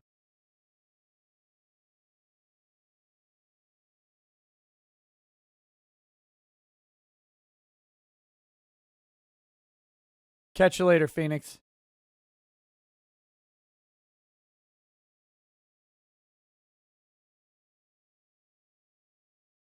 Let's see. Wolfgang says, vote with my wallet. I already threw that into your OnlyFans and super tweets. You do it. By the way, Genki, Gaishiteru. I don't know what that means. He also says, if we watch it, you watch it until morale improves. Okay, we got a couple chats over here. Pie Baker. I read that one. Neg Quantum says, Nick, when are you buying a katana so you can become an American samurai? I should buy a really, really nice one. Okay, here's Pete Hegseth. And the Timothy Reaper says they're really going for the weeb vote. And I have been wearing makeup since 6 a.m. They skipped a... I'm not kidding. When they told me, Pete, you get to talk at 3 p.m., I said, that's like 8 p.m. for me as a morning show host. It's beautiful. They skipped an entire panel. But I'm so Thank grateful God. to be here. And if you would all turn around and wave to the cameras, because Fox Nation is here too, and we're grateful they are streaming this entire thing. So honored to be here and be a part of this. And if you haven't come by the booth in the morning, come by and say hello to us tomorrow morning on Fox and Friends. We'll be broadcasting all morning long. But I'll tell you, it's been a lot of fun to watch all these speakers. All of them, especially the young folks. Your Charlie Kirks and your James O'Keefes and your Don Jr. How about Dan Bongino? The doers. The doers of the conservative movement that have stood up and said, we're not going to let the left come over, control, and destroy our country, which is what we know they want to do. And we stand on the shoulders of conservative giants at a convention like this, don't we? I mean, William F. Buckley, Ronald Reagan, Newt Gingrich, Rush Limbaugh. Newt Gingrich. Listen, we all have the only thing giant about Newt Gingrich is his head. From the Limbaugh Institute for Advanced Conservative Studies. Let's not kid ourselves. Breitbart, Levin, men Mark and Levin. women who have had an uncompromising willingness and ability to chart the course for freedom. Mr. You know, we call ourselves conservatives. Have you ever seen but what are we anybody really? like this? We're freedom lovers. They're out of control. That's They're getting what on we my are. nerves. We stand at the Conservative Political Action Conference here, remembering all those people that came before us, so grateful for this nation that they gifted us. You know, I'm convinced. Yeah, Sheila, he was easily I think the I have best the best speaker job yesterday. in the country. Because Fox and Friends gives me the job. I don't know if the title is diner correspondent, breakfast guy, pancake Pete, whatever. They fly me across the country to middle America to have breakfast with wonderful, regular folks across America. Ohio, North Carolina, Texas, Florida, here. We did one in Orlando, Dixie Bells. It was amazing. You should try their biscuits and gravy. Unbelievable. But Wait, what I get the privilege of doing You got is, my attention I do now. 3 segments over 3 hours with Fox and Friends, and we're talking politics with people as they have breakfast, getting the voices of average people. But I actually get to spend 4 hours at diner tables with average Americans talking about their lives. Truck drivers, teachers, construction workers, bus drivers, nurses, cops, shiny ass vets, shoes he has on. The people that make America work, that work hard. Who you might call them the forgotten men and women. And what did our president, Donald Trump, what did he call them? The real elites. And he's right. Do you know why he's right? Because when I sit down with these folks, I sit down with a school teacher or a construction worker or a small business owner or a cook at a restaurant or the waitress at the restaurant we're at. And they're not talking about esoteric things that the Ivy League talks about or MSNBC talks about. They're talking about the Bible and faith and prayer and their family, hard work, supporting the police, standing for the anthem, the First Amendment, the Second Amendment, the 10th Amendment, the things that our founders understood and loved and cherished. That to me is real elitism. That's what our country is grounded in. Active, average citizens who know what really matters. Guess what? In the last time they I talked don't believe about the they're Bible actually at the Ivy talking League about was, the 10th like Amendment. 1840. Seriously, our elite institutions have lost any knowledge whatsoever of what really matters in our country. So I'm honored to have that assignment to travel across the country and meet those people who would be here if they can, who need you as active activists to fight for them and the basic freedoms that we love in this nation, because they're watching it get ripped away from them. In fact, I'm starting a project, and one of the places where it's getting ripped away most dramatically is the classroom. It's the classroom, people. You know, at Fox Nation, I have a great opportunity to do documentaries about things I really love and I'm passionate about. Biblical history, I've gone to Jerusalem, Bethlehem, the Holy City, to talk about Israel, the state of Israel, something I'm very passionate about. I sit down with modern warriors. You know, I once had a 3.5-hour conversation with Rob O'Neill, the guy that shot bin Laden. We had way too many beers, and it was an unbelievable story. And I said, what if every American could hear that story? So I started a series called Modern Warriors, where sometimes we have a few too many beers, and then we have a conversation with vets, and we hear the real story. Well, the project I'm working on right now, it doesn't even have a title yet. It's called the 16,000-Hour War. And it's about the 16,000 hours, that's the working title, that government schools and public schools have our kids from K through 12. And how far they've gone in turning those schools into indoctrination camps for the left. 100%. And as we started doing our research, we thought, well, is this something that started in the 60s, kind of a 60s thing? No. This goes back much further than that. Goes back to 1950s. It's a 100-year-old project of progressives. And what's the first thing they removed from the public classroom when they had the opportunity? The Bible. The Bible. You talk to anyone, you talk to a progressive today about Philippians, and they say, is that a team from Philadelphia?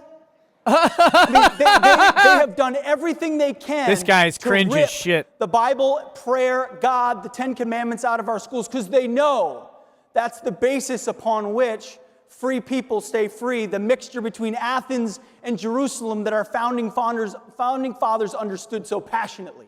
They went there first. Now they're at the point, over time, once they've removed that, they've removed the classics, they removed basic arithmetic. Math is now racist. Now they start asserting their agenda. Critical race theory, 1619 Project, 1776 is evil. The narrative is America is an evil, evil country. Stolen from Indians, built only on the backs of slaves, and therefore completely illegitimate. That is what your kids, if you're not paying attention, are being taught directly. Every single day. And you might say, well, I live in a nice neighborhood, I pay my property taxes. All right, my public school's got a new gym, I really like the teachers, principal's a nice guy, my community's a little bit more conservative. Nope. Wake up call time. It's your school too.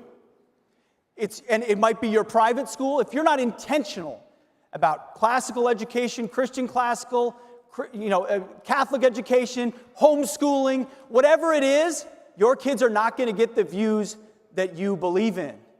And if I had $1 for every person that I met at a diner who said, well, I raised my kids to be patriots, to be capitalists, to love freedom, to love our founding, to love our country, and then I sent them off to so-and-so university and they came back a socialist, I'd be a very rich man. You have to fortify them now. If you don't fortify them now, you will lose them.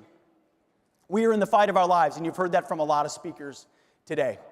And people outside these walls, some of the press that are covering this, they don't understand the attachment that conservatives and freedom lovers have to Donald Trump, to the former president. Oh my gosh. They don't get it.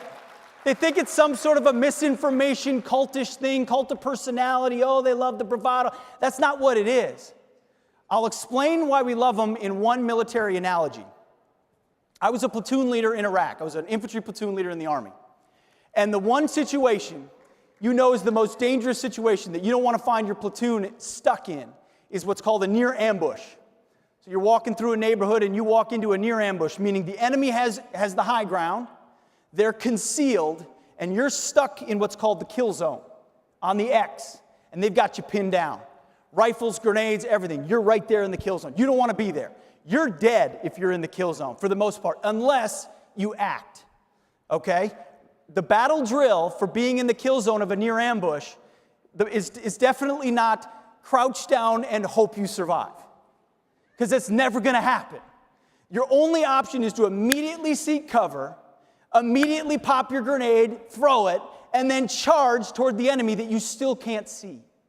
Don't throw your grenade and charge with the grenade. This is all metaphorically, of course, for the media out there. Right? Caveat necessary. It's your only hope. All right? Well, Republicans for decades, for years, have sat in the kill zone and said, just kind of like us. We're okay. We're not that bad. We're okay. We're nice behind our podiums, dressed up like this, hey, everybody, we're going to cut taxes just a little bit more.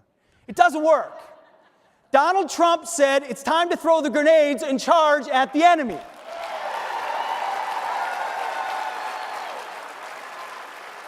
That's why.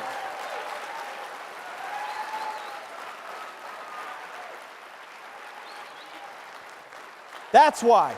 You want a leader that believes in you, that listens to you, that listens to the people at the diners and understand what they love about this country, and that is willing to actually fight for it. And what happens in a near ambush if you seize the initiative and charge at the enemy?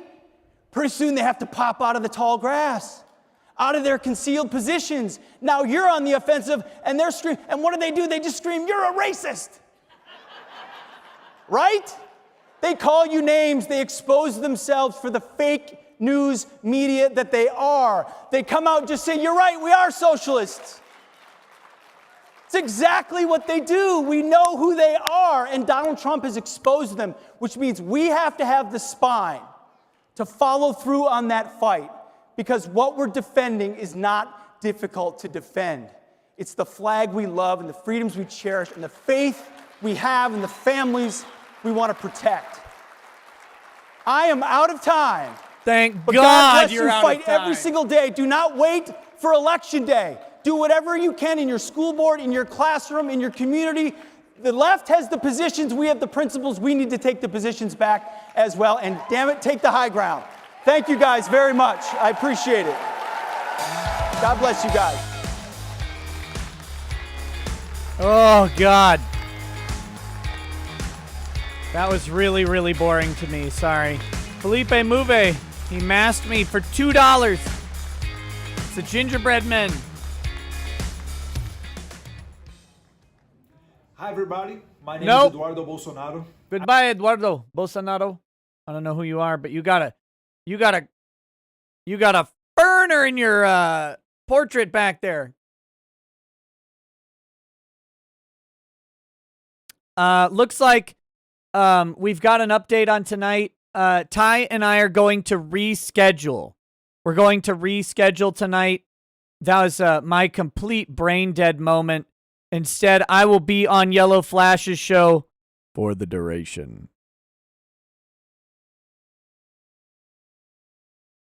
Speaking of which, I saw Yellow Flash there in the chat. Come watch Yellow Flash's show. It is so much fun. Seriously, so much fun.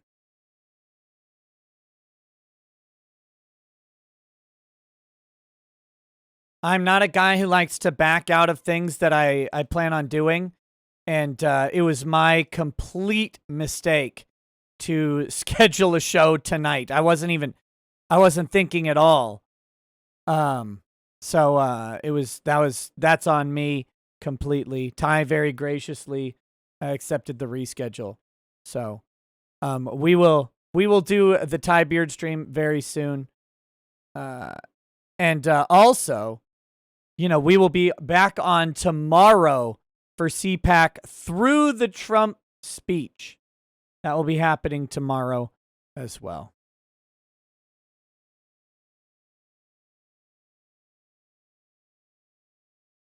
Flash, you're in the chat. Can you link your channel? Is it just Yellow Flash 2? I don't know what your custom link is.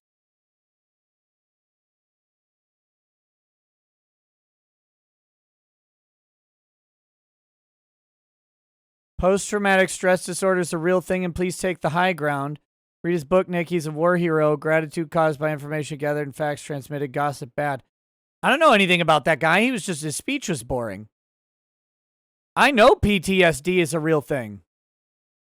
You don't have to confuse me or convince me of PTSD being fake. Flash. Savior of the universe. Felipe Movie says, hey, Nick, how are you? I thought you turned the masks off. Just checking. I would never turn the masks off, Felipe. Bolsonaro's trying to make it easier for Brazilian citizens to own guns. Good.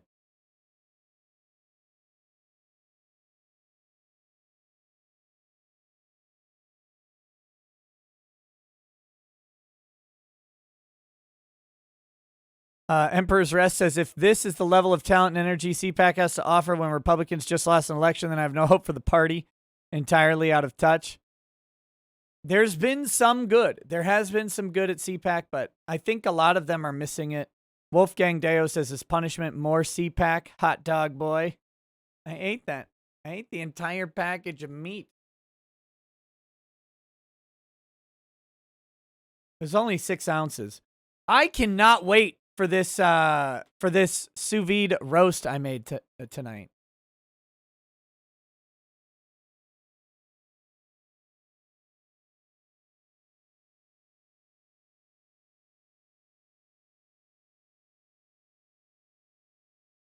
The Thuggy, then you gotta come at you gotta come at night, buddy. You gotta join the nighttime streams for that. That's the nighttime show. Speaking of which, Monday night, if you guys missed it, my new best friend, Mr. Miller from South Dakota, the weird soy-filled, profanity-laden moron, since I covered the Thunderfoot case, he will be prominently featured, as he left me apparently 8 voicemails, I think, just by a glance, yesterday. Kevin McCarthy was in the back saying that. I don't know. I see some good candidate there. I don't know, right? I watched him out front. I watched that passion get down there, and I'm thinking, what district can I run him for?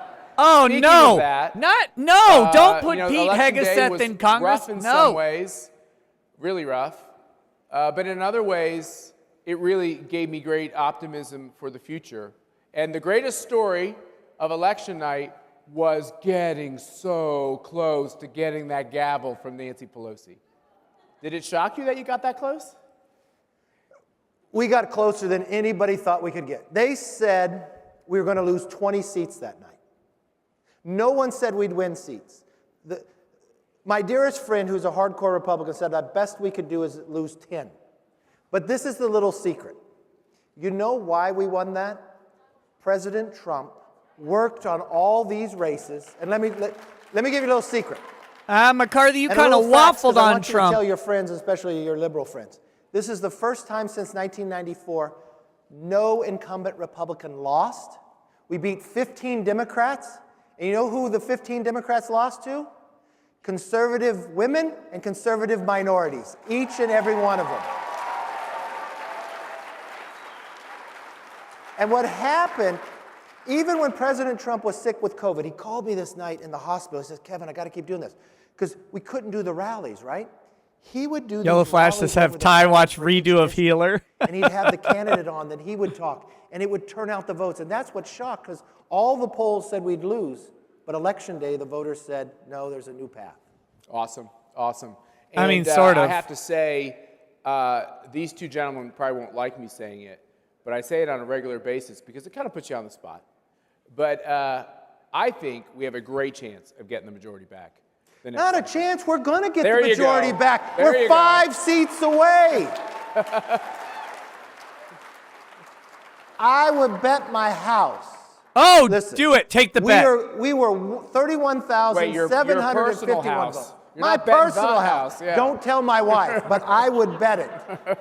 Listen, do you want to retire Nancy Pelosi? Hell yeah. Do you want to end the socialism in this country? Win the House, 5 seats, the closest. This is the smallest majority the Democrats have had in 100 years. We could do it. Jim Banks, by the way, both of you have great scores with the American Conservative Union. Felipe You have, Muve's just been masking a me great now. Champion up there in the His House. is probably even higher than mine. Yeah, it's a tinge. It's tinge. I was trying to be so careful. Dex It's Luther tinge says, higher. I know you By need the a way, lot of blowtorch. these Just people get a we've lighter had and on a can of stage, Mike hairspray, Pompeo instant had blowtorch. Outstanding That's a bad record in the tasting House of steak. Representatives. Ron DeSantis, someone I call now America's governor. America's governor. And I guess what I'm learning from that is when you see conservatives get put in positions of power, what you realize about the conservative philosophy when well executed, it just makes a lot of sense. What is wrong with these colleagues of yours on the other side of the aisle that I hear them talk and I'm like, where did they grow up? Like, where did they learn this stuff? Is it shocking to you? Yeah, you got to wonder, where do they come from in America where they don't like America like we do, right? That's what I love about coming to CPAC. I'm reminded every time I come to CPAC why we're the right party, why the Republican Party is on the right side of history. We hear a lot about the cancel culture these days and identity politics. We hear a lot about say the if you identify yourself as an cancel American, you culture belong in the these Republican days. Party. Yeah, that's right. Period. You know, I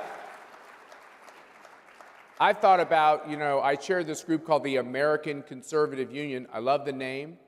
I love the name because the left thinks we're a union and they always invite us to their parties and then they find out we're not that kind of union. And then I love the fact, because I love the idea of being a conservative, but I don't know what your response is to this, but sometimes I think that like the conservative word isn't as important because we love America and it kind of stops there. You agree? Agree wholeheartedly. You'll define. And I love Jim America. is Do an you love amazing America? individual. I This love is the type America. of American he wants. He runs the biggest conservative group in Congress, Republican Study Group. He's a veteran, served in the Navy in Afghanistan, and he serves his country today because he believes in the exceptionalism of America. And that's what defines his difference. Have you guys heard of America? It's his place. We love it. Yeah, I almost wonder if we could think about the way the press likes to say Republicans are fractured. Here's the truth, and you all know it, not all of you are Republicans in this crowd, is we're actually getting everybody who just doesn't like communism, socialism, and Marxism. Would you agree? That's totally true. Let me tell you, this week a poll came out. I'm going to brag on him a little bit because he just bragged on me. The most popular Republican figure in Congress today is Kevin McCarthy. He is? Let me tell you who the least popular Republicans in the party are today. Liz They're Cheney. those few, very few, Matt. There's tittering out there. I just want you to know. There's very few Republicans. The least popular in our party are the ones who want to erase Donald Trump and Donald Trump supporters from our party. Just name them. Name them. Let me tell you, if that happens, we won't win back the them. majority in Name 2022. We definitely won't win back Names. the White House. We know in Liz Cheney. 2024 if we The other erase 9 Donald names. Trump. But you have a Name the leader names. right here. I'm the Name them. conservative leader. God, you suck. And Name you and I them. both know, Matt, and for decades, the conservative leader fights with the Republican leader. Not anymore, because Kevin McCarthy is the right leader for the right time to win back the majority. He's going to be the best Speaker of the House we've had in a generation. Good guy. Kevin would like name to the keep House talking. members. I'll give you the rest of the. I yield the rest Look, of the time. I didn't come here to suck up to Kevin McCarthy because I tell him the truth. We at know times, the too. senators. We know Let the me tell you- senators. I Name want to tell you the truth. House. It is great to be in Florida where you guys are normal, you're open, I don't have to wear a mask anymore. That's so much better than California. Did you guys like it when Kevin McCarthy said it was the right thing for Donald Trump to be at CPAC? I don't know what your response is to that. Did you guys like it when Kevin McCarthy said that Donald Trump bore the responsibility for January 6th? Ask him and we're that. getting closer. The other thing we were just talking about backstage is, and we talked about this with Ambassador Lighthizer and with Senator, oh my God, it's escaping me. The new senator from Tennessee. Come on, help me. Bill Hagerty. Tuberville. Great man. Oh. I got a lot on my mind, folks. There's a lot going on. What we were talking about is the fact that this new Republican Party, this new coalition is what I really call it, we're the ones focused on the working man and woman, the forgotten men and women. We're these guys, so right, woke, guys? and We're these focused guys. on the actual We're these workers. guys, aren't we, guys? That's exactly Guys, true. we're There's these a guys. new poll that came out. Don't you and guys it remember literally us being says these the guys? This Republican panel makes Party me want to grew die. with the blue collar worker, because it was a forgotten man and woman that Donald Trump listened to the voice that no one else would listen to, and we're never going to forget those people, and that's what we're focused on. Look what happened this morning at 2 a.m. Nancy Pelosi put about a $2 trillion bill in. There was a vote on the floor. She put a tunnel in Silicon Valley that has nothing to do with COVID into the bill. We wanted to take that money and give it to the kids to get them back in school. Give it to the kids, the It's an children. easy discussion, right? Give it to the We want children. people back to work, back to school, back to health. Pelosi wants to put more tunnels, more waste, and the Democrats voted for it. It's a clear place. Who's standing for the American public and who's standing for corporations? It's the Republican Party today, and it's what we're going to be tomorrow and in the future, and that's why America is going to be stronger, because we'll put America first. Yeah, Matt, that's exactly true. Donald Trump taught us many things. More than anything else, he made the Republican Party the party of the working class for the first time since Reagan. He changed the political paradigm. The Democrat Party today is the party of multinational corporations, of big business, of Wall Street, of Silicon Valley. China. And they're the pro-China China. party, putting American workers last for the interests of our greatest adversary and Wall Street interest ahead of the interest of working class, working men and women in this country. I grew up, my dad is a retired factory worker. He made axles all of his life. He identified as a Democrat for most of his life. He didn't like a lot of the Republican leaders until Donald Trump. He was for Donald Trump, but we have to keep voters like my dad in the fray. And under Kevin McCarthy's leadership, under my leadership, we're going to continue to be the party of the working class for a long time to come. There's something really true out there. It's true. I don't care if you're conservative, liberal, or what else. I do not know what the Chinese party and government has on the Democrats, but it is so powerful. It is so powerful. It is scary. And half the Republicans, put Eric bro. Swalwell on the Intel committee. I've been in a briefing, just myself and Nancy Pelosi. Anyone that's ever heard that briefing would not have him on that committee and would question would even keep him in Congress. But Say that's it. what's happening in the Say it. Democratic Party. Say it. What's the first thing Say it. that Joe Biden does? He calls the Chinese and he placates to them. He says now what they do on human rights, oh, it's okay, it's a cultural thing. I can't even see the He won't masks stand up for what that they're doing Felipe to our is dropping. universities. I can't see He's him. not. China wins that election if Biden gets in. That's the problem, what happened. And I don't know what they have on the Democratic Party, but it's powerful. And we need people like Jim Banks, that was part Why don't of you just the say China it? task force that has a plan to actually If I'm running stand up to him for the CPAC, next I'm giving century of Kevin America. McCarthy 15 It was a minutes great to video. just Good summarize work. that briefing. So let's get to this Tell question me about of Swalwell. Just say it. This radical policy that's hitting the House floor and hitting the Senate floor. It's not, I'm sure shocking to not all going to of you. be We've been all classified. Kind of numb He's talking since about the it now. election, and then you start seeing, well, the Democrats Say what be it as is. radical. I in hate their lying policy and implying. proposals as they told us. Worse. And we are always such nice people. We say, oh, come on, they're going to not be that way. And then it starts coming. And so radical on this most recent COVID bill, they can't even keep their own members together. Losing members from Maine and stuff, that must be interesting. Are they starting? Do you see a chance that maybe in the House it's almost impossible because Queen Pelosi is too tough and she's, she keeps them together. But if you can make the rhetorical points in the House, maybe there's a couple senators who are beginning to realize that being a socialist isn't so good at the ballot box. The only bipartisan vote last night was against that COVID bill. That's right. Less than 9% of it had anything to do with COVID. It was all a waste. But what else is happening here is when you put a bill out, you'll see the HR number. They reserve the HR 1 for the most important bill. You know what the Democrats have? HR 1 is to take over our entire election system. What they've done is changed the rules in Congress that have never been changed before to take away the right of the minority to even have an amendment because they're afraid of our idea. Jim Banks is fighting this with the Republican Study Group. You're the very first one that came out against that election. And we have a bill. The Republican Study Committee introduced a bill, the Save Democracy Act. I hope you'll take a look at it.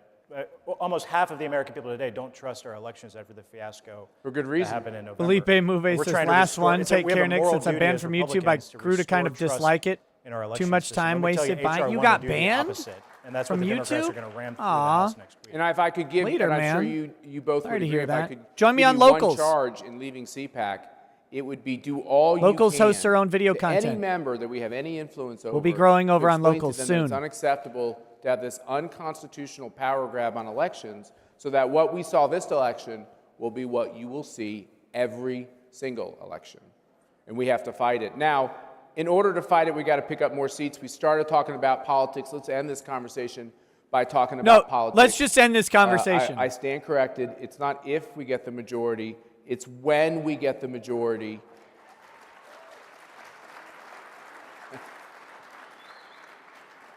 Tell us your blueprint for getting that done. Listen, we're going to continue to do exactly what we did in the last election. We elected more Republican women in the history of America before, just last time. We're going to continue to build in every other district. But if you look at history, there's only 5 seats to win the majority. Next election, we have redistricting, where we do a census every 10 years. They redraw all the lines. You know who loses seats? All these left-running governors, California, Illinois, New York. You know who gains? 2 seats in Florida, 3 in Texas.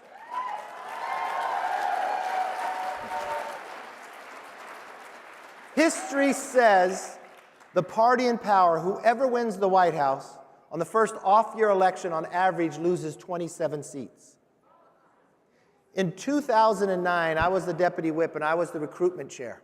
It was taking us 40 seats to be able to win the majority. Nobody believed we could. You know what happened that election? We beat 63 Democrats. So let's not settle for 27. Let's double that number and make sure we have it for the next 10 years. Well, I think we should give a warm CPAC welcome to those champions in the House of Representatives who are fighting the socialist agenda. We appreciate what you're doing, Mr. Leader, Mr. Chairman. Keep up the great work, and thanks for being at CPAC. Thank you all very much.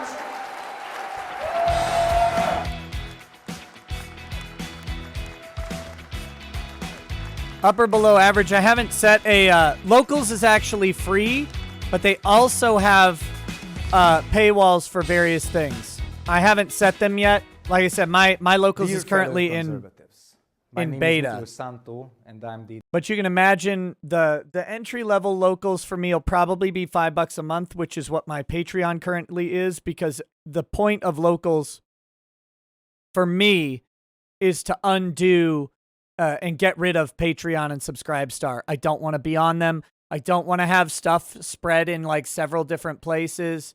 So once my page is up and running and I've figured out the pricing tiers, it'll probably be around the same, that $5 a month for the entry level. And locals is like a mix of a private Facebook group and Patreon. That's the best way to describe it, although with allegedly no censorship. So, you know, you can have all the wrong think opinions you want, but Patreon is like just me posting or whatever. Locals is like an interactive group where people can post and comment and the community gets to interact itself. I'm actually pretty excited. I think it'll actually be a very fun change. So we'll see. Wolfgang Deo MFers says, we are already in a screwed up situation. If there's bad money spent, then spend good money. The money is going into the economy, which needs defibrillation. The damn kids are going to work off the mistakes. Let's spend good money. Sheesh.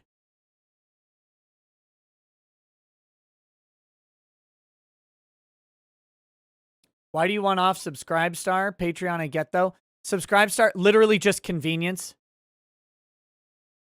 Subscribestar's been fine, but I don't want to try and interact with a fractured community spread across several different places. I don't like it.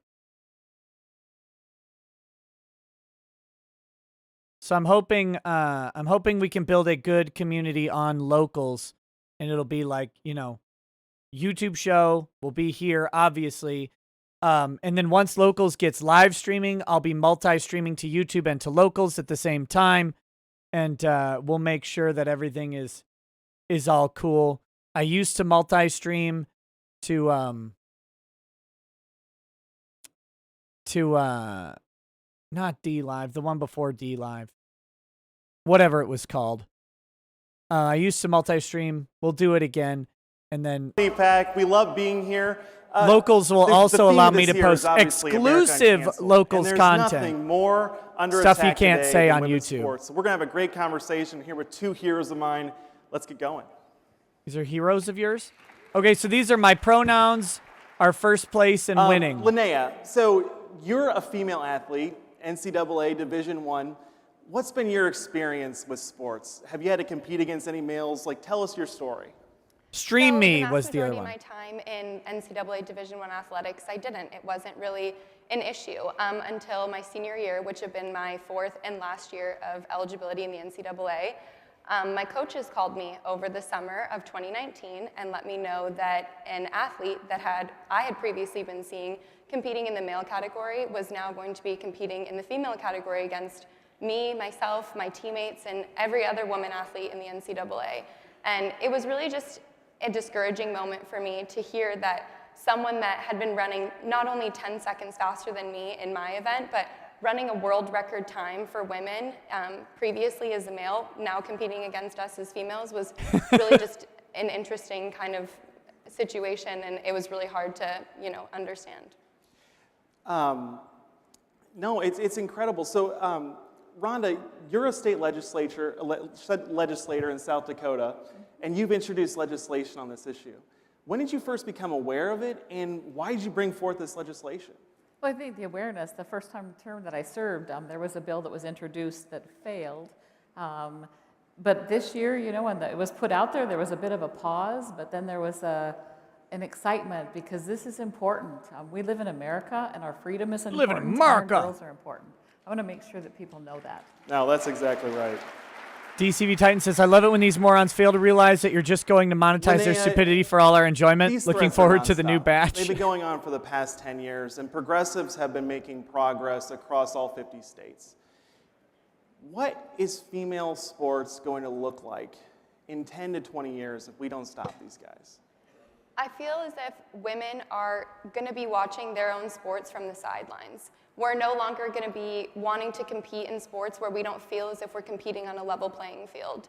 The reason that I decided to speak out about something like this is because fairness in women's sports is so important to me. And if we're allowing biological males that possess physiological advantages over biological females to compete in the female category, we're no longer going to be interested in competing and being a part of sports, which is such a big part of my identity, as well as other females across the nation as well. And so if we continue to allow this to happen, things like Title IX are just going to be reversed, and women aren't going to want to be in competitive sports anymore, and it's just going to completely go against what we stand for. And so it's kind of upsetting to see. It'll be men's sports and also men's sports. Yeah, thank you. Please give her applause.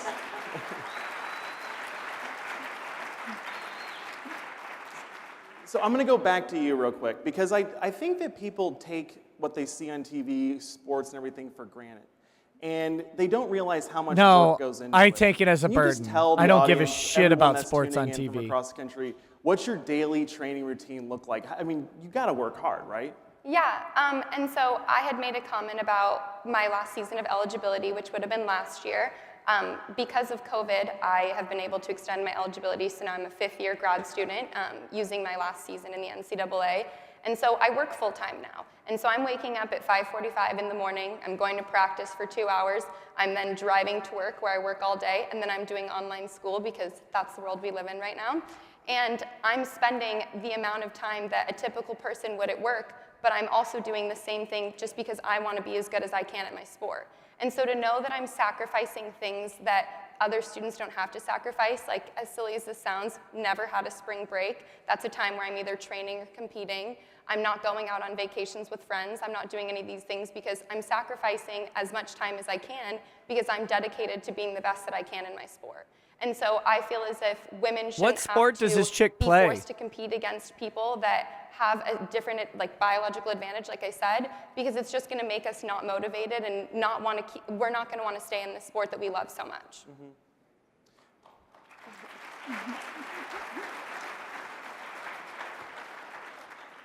So Rhonda, you're somewhat of a champion on this issue. You've introduced legislation, you're taking on the media, you're taking on all these crazy people that are passing this legislation, and your bill in South Dakota just passed the House, 50-17. That's a huge margin, that's a big win, right guys? But at that same time, the same week that South Dakota's doing the right thing, Women's track and field, okay. the House of Representatives in Washington, D.C. passes the Equality Act, which would destroy girls' sports by letting boys compete against them.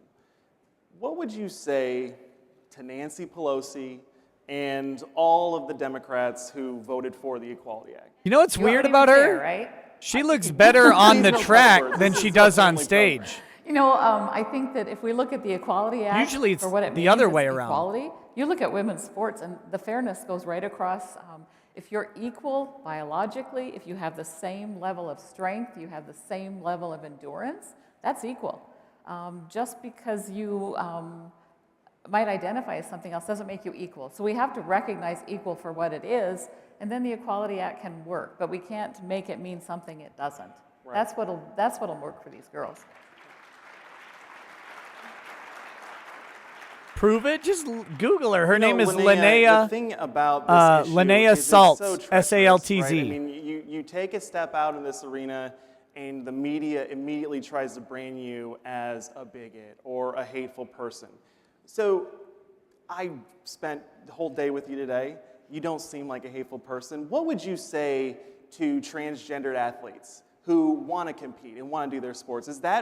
Do you hate transgender people? Is that why you're doing this? Or do you just want to, tell the audience? Just kind of piggybacking off of what Rhonda said, is that there's no part of me that doesn't want to be inclusive.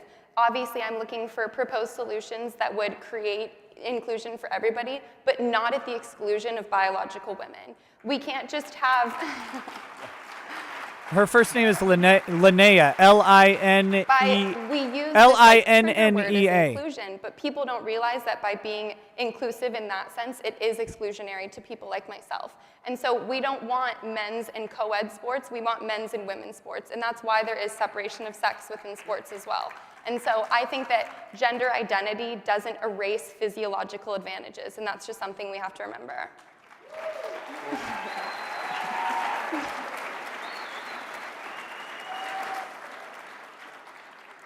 All right, Rhonda. So at American Principles Project, we're polling nonstop. We're a political organization. So we found that this issue of not letting boys compete in girls' sports is like an 80-20 issue for the good guys. Right now, there are 24 states that have that woman a baby. this legislation similar to yours that would save women's sports. Why isn't it 50? Like, what's holding these other legislators up? Why aren't more states introducing this legislation to protect our daughters' opportunities? I guess I'd like to say that it takes wisdom, it takes courage, and it takes an exercise of common sense. And the fact that there are 24 states that are doing it, let's let that be encouraging. Let's let a momentum build up. In our house, it was 74% of our people looked at it from a common sense perspective. And if people will just do that and recognize that there are differences, that's what's going to carry it, and that's what's going to protect these girls. And just as Linnea said, it is not exclusive. It is inclusive for everybody if we just let things go back to how they were. And the way Title IX was set up, that there are differences, let's recognize the differences and treat equality, apples to apples. That's what we're trying to do. That's right. What would you say to a legislator or a politician who's like on the fence and hasn't really been speaking out about this? What would be your advice to them? Well, they could talk to their families. If you talk to fathers, mothers, grandparents, they want their girls to be able to compete. It's a dream, you know, to be able to challenge yourself to your personal best. And no one will be able to do that if you're not competing equally. So if they would talk to the people in their districts, in their states, they're going to find out that this does matter. It's a very silent majority. And then also, if you don't have any grandparents or kids, take a look at it for yourself. The research will hold it. It'll prove it. Yeah, I think that's right.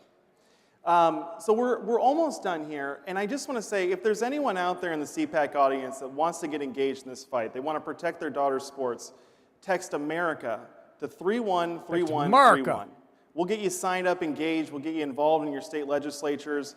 We got to get this across the finish line, and we got to get it done. Thank you. All right, Linnea, closing thoughts. What do you want to tell the audience? Just that you need to listen to people like myself that do have stories, because as you've said before, that when you come out and speak about things like this, people just all of a sudden come up with all of these different negative titles as to why I'm talking about it. But what I experienced is what I experienced, and you can't devalue my story. And I just want to be able to be an advocate for other girls that are, like you said, being the silent majority, because we're afraid to speak out about it because of the negative repercussions we may have. But there are a lot of people, based on your poll and just based off conversations that I've had, people are on our side. And it's all about being inclusive, but like I said, making sure that women aren't being discounted either. That's right. Rhonda? I think there's an underlying message in all of this. Sports is important because sports builds confidence. Sports builds self-discipline, perseverance. People that are involved in sports go on to succeed in a lot of other ways. It's important to see that. But the underlying message here to me is that if we allow males to compete in girls' sports, we're telling those females that they aren't important. And what is that going to do to our future? Women have risen to. Well, to be fair, a lot of people could use to be told that they're not important. And just we have about other everybody. Women, we have women congressmen. And they have done those things, and largely in part because of sports, because what it did for them. So if we take that away from them, we're telling them that it's not important anymore, and it takes hope away. On the flip side of that, if you have males who are competing against females, and they're winning because they have a physical advantage, we're telling them that it's okay to be superior and almost to bully. And I don't think that's the message we want to send to any child in this country. Or, hear me out, end school sports. Linnea, Rhonda, you guys are two heroes to me, and I'm sure you're going to be Do heroes sports to in the entire individual CPAC leagues. audience. Thank you guys so much for this conversation. And do it that way instead. Don't make school about sports. I mean, I know if you get rid of sports in school, you get rid of like a lot of school. I'm okay with that.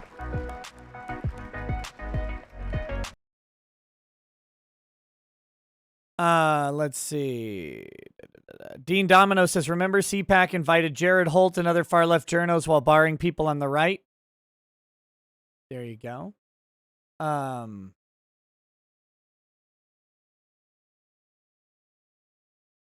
Wolfgang says, Nick, I am your father. And look at all these characters I get without supporting YouTube. Please, please, someone tell me this does not support YouTube. It doesn't. But, well, I don't think I will need all these characters. I just wanted to help improve morale. No, Streamlabs has no character limit. And also, well, I mean, it doesn't have a progressive character limit like YouTube. And also, no Streamlabs money goes to YouTube. Anonymous say, did someone say salts? Yes.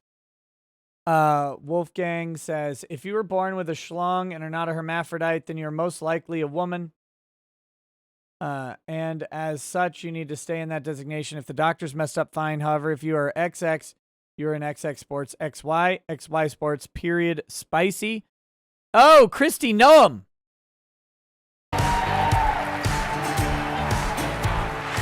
Hi. Many people would say, govern me, mommy Noam. Good afternoon.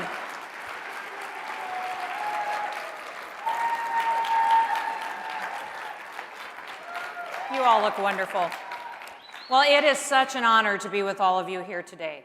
My guess, oh, thank you. Now listen. My guess is that a year ago, most of you had no idea who I was. But unlike the DC media, I'm sure that you all at least know that there are 2 Dakotas, and that I'm the governor of the warmer one. Just say the better one. Now, I'm here today to share some of the lessons from my state. I think the main question that needs to be answered this weekend is, why does America need conservatives? Now, the question of why America needs conservatives can be answered by just mentioning one single year. And that year is 2020.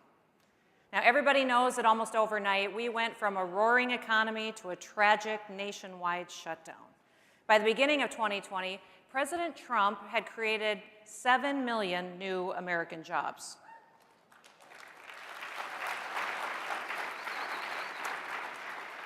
We had the lowest unemployment rate in over half a century.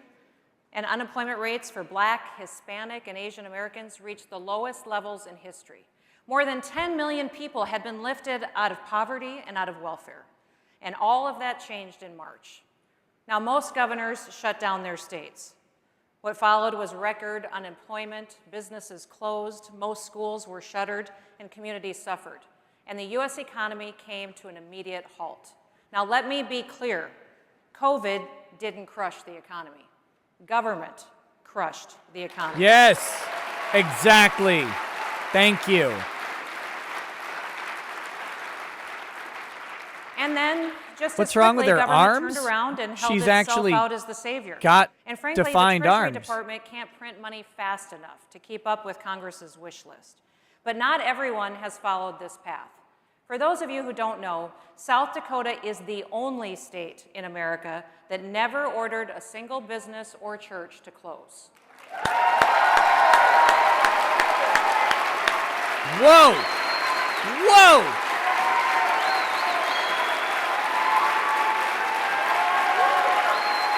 I mean, are you serious?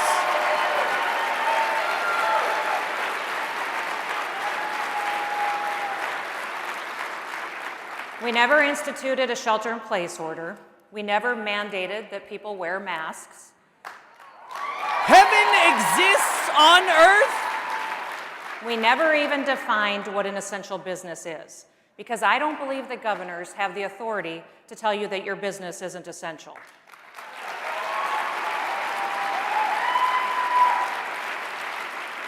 Now, South Dakota schools are no different than schools everywhere else in America.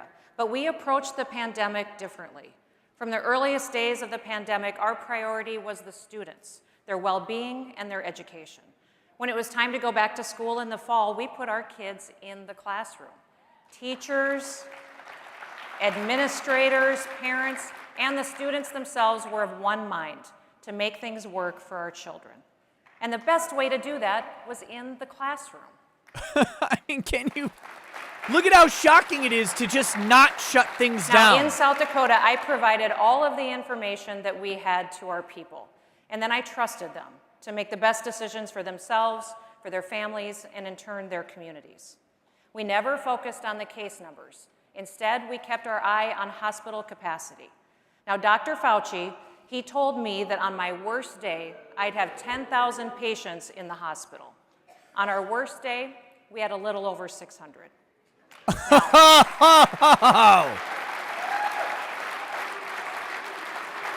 I don't know if you agree with me, but Dr. Fauci is wrong a lot. Ooh. See, this is what we need. Thank you. More of this. Even in a pandemic, public health policy needs to take into account people's economic and social well-being. Daily needs still need to be met. People need to keep a roof over their heads. They need to feed their families, and they still need purpose. They need their dignity. Now, my administration resisted the call for virus control at the expense of everything else. We looked at the science, the data, and the facts, and then we took a balanced approach. Truthfully, I never thought that the decisions that I was making were going to be unique. I thought that there would be more who would follow basic conservative principles, but I guess I was wrong. Called out. Ask yourself this question: how far will people go to enforce mask mandates? Did Greg Once you Abbott stand start up for lockdowns, Texas? How long can you sustain them? In South Dakota, we had some cases in March and April, but the virus didn't really hit the Midwest until late fall. Should we have kept people in their homes from March onward? Of course not. You know, it's important to ask these questions. We have to show people how arbitrary these restrictions are, and the coercion, the force, and the anti-liberty steps that governments take to enforce them. Often, the enforcement isn't based on facts. Justifying these mitigation efforts has been anything but scientific. Now, many in the media, they criticized South Dakota's approach. They labeled me as ill-informed, that I was reckless, and even a denier. Some even claimed that South Dakota was as bad as it gets anywhere in the world when it comes to COVID-19. That is a lie. Ooh. The media flat out lied about South Dakota. The media did all of this while simultaneously praising governors who issued lockdowns, who mandated masks and shut down businesses, applauding them as having taken the right steps to mitigate the spread of the virus. At one point, I appeared on George Stephanopoulos' Sunday show. I don't know if you watched that. Sure. No, you don't? Shocker. Don't? She's got that. He She's had got that just Midwest. wrapped up a segment with New York Governor Andrew Cuomo, where he asked Cuomo to give me some advice on how to deal with COVID. Now seems like a really good time to remind everyone of what Governor Cuomo was doing in New York. On March 25th, Cuomo ordered COVID patients into nursing homes, and he prohibited the staff from testing people before admitting them. 9 days later, he pushed legislation prohibiting nursing home lawsuits over COVID deaths. 6 days after that, he prohibited nursing homes from sending COVID patients to the nearby naval hospital ship or the field hospital, both of which were essentially empty. Now, 8 days after that, the first deaths started to show up. And on January 28th of this year, the New York Attorney General announced that Cuomo and his administration significantly undercounted the number of COVID-related deaths in nursing homes by as much as 50%. To make matters worse, they tried to cover it up. Now that is the media's COVID hero. And by the way, you know, he also earned an Emmy, and he wrote a book on his COVID response. So So who really needed the advice? Again, in South Dakota, we did things differently. We applied common sense and conservative governing principles. We never exceeded our hospital capacity, and our economy is booming. We have the lowest unemployment rate in the nation.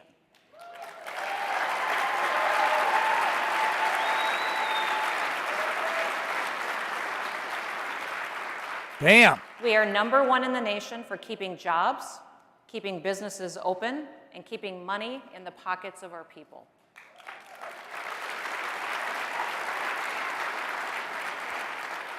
The people of South Dakota kept their hours and their wages at a higher rate than workers anywhere else in the nation, and our schools are open.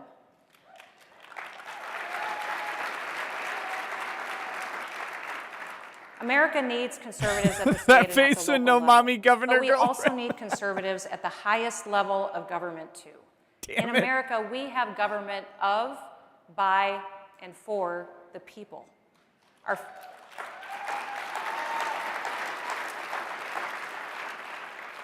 Our founding fathers established our national constitution, and the people of individual states crafted their own constitutions that place specific limits on the role of government. Those limits are essential to preventing government officials from trampling on people's rights. The people themselves are primarily responsible for their own health and their well-being. They are the ones who, entrusted with expansive freedoms, the free will to exercise their rights to work, worship, and to earn a living. No governor should ever dictate to their people which activities are officially approved or are not approved. And no governor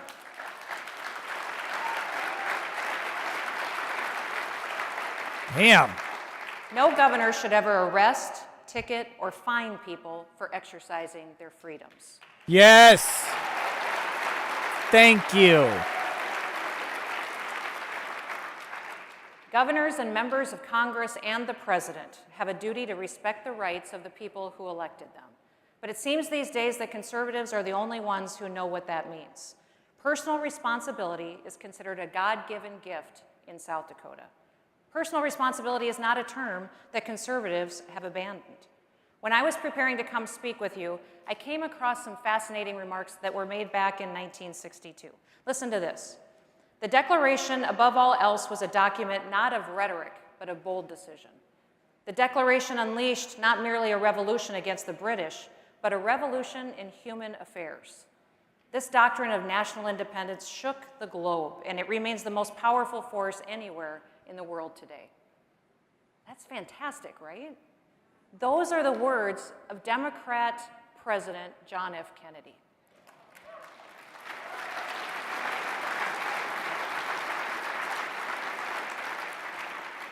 Is there any wonder why Ronald Reagan often said, "I didn't leave the Democratic Party, it left me"?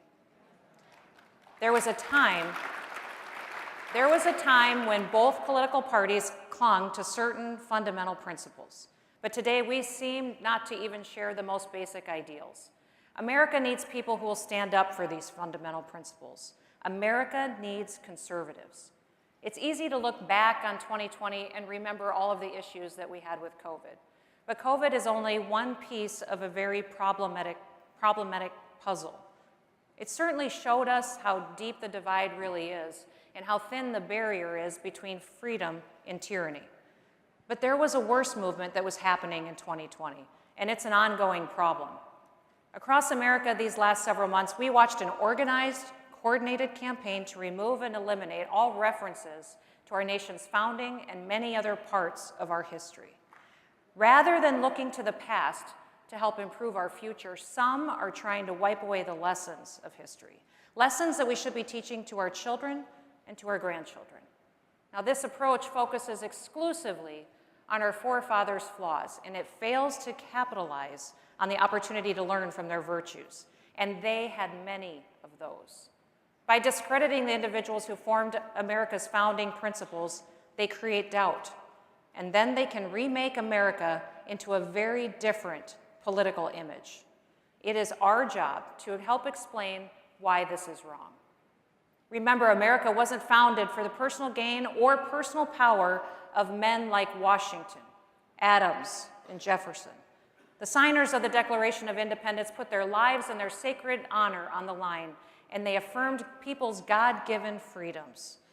Still today, the Declaration of Independence is one of the most important statements of purpose ever written, and not just because it serves as the justification for our independence to the entire world, but also because it has led to our prosperity, and it's inspired many other nations and peoples to seek freedom. We the people. She's killing it, man. We the people have consented to a government that will serve all of us equally, a government that will protect and uphold our God-given rights, as well as the fundamental rights enumerated by our Constitution. It is our duty to renew our commitment to these ideals and to pass them on to those who come after us. These ideals cannot be dismissed as the opinions of flawed men. Our founders had their flaws, certainly.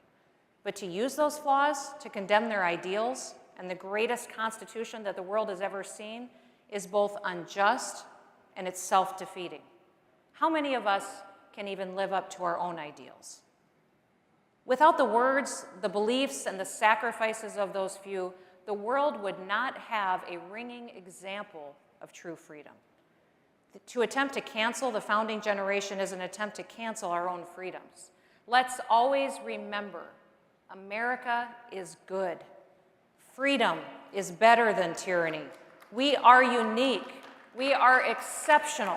And no American should ever, ever apologize for that.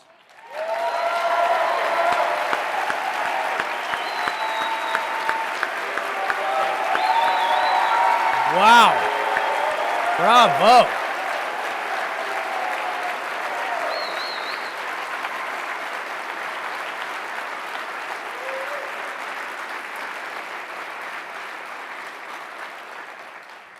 We should illustrate to the world that people thrive when government is limited, and people's ingenuity and their creativity is unleashed. We should also remind the world what happens when tyranny and oppression are allowed to thrive. These days, too many are embracing China, a nation that crushes freedom of speech and religion. China literally places religious minorities in internment camps. China responded to the COVID virus by trying to cover it up. And one of their mitigation strategies was to weld doors shut to lock families in their homes.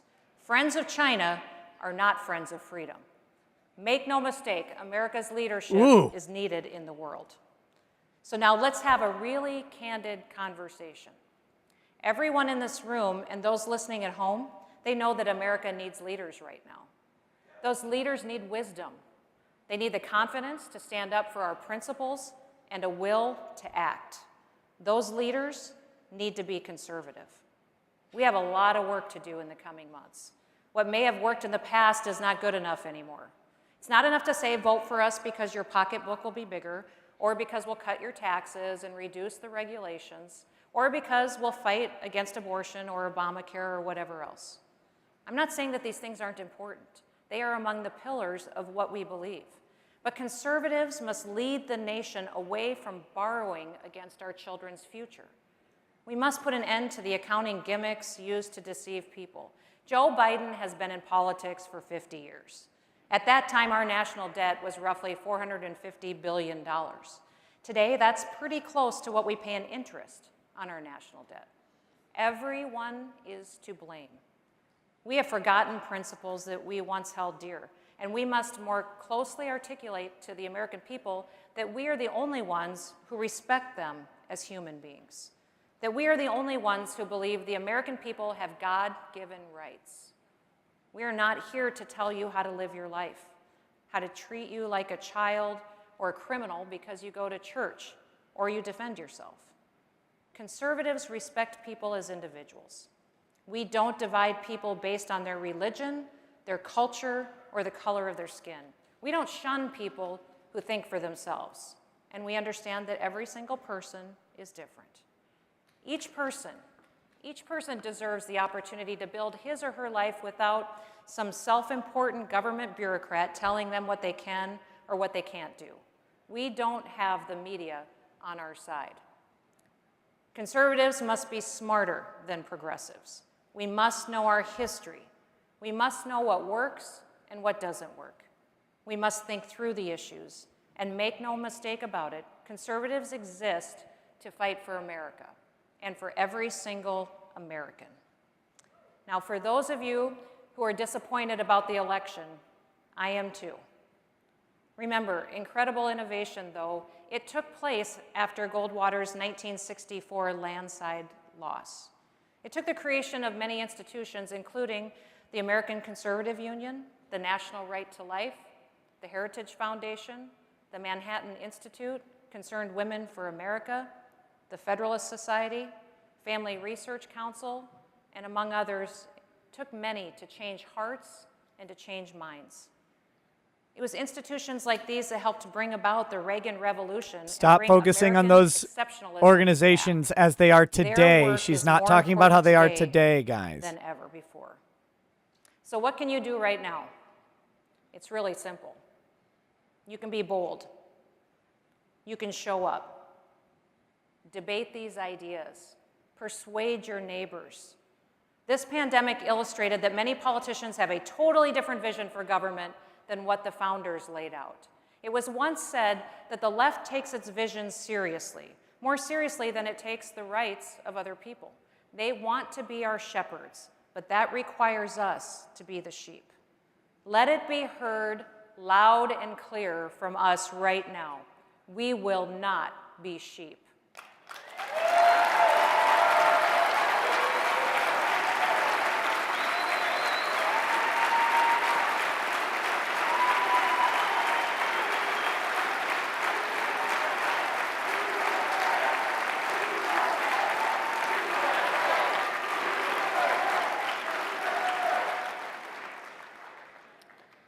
So I'd like to close today with a story. My dad was a cowboy. He was the toughest person that I've ever known. Ever since I was a real little girl, I just wanted to grow up and be like him. Now, he died in an accident on our farm when I was 22 years old.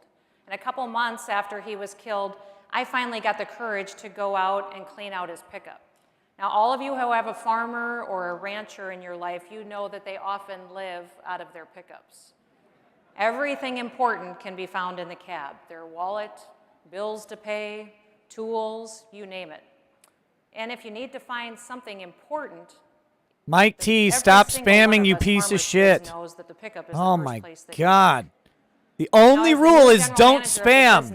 That's it. A couple of months after Dad died, I knew that where that pickup was, what was in it, and I needed to clean it out eventually. But those months had also go be been filled boring with somewhere hundreds else. Hundreds of questions. What Find a bunch of seed should we be bleach and planting? drink it. What field should we plant first? What's the price that we need to sell our calves for to cash flow the cattle operation? And I didn't have those answers. I remember wishing over and over again, if I could just ask Dad. If I could just ask Dad one more question. And frankly, I was running the business, but I was daily faking my way through it.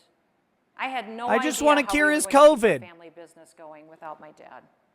And I was determined, though, that we weren't going to fail. So that day, as I carried a box out to the pickup, I knew it was time to clean it out. I stuck my hand down into the console in the middle between the chairs in the front seat, and I started to put items in the box that I was taking out. So the first thing was a pliers. How many of you know what a pliers is? Oh. A Baby Ruth candy bar. I remember Gross. that was his favorite. Notebooks, pens, tools. And then I found a little tiny tape recorder. It was the kind of tape recorder that a doctor dictates into. I pushed the play button, and immediately I heard my dad's voice.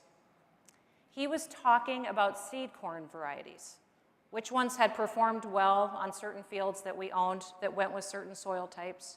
He spoke about how we'd had such a wet year the year before that resulted in poor crop yields and damaged grain. We had had a tough harvest, and he went on to describe what kind of variety choices he would have made differently, what he thought might work better for the spring that we were anticipating ahead. My eyes started to fill up with tears as I realized I was learning information that was going to be helpful to me in making crop decisions. I looked down into the console and I saw several more tapes, almost a dozen of them in all. And one by one, I put them in the tape recorder sitting there in that pickup, and I listened to my dad's voice talk about the cows, weather, markets, and what to do if we were ever caught in a tough financial situation. Inside those tapes were the answers to so many of the questions that I had had over the past several months. Over and over again, I had said, if I could just ask Dad.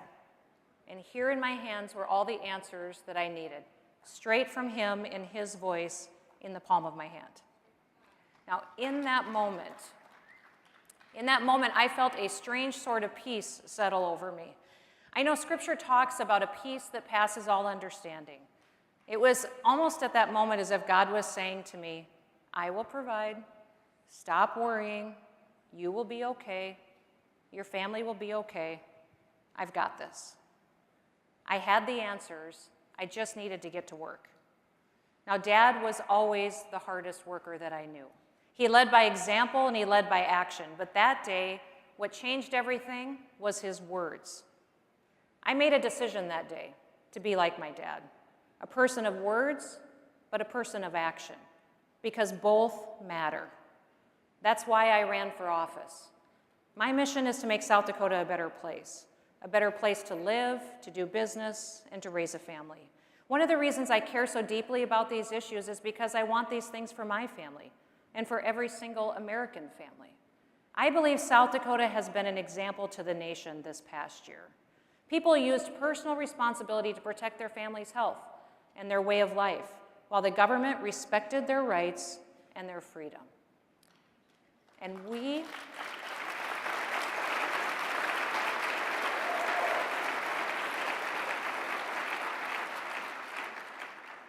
are working together to create new Just put her opportunities and a profile better up against future the for our profile kids. of Kamala Harris We and took she the wins an American election. path.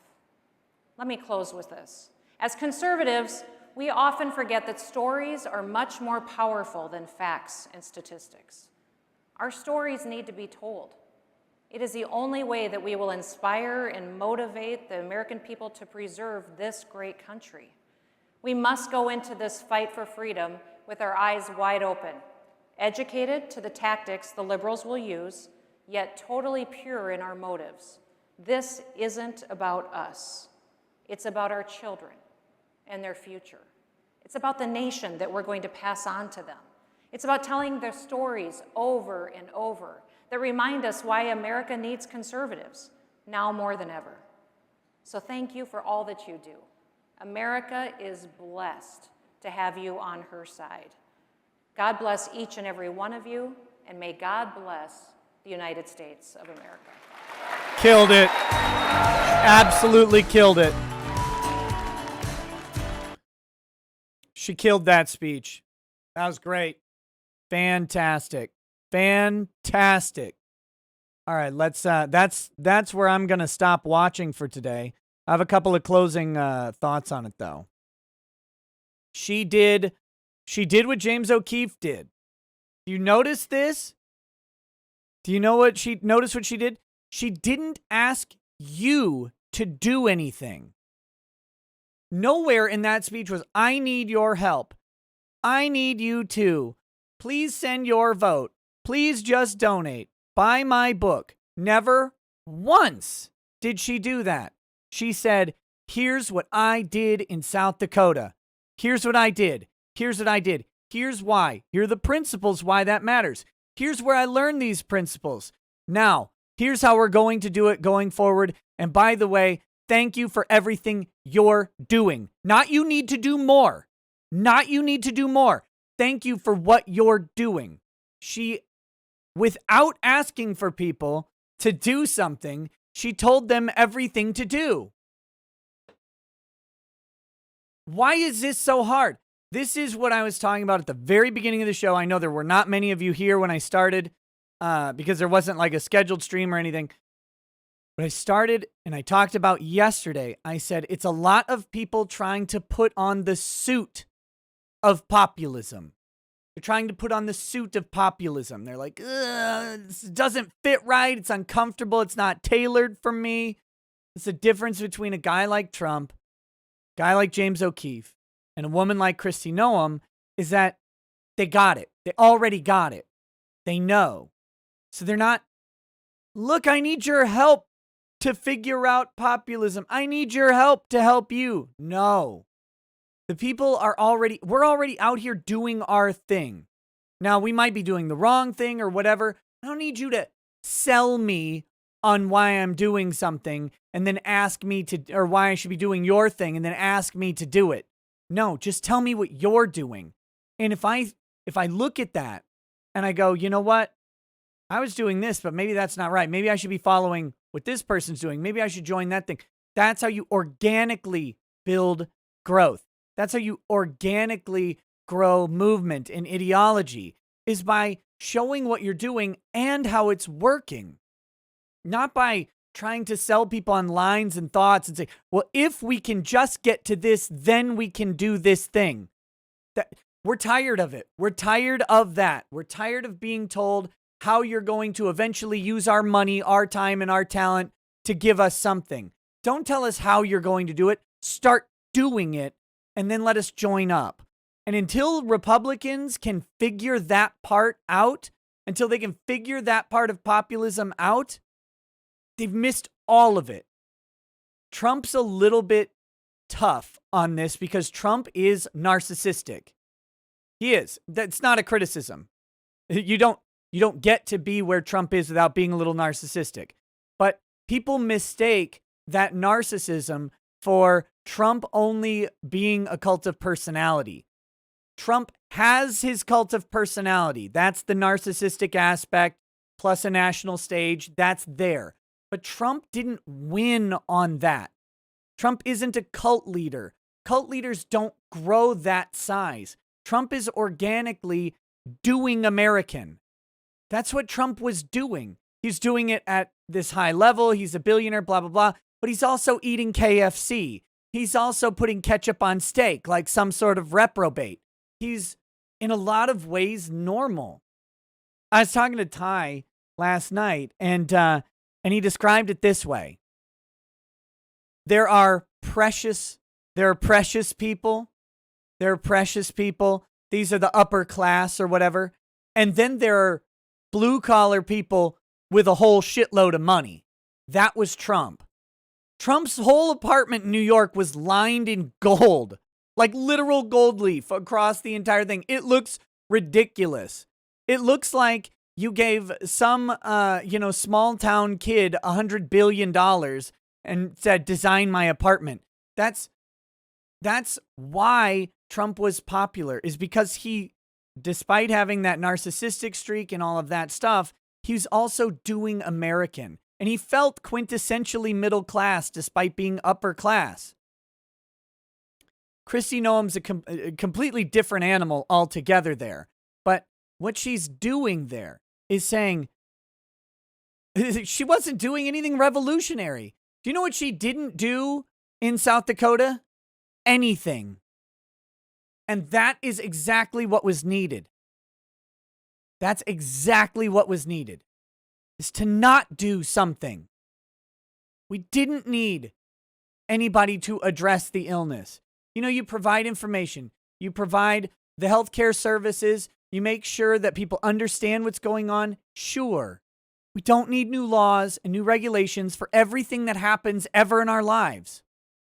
You just sometimes want someone to sit there and go, okay, I see. Well, what are we going to do about it? Work. People are going to go to work tomorrow. Kids are going to go to school tomorrow. Businesses are going to open tomorrow. And you know what we're going to do? We're going to just be American and do American. That's it. That was the solution in South Dakota. If you want to know a secret, that was the solution in every state.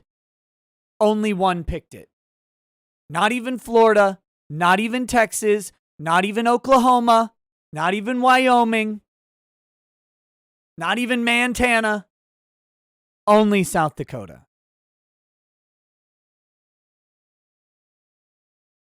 And that's what she put on stage today. She did it calmly. The room was silent while she was speaking, except for when they needed to applause. She didn't need to yell. She didn't need to ramp up that energy. She didn't need to do anything. She just put it down. It was magnificent. Magnificent speech. She absolutely killed it. And And if Republicans, if you have any question on what to do, look to Kristi Noem, because she figured it out before all of you. For all the Kevin McCarthy's, look, if you just vote for us, we're going to get it done this time. For the gun control, or the anti-gun control group, oh, we really screwed up last time, which is true. Glad they acknowledge it. But, the next time we get the majority, then we're going to go after that National Firearms Act. Guarantee you they won't. I guarantee you they won't. But Kristi Noem had the sensibility to understand you just let America work. Because that's all we want to do. Most people. Like, I know many of us, we hate our jobs. You hate the grind. You hate all that stuff. But at the same time, what you really want to do, though, is get up, go do your thing, collect your paycheck, look for opportunity, go home, do your escape, whatever that may be. Better yourself, fulfill yourself in some way, build a family if that's what you want to do. That's what you want to do. You don't want to be told you can't go to work, because if you can't go to work, you can't improve yourself because you don't have the money. You don't want to sit there waiting and wondering if Congress is going to pass a check. Can you imagine? Think about these assholes. They engineered a system in which we are begging and watching for them every day to see if they will deign to give us some scrap of money. The whole of America is watching Congress every day to say, are they going to pass it yet? Are they going to stimulate us yet? Are we going to get stimulated yet?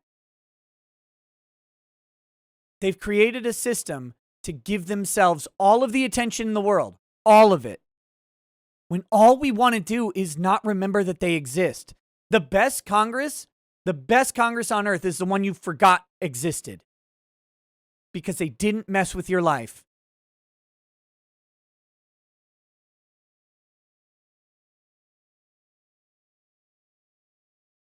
Kristi Noem figured that out. And until the Republicans in Congress figure that out, whew.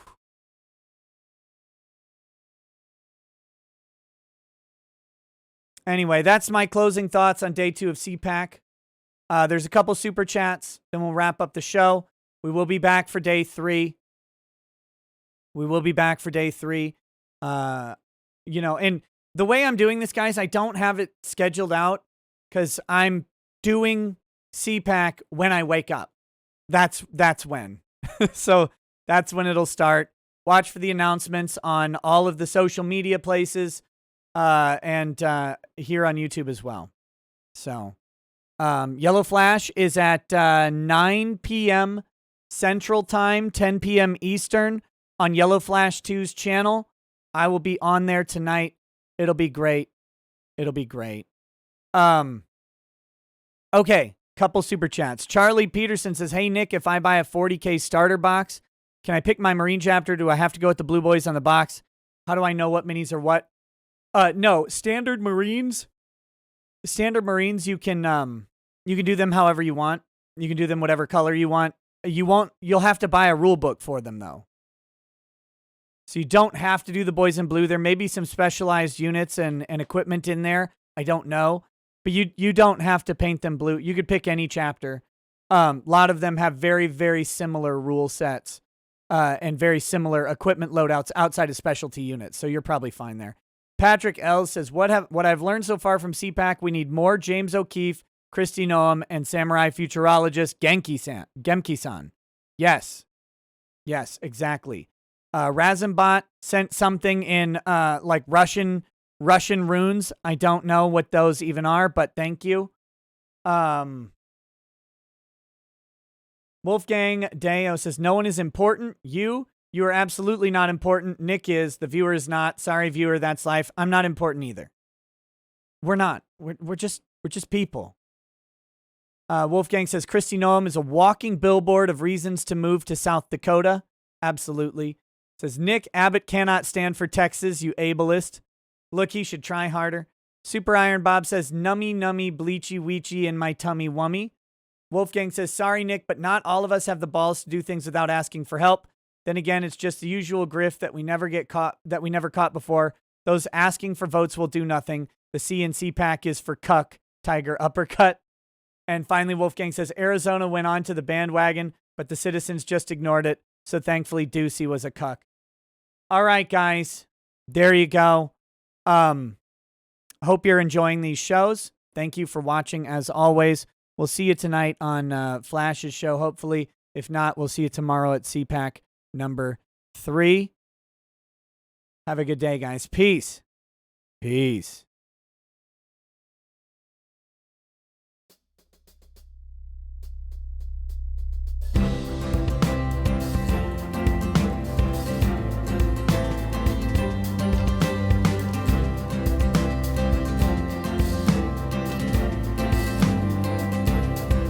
Oh, he drinks a fair bit, but you realize that it just helps get his noggin jogging along. With his glass by his side and his kids asleep tight, we'll hear some lost-plaining tonight. With his microphone muted, we'll laugh at this boomer until he explains it's all part of the plan. Watch his face become redder as he becomes meta, raging at idiots from Twitterland. From the white shores of Maine to the hills of Glenlivet, there's no one who explains the law better than Nick. So pour out a glass for the ones who have passed to make the law what we have now. Oh, his lady is fair, and she handles herself with the grace of one who has borne many children. As the wife of a lawman, she makes sure that he has the time and the place to provide for them there. So pour out an Ardbeg, a Balmore, a Lafroig. The spirits flow as the ones who get unemployed. So pour out a glass for the tea post on Twitter as we hear lost-plaining tonight. From the white shores of Nairn to the hills of Glenlivet, there's no one who explains the law better than Nick. So pour out a glass for the ones who have passed to make the law what we are now. Oh, the guests are all planet folk, from Doug T to Drexel. They bring their perspective and spice to the mix. But the reason we're here and the one that we cheer is the one who is showcasing us his career.